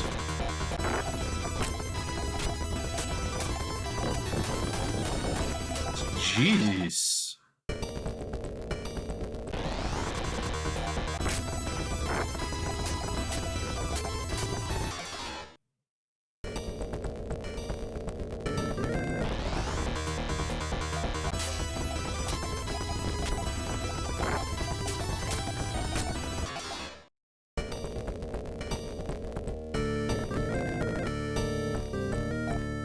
Relic here.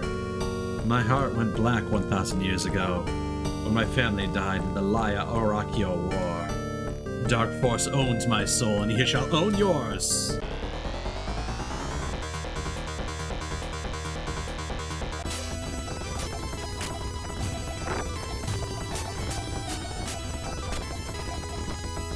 Oh god.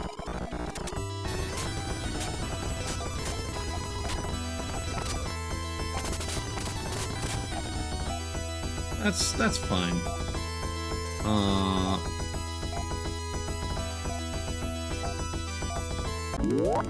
Perfect.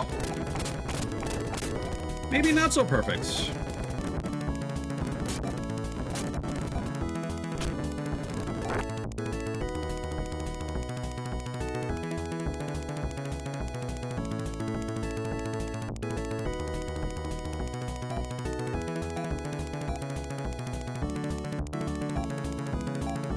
Apparently Laya's Gear S is really good. Let's do a double heal. Oh no. No, no, no, no, no, no, no, no, no. Come on. These dice rolls were terrible. There we go. Fuck!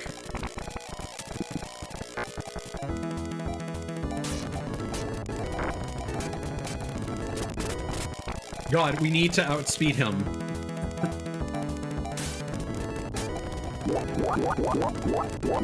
Thank you. Okay.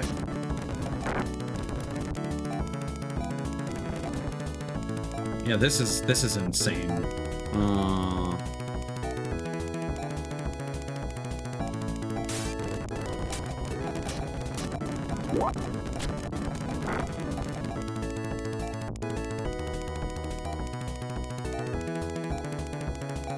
Let's have her healed preemptively. Ren died! Ah! There we go.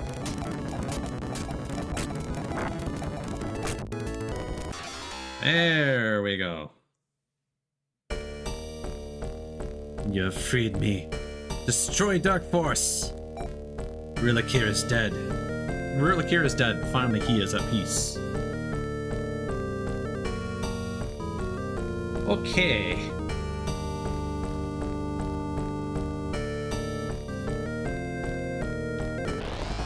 Oh my god, please.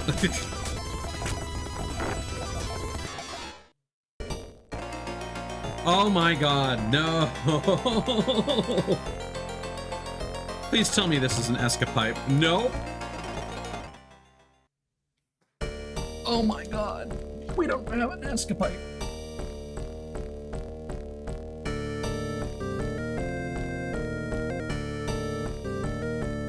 Oh no. Oh, this sucks.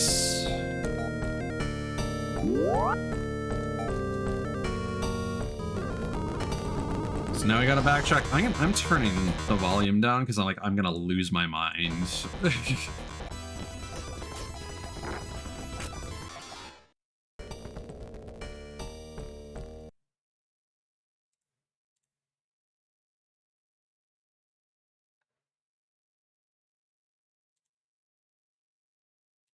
Okay, I panicked for a second because I went back to Twitch and it was like network error. I couldn't view my stream, but it was just the stream manager. Huh.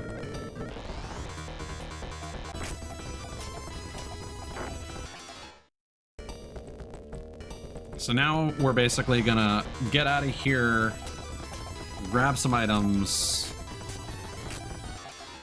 and then we're gonna go all the way back through here,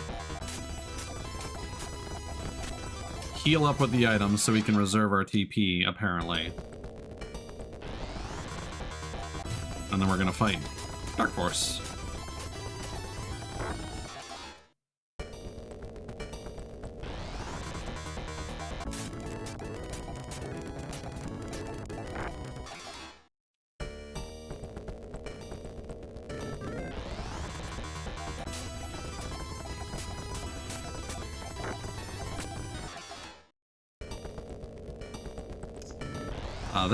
This is a terrible final dungeon.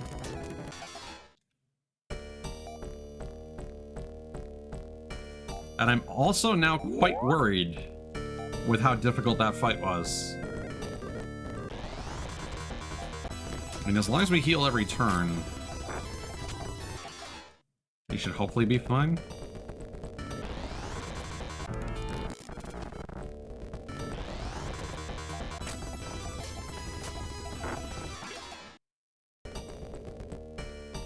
I want to check something.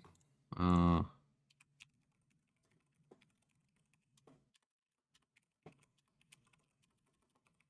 me check the setting of Phantasy Star. No, Phantasy Star Universe is set in the Graal system, so never mind.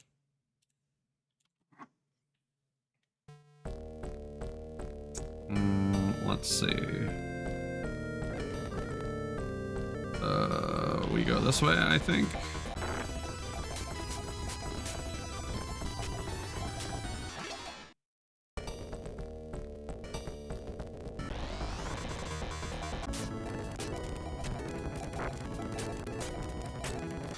Now, I don't think the boots would change very much, but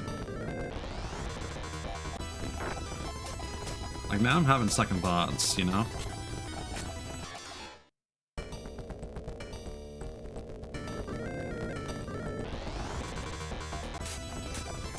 It'd be nice if this area of the final dungeon would be cleared.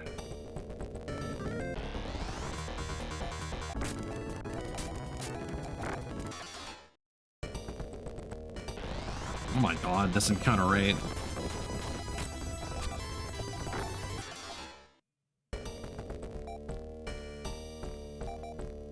I wonder if that's a thing where dungeons just have a higher encounter rate.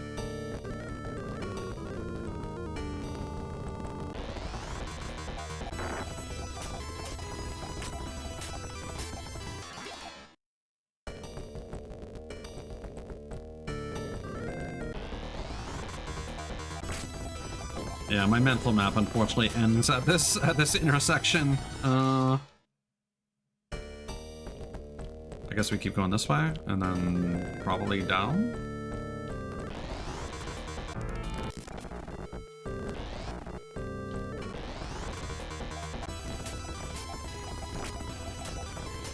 Oh, Kara's dead. God damn it.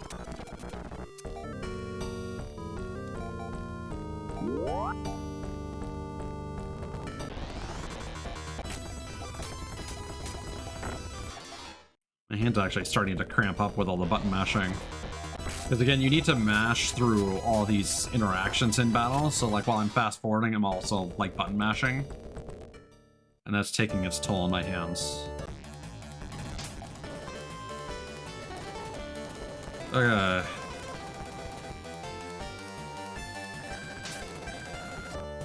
No.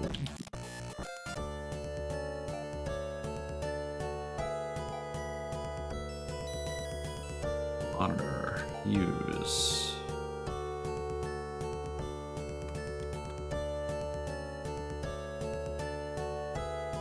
So they recommend stocking up at Lensol.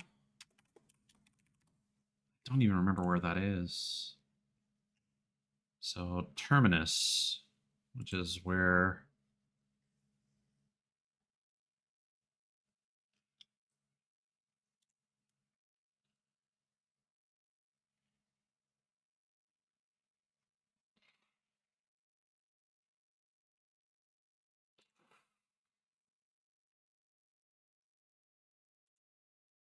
that in Draconia?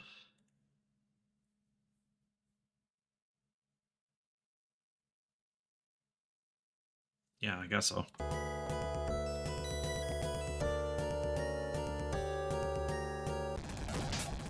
Okay. So we go. Fuck!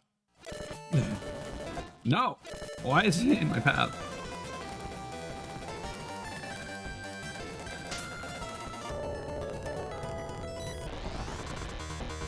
Oh. We got these guys again. Oh my god. Whew.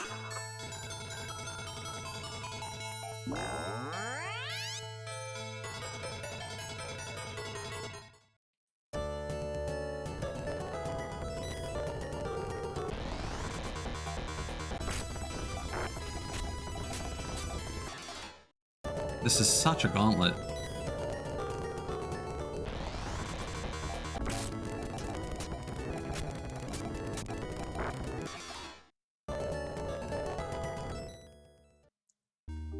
Alright.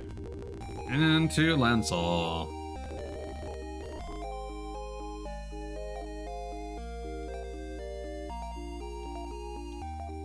Wow.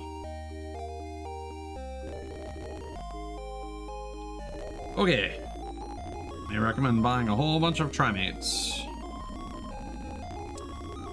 This is gonna be old gear, isn't it? Yeah, no.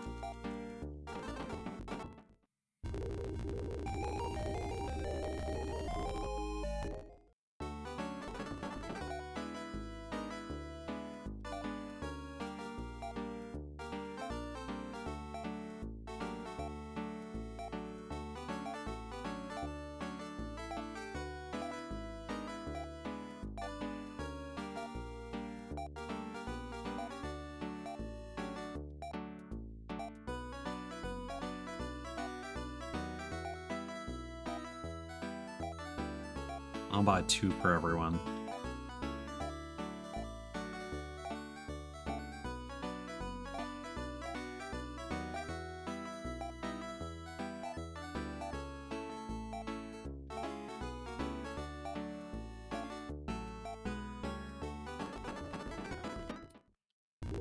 All right.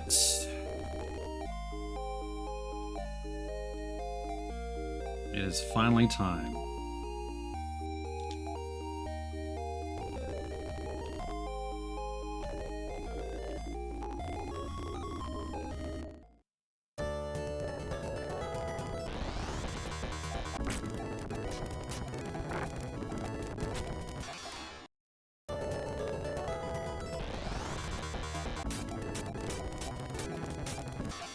Oh, the card just took out the entire enemy force. Very nice. Oh my god. Please, let me, like, move a few steps. Okay, cars seem to be outspeeding everything now, which is great.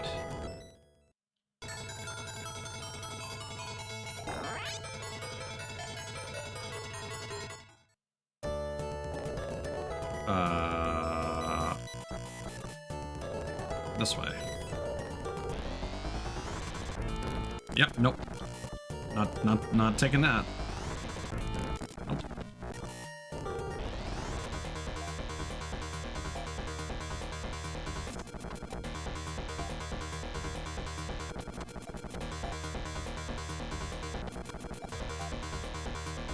There we go.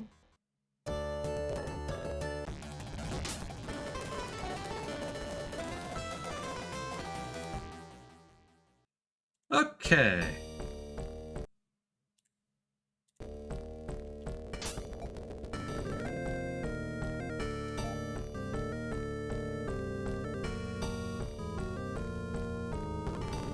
Let's find our way back.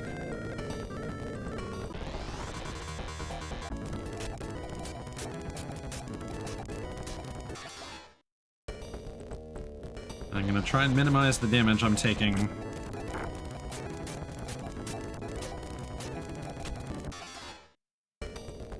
So that we don't have to spend any TP.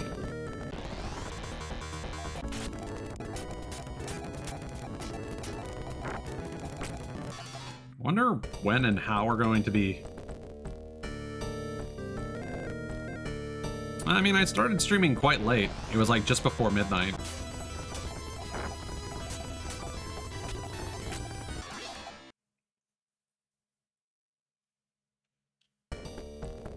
But this would be a reminder to click on the little bell so you get notified when I'm live. Or unmute my Discord channel. Or look at my Twitter or something. I post in so many fucking places, but like, everyone has it all on mute. Oh, I don't know what the solution is. I've been meaning I might just get another bot because I still can't access Purity Bot and I haven't gotten around to like, I don't want to join their fucking Discord to ask for support. Just let me send you a fucking email. I don't get this shit, but I need to ask them like, why can't I access my Purity Bot dashboard? I also need to ask Pulse Banner why I can't fucking use their name changer thing to indicate when I'm live, but I definitely want to maybe create like a stream notification role that people might not actually mute. Yeah, no worries. I'm just talking in general.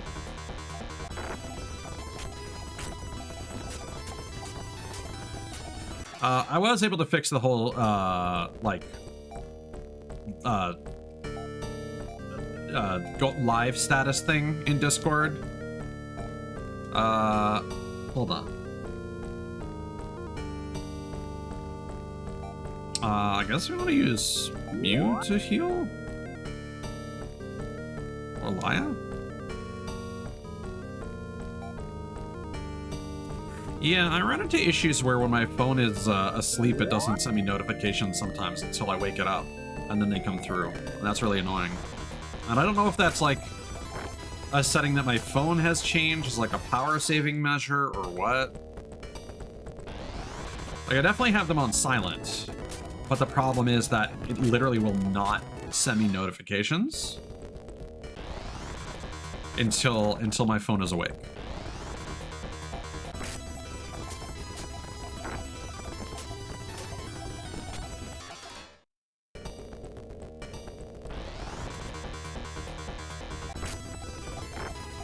No, I don't. I've like set it up, but I've not enabled it. And it's scheduled around when I would usually be sleeping, so that's neither here nor there.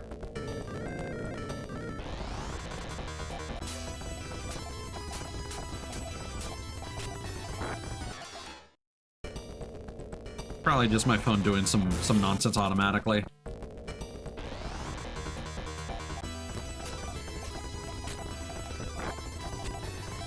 I find it interesting how we're getting these little flames like up until the little end, the very end. Okay, time for the final dungeon. I like the little ponytail on Sean's head, moving back and forth. God damn it. No thanks. That's so much damage.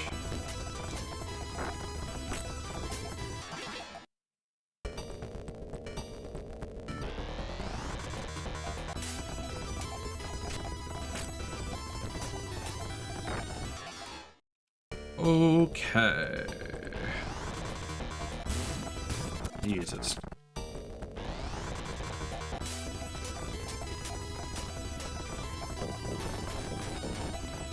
Yeah, actually, fuck that.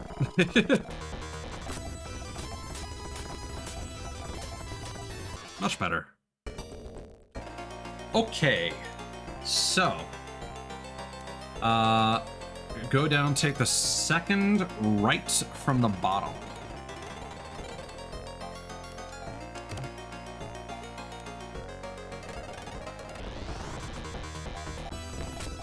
Kind of bizarre that they're giving you like Laconium helms and stuff here. Like that's not even like the end game stuff. Take the first path going up at the end. to the end, rather.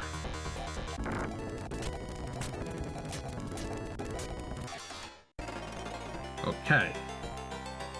Go right and take the last path going up. Well, that's a creepy enemy. Yeah, keep the surprise attacks coming. Car is almost dead. Huh? Wizard! Alright. Well, I thought that was like the guy in the back. Like he was a wizard, but wizard. I don't know. Last path going up. Hit the next right. Go down. And go down to the bottom. Okay. Oh, Sean's dead.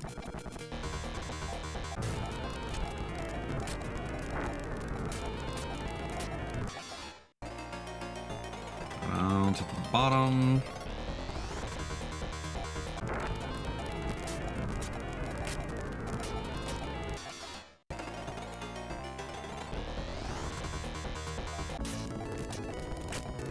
Keep those surprise attacks coming. Okay.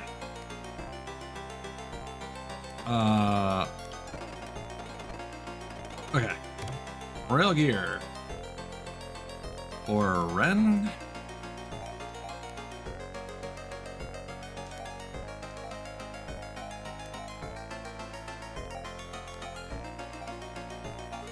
Is that actually better? You should be. Yep.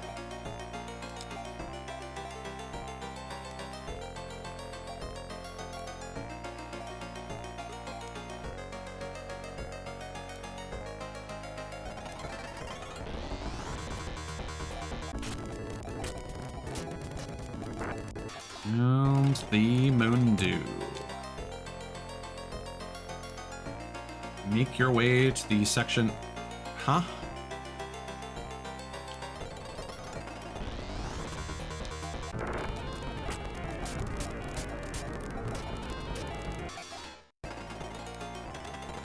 Above.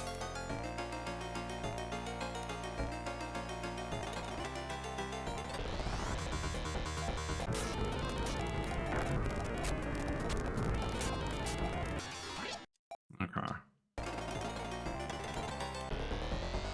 And here we go.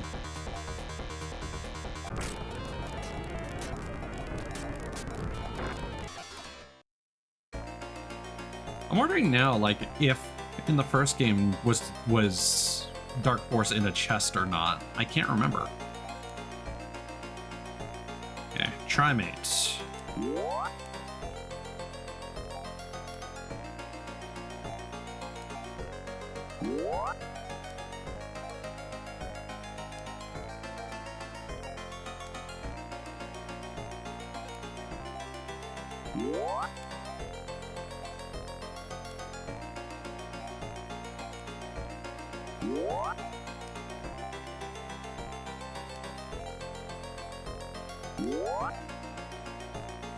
Save state.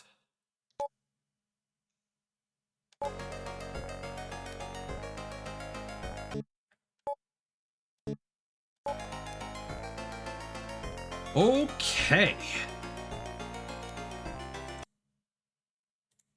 Final boss time.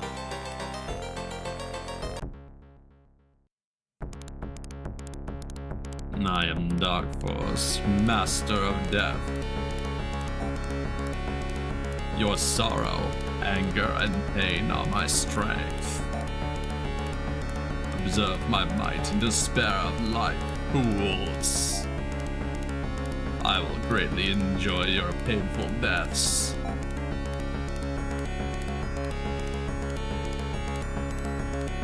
Body, L hand, and right hand. Alright.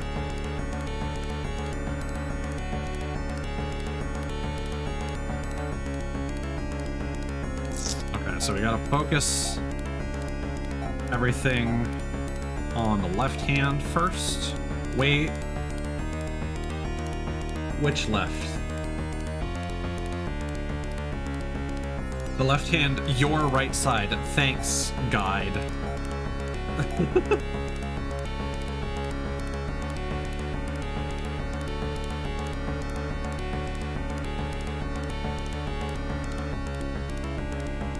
Okay.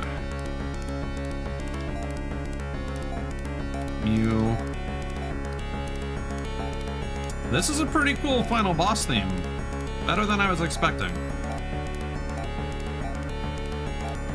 Yep, this is Dark Force.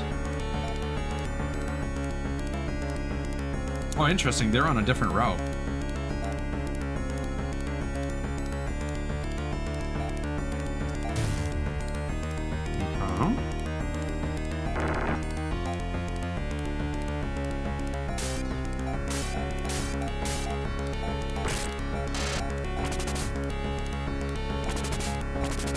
Yeesh. Yeah, that's the bad business. Okay, the hand is gone.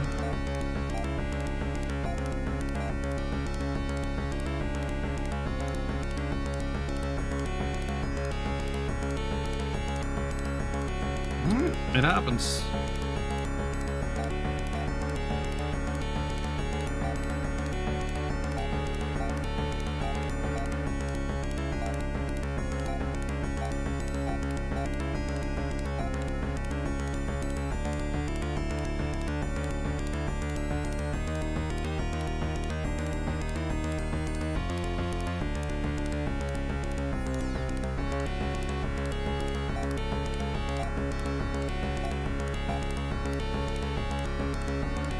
Kara's pretty low on health.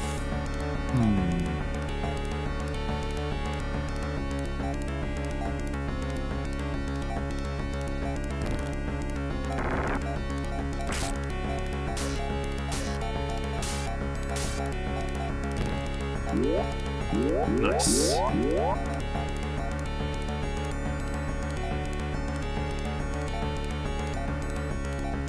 I'm gonna preemptively heal everyone.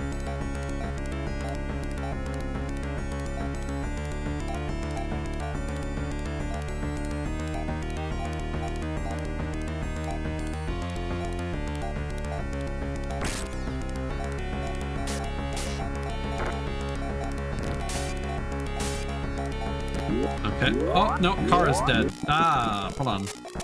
Let's maybe undo that. Let's get a better roll, shall we? Oh, perfect. Healing at the start of the turn.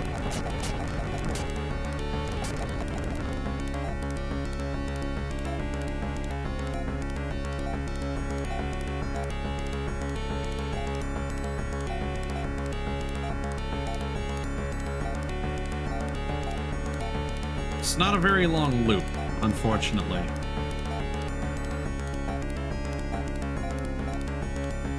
Yep, this is Dark Force.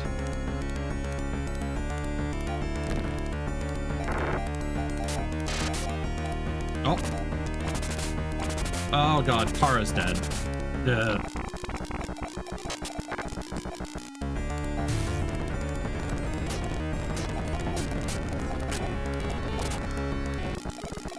We need our heal to come in. Okay, Kara survived at least. Okay, now let's heal everyone up.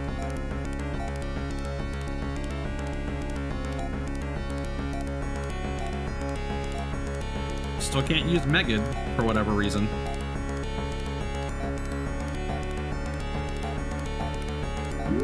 There we go. That's the good stuff. Oh yeah.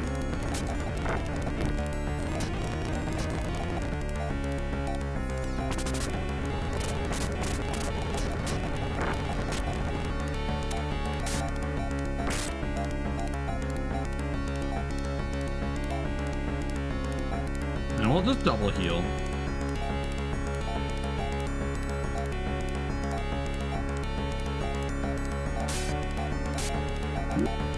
Perfect.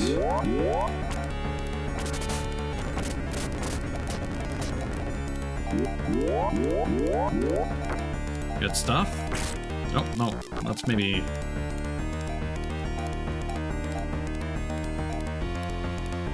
Alaya. Oh. No, fuck.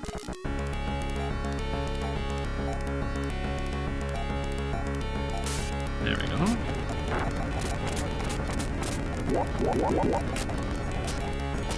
Now let's just have Alaya heal every turn.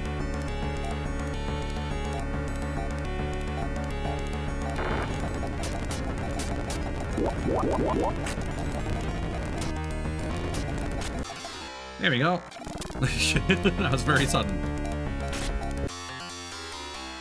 Bye.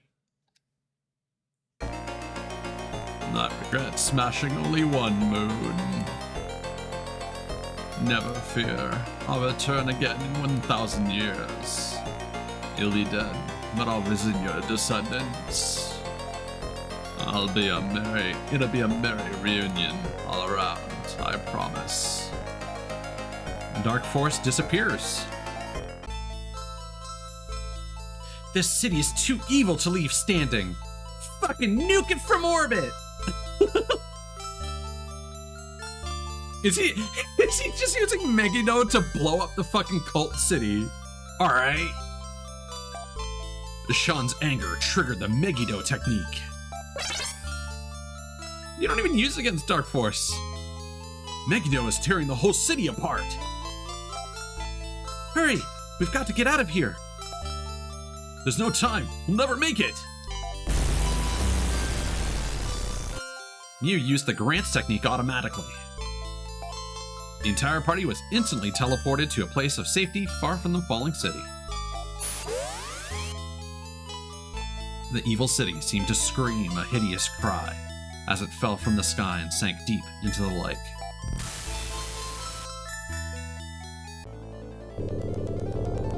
Look!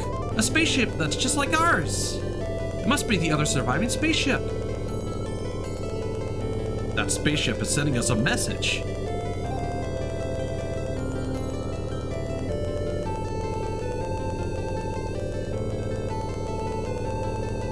Hello, Elisa 3. This is the spaceship Neo Palm.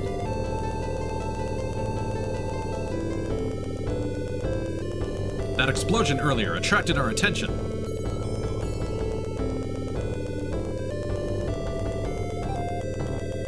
We guessed that Dark Force had arisen again.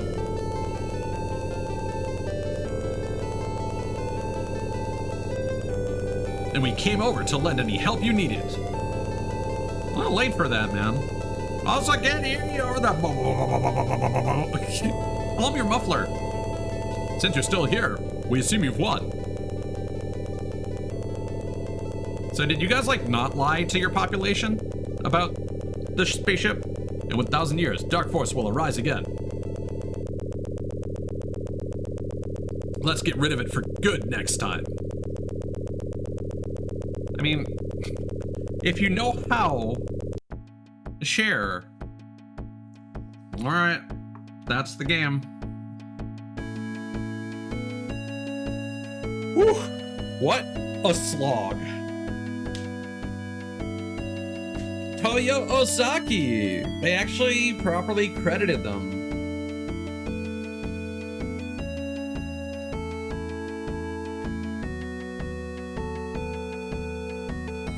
Oh, Sweeper again.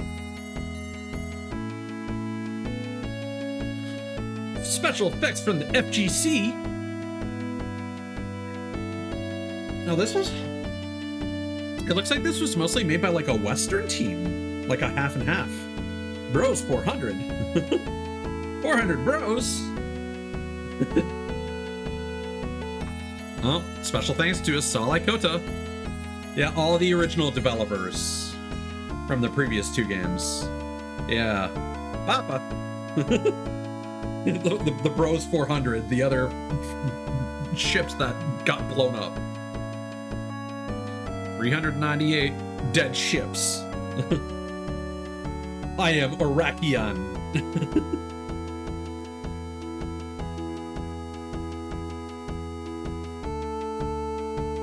The end.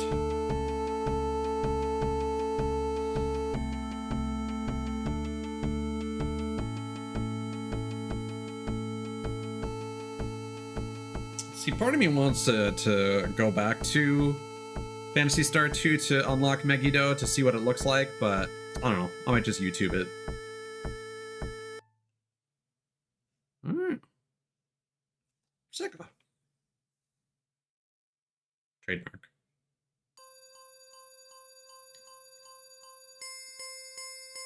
Well, glad that's over and done with.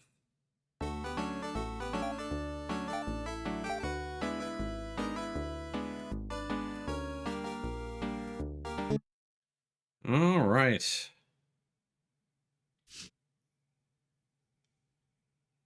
Eject the cartridge.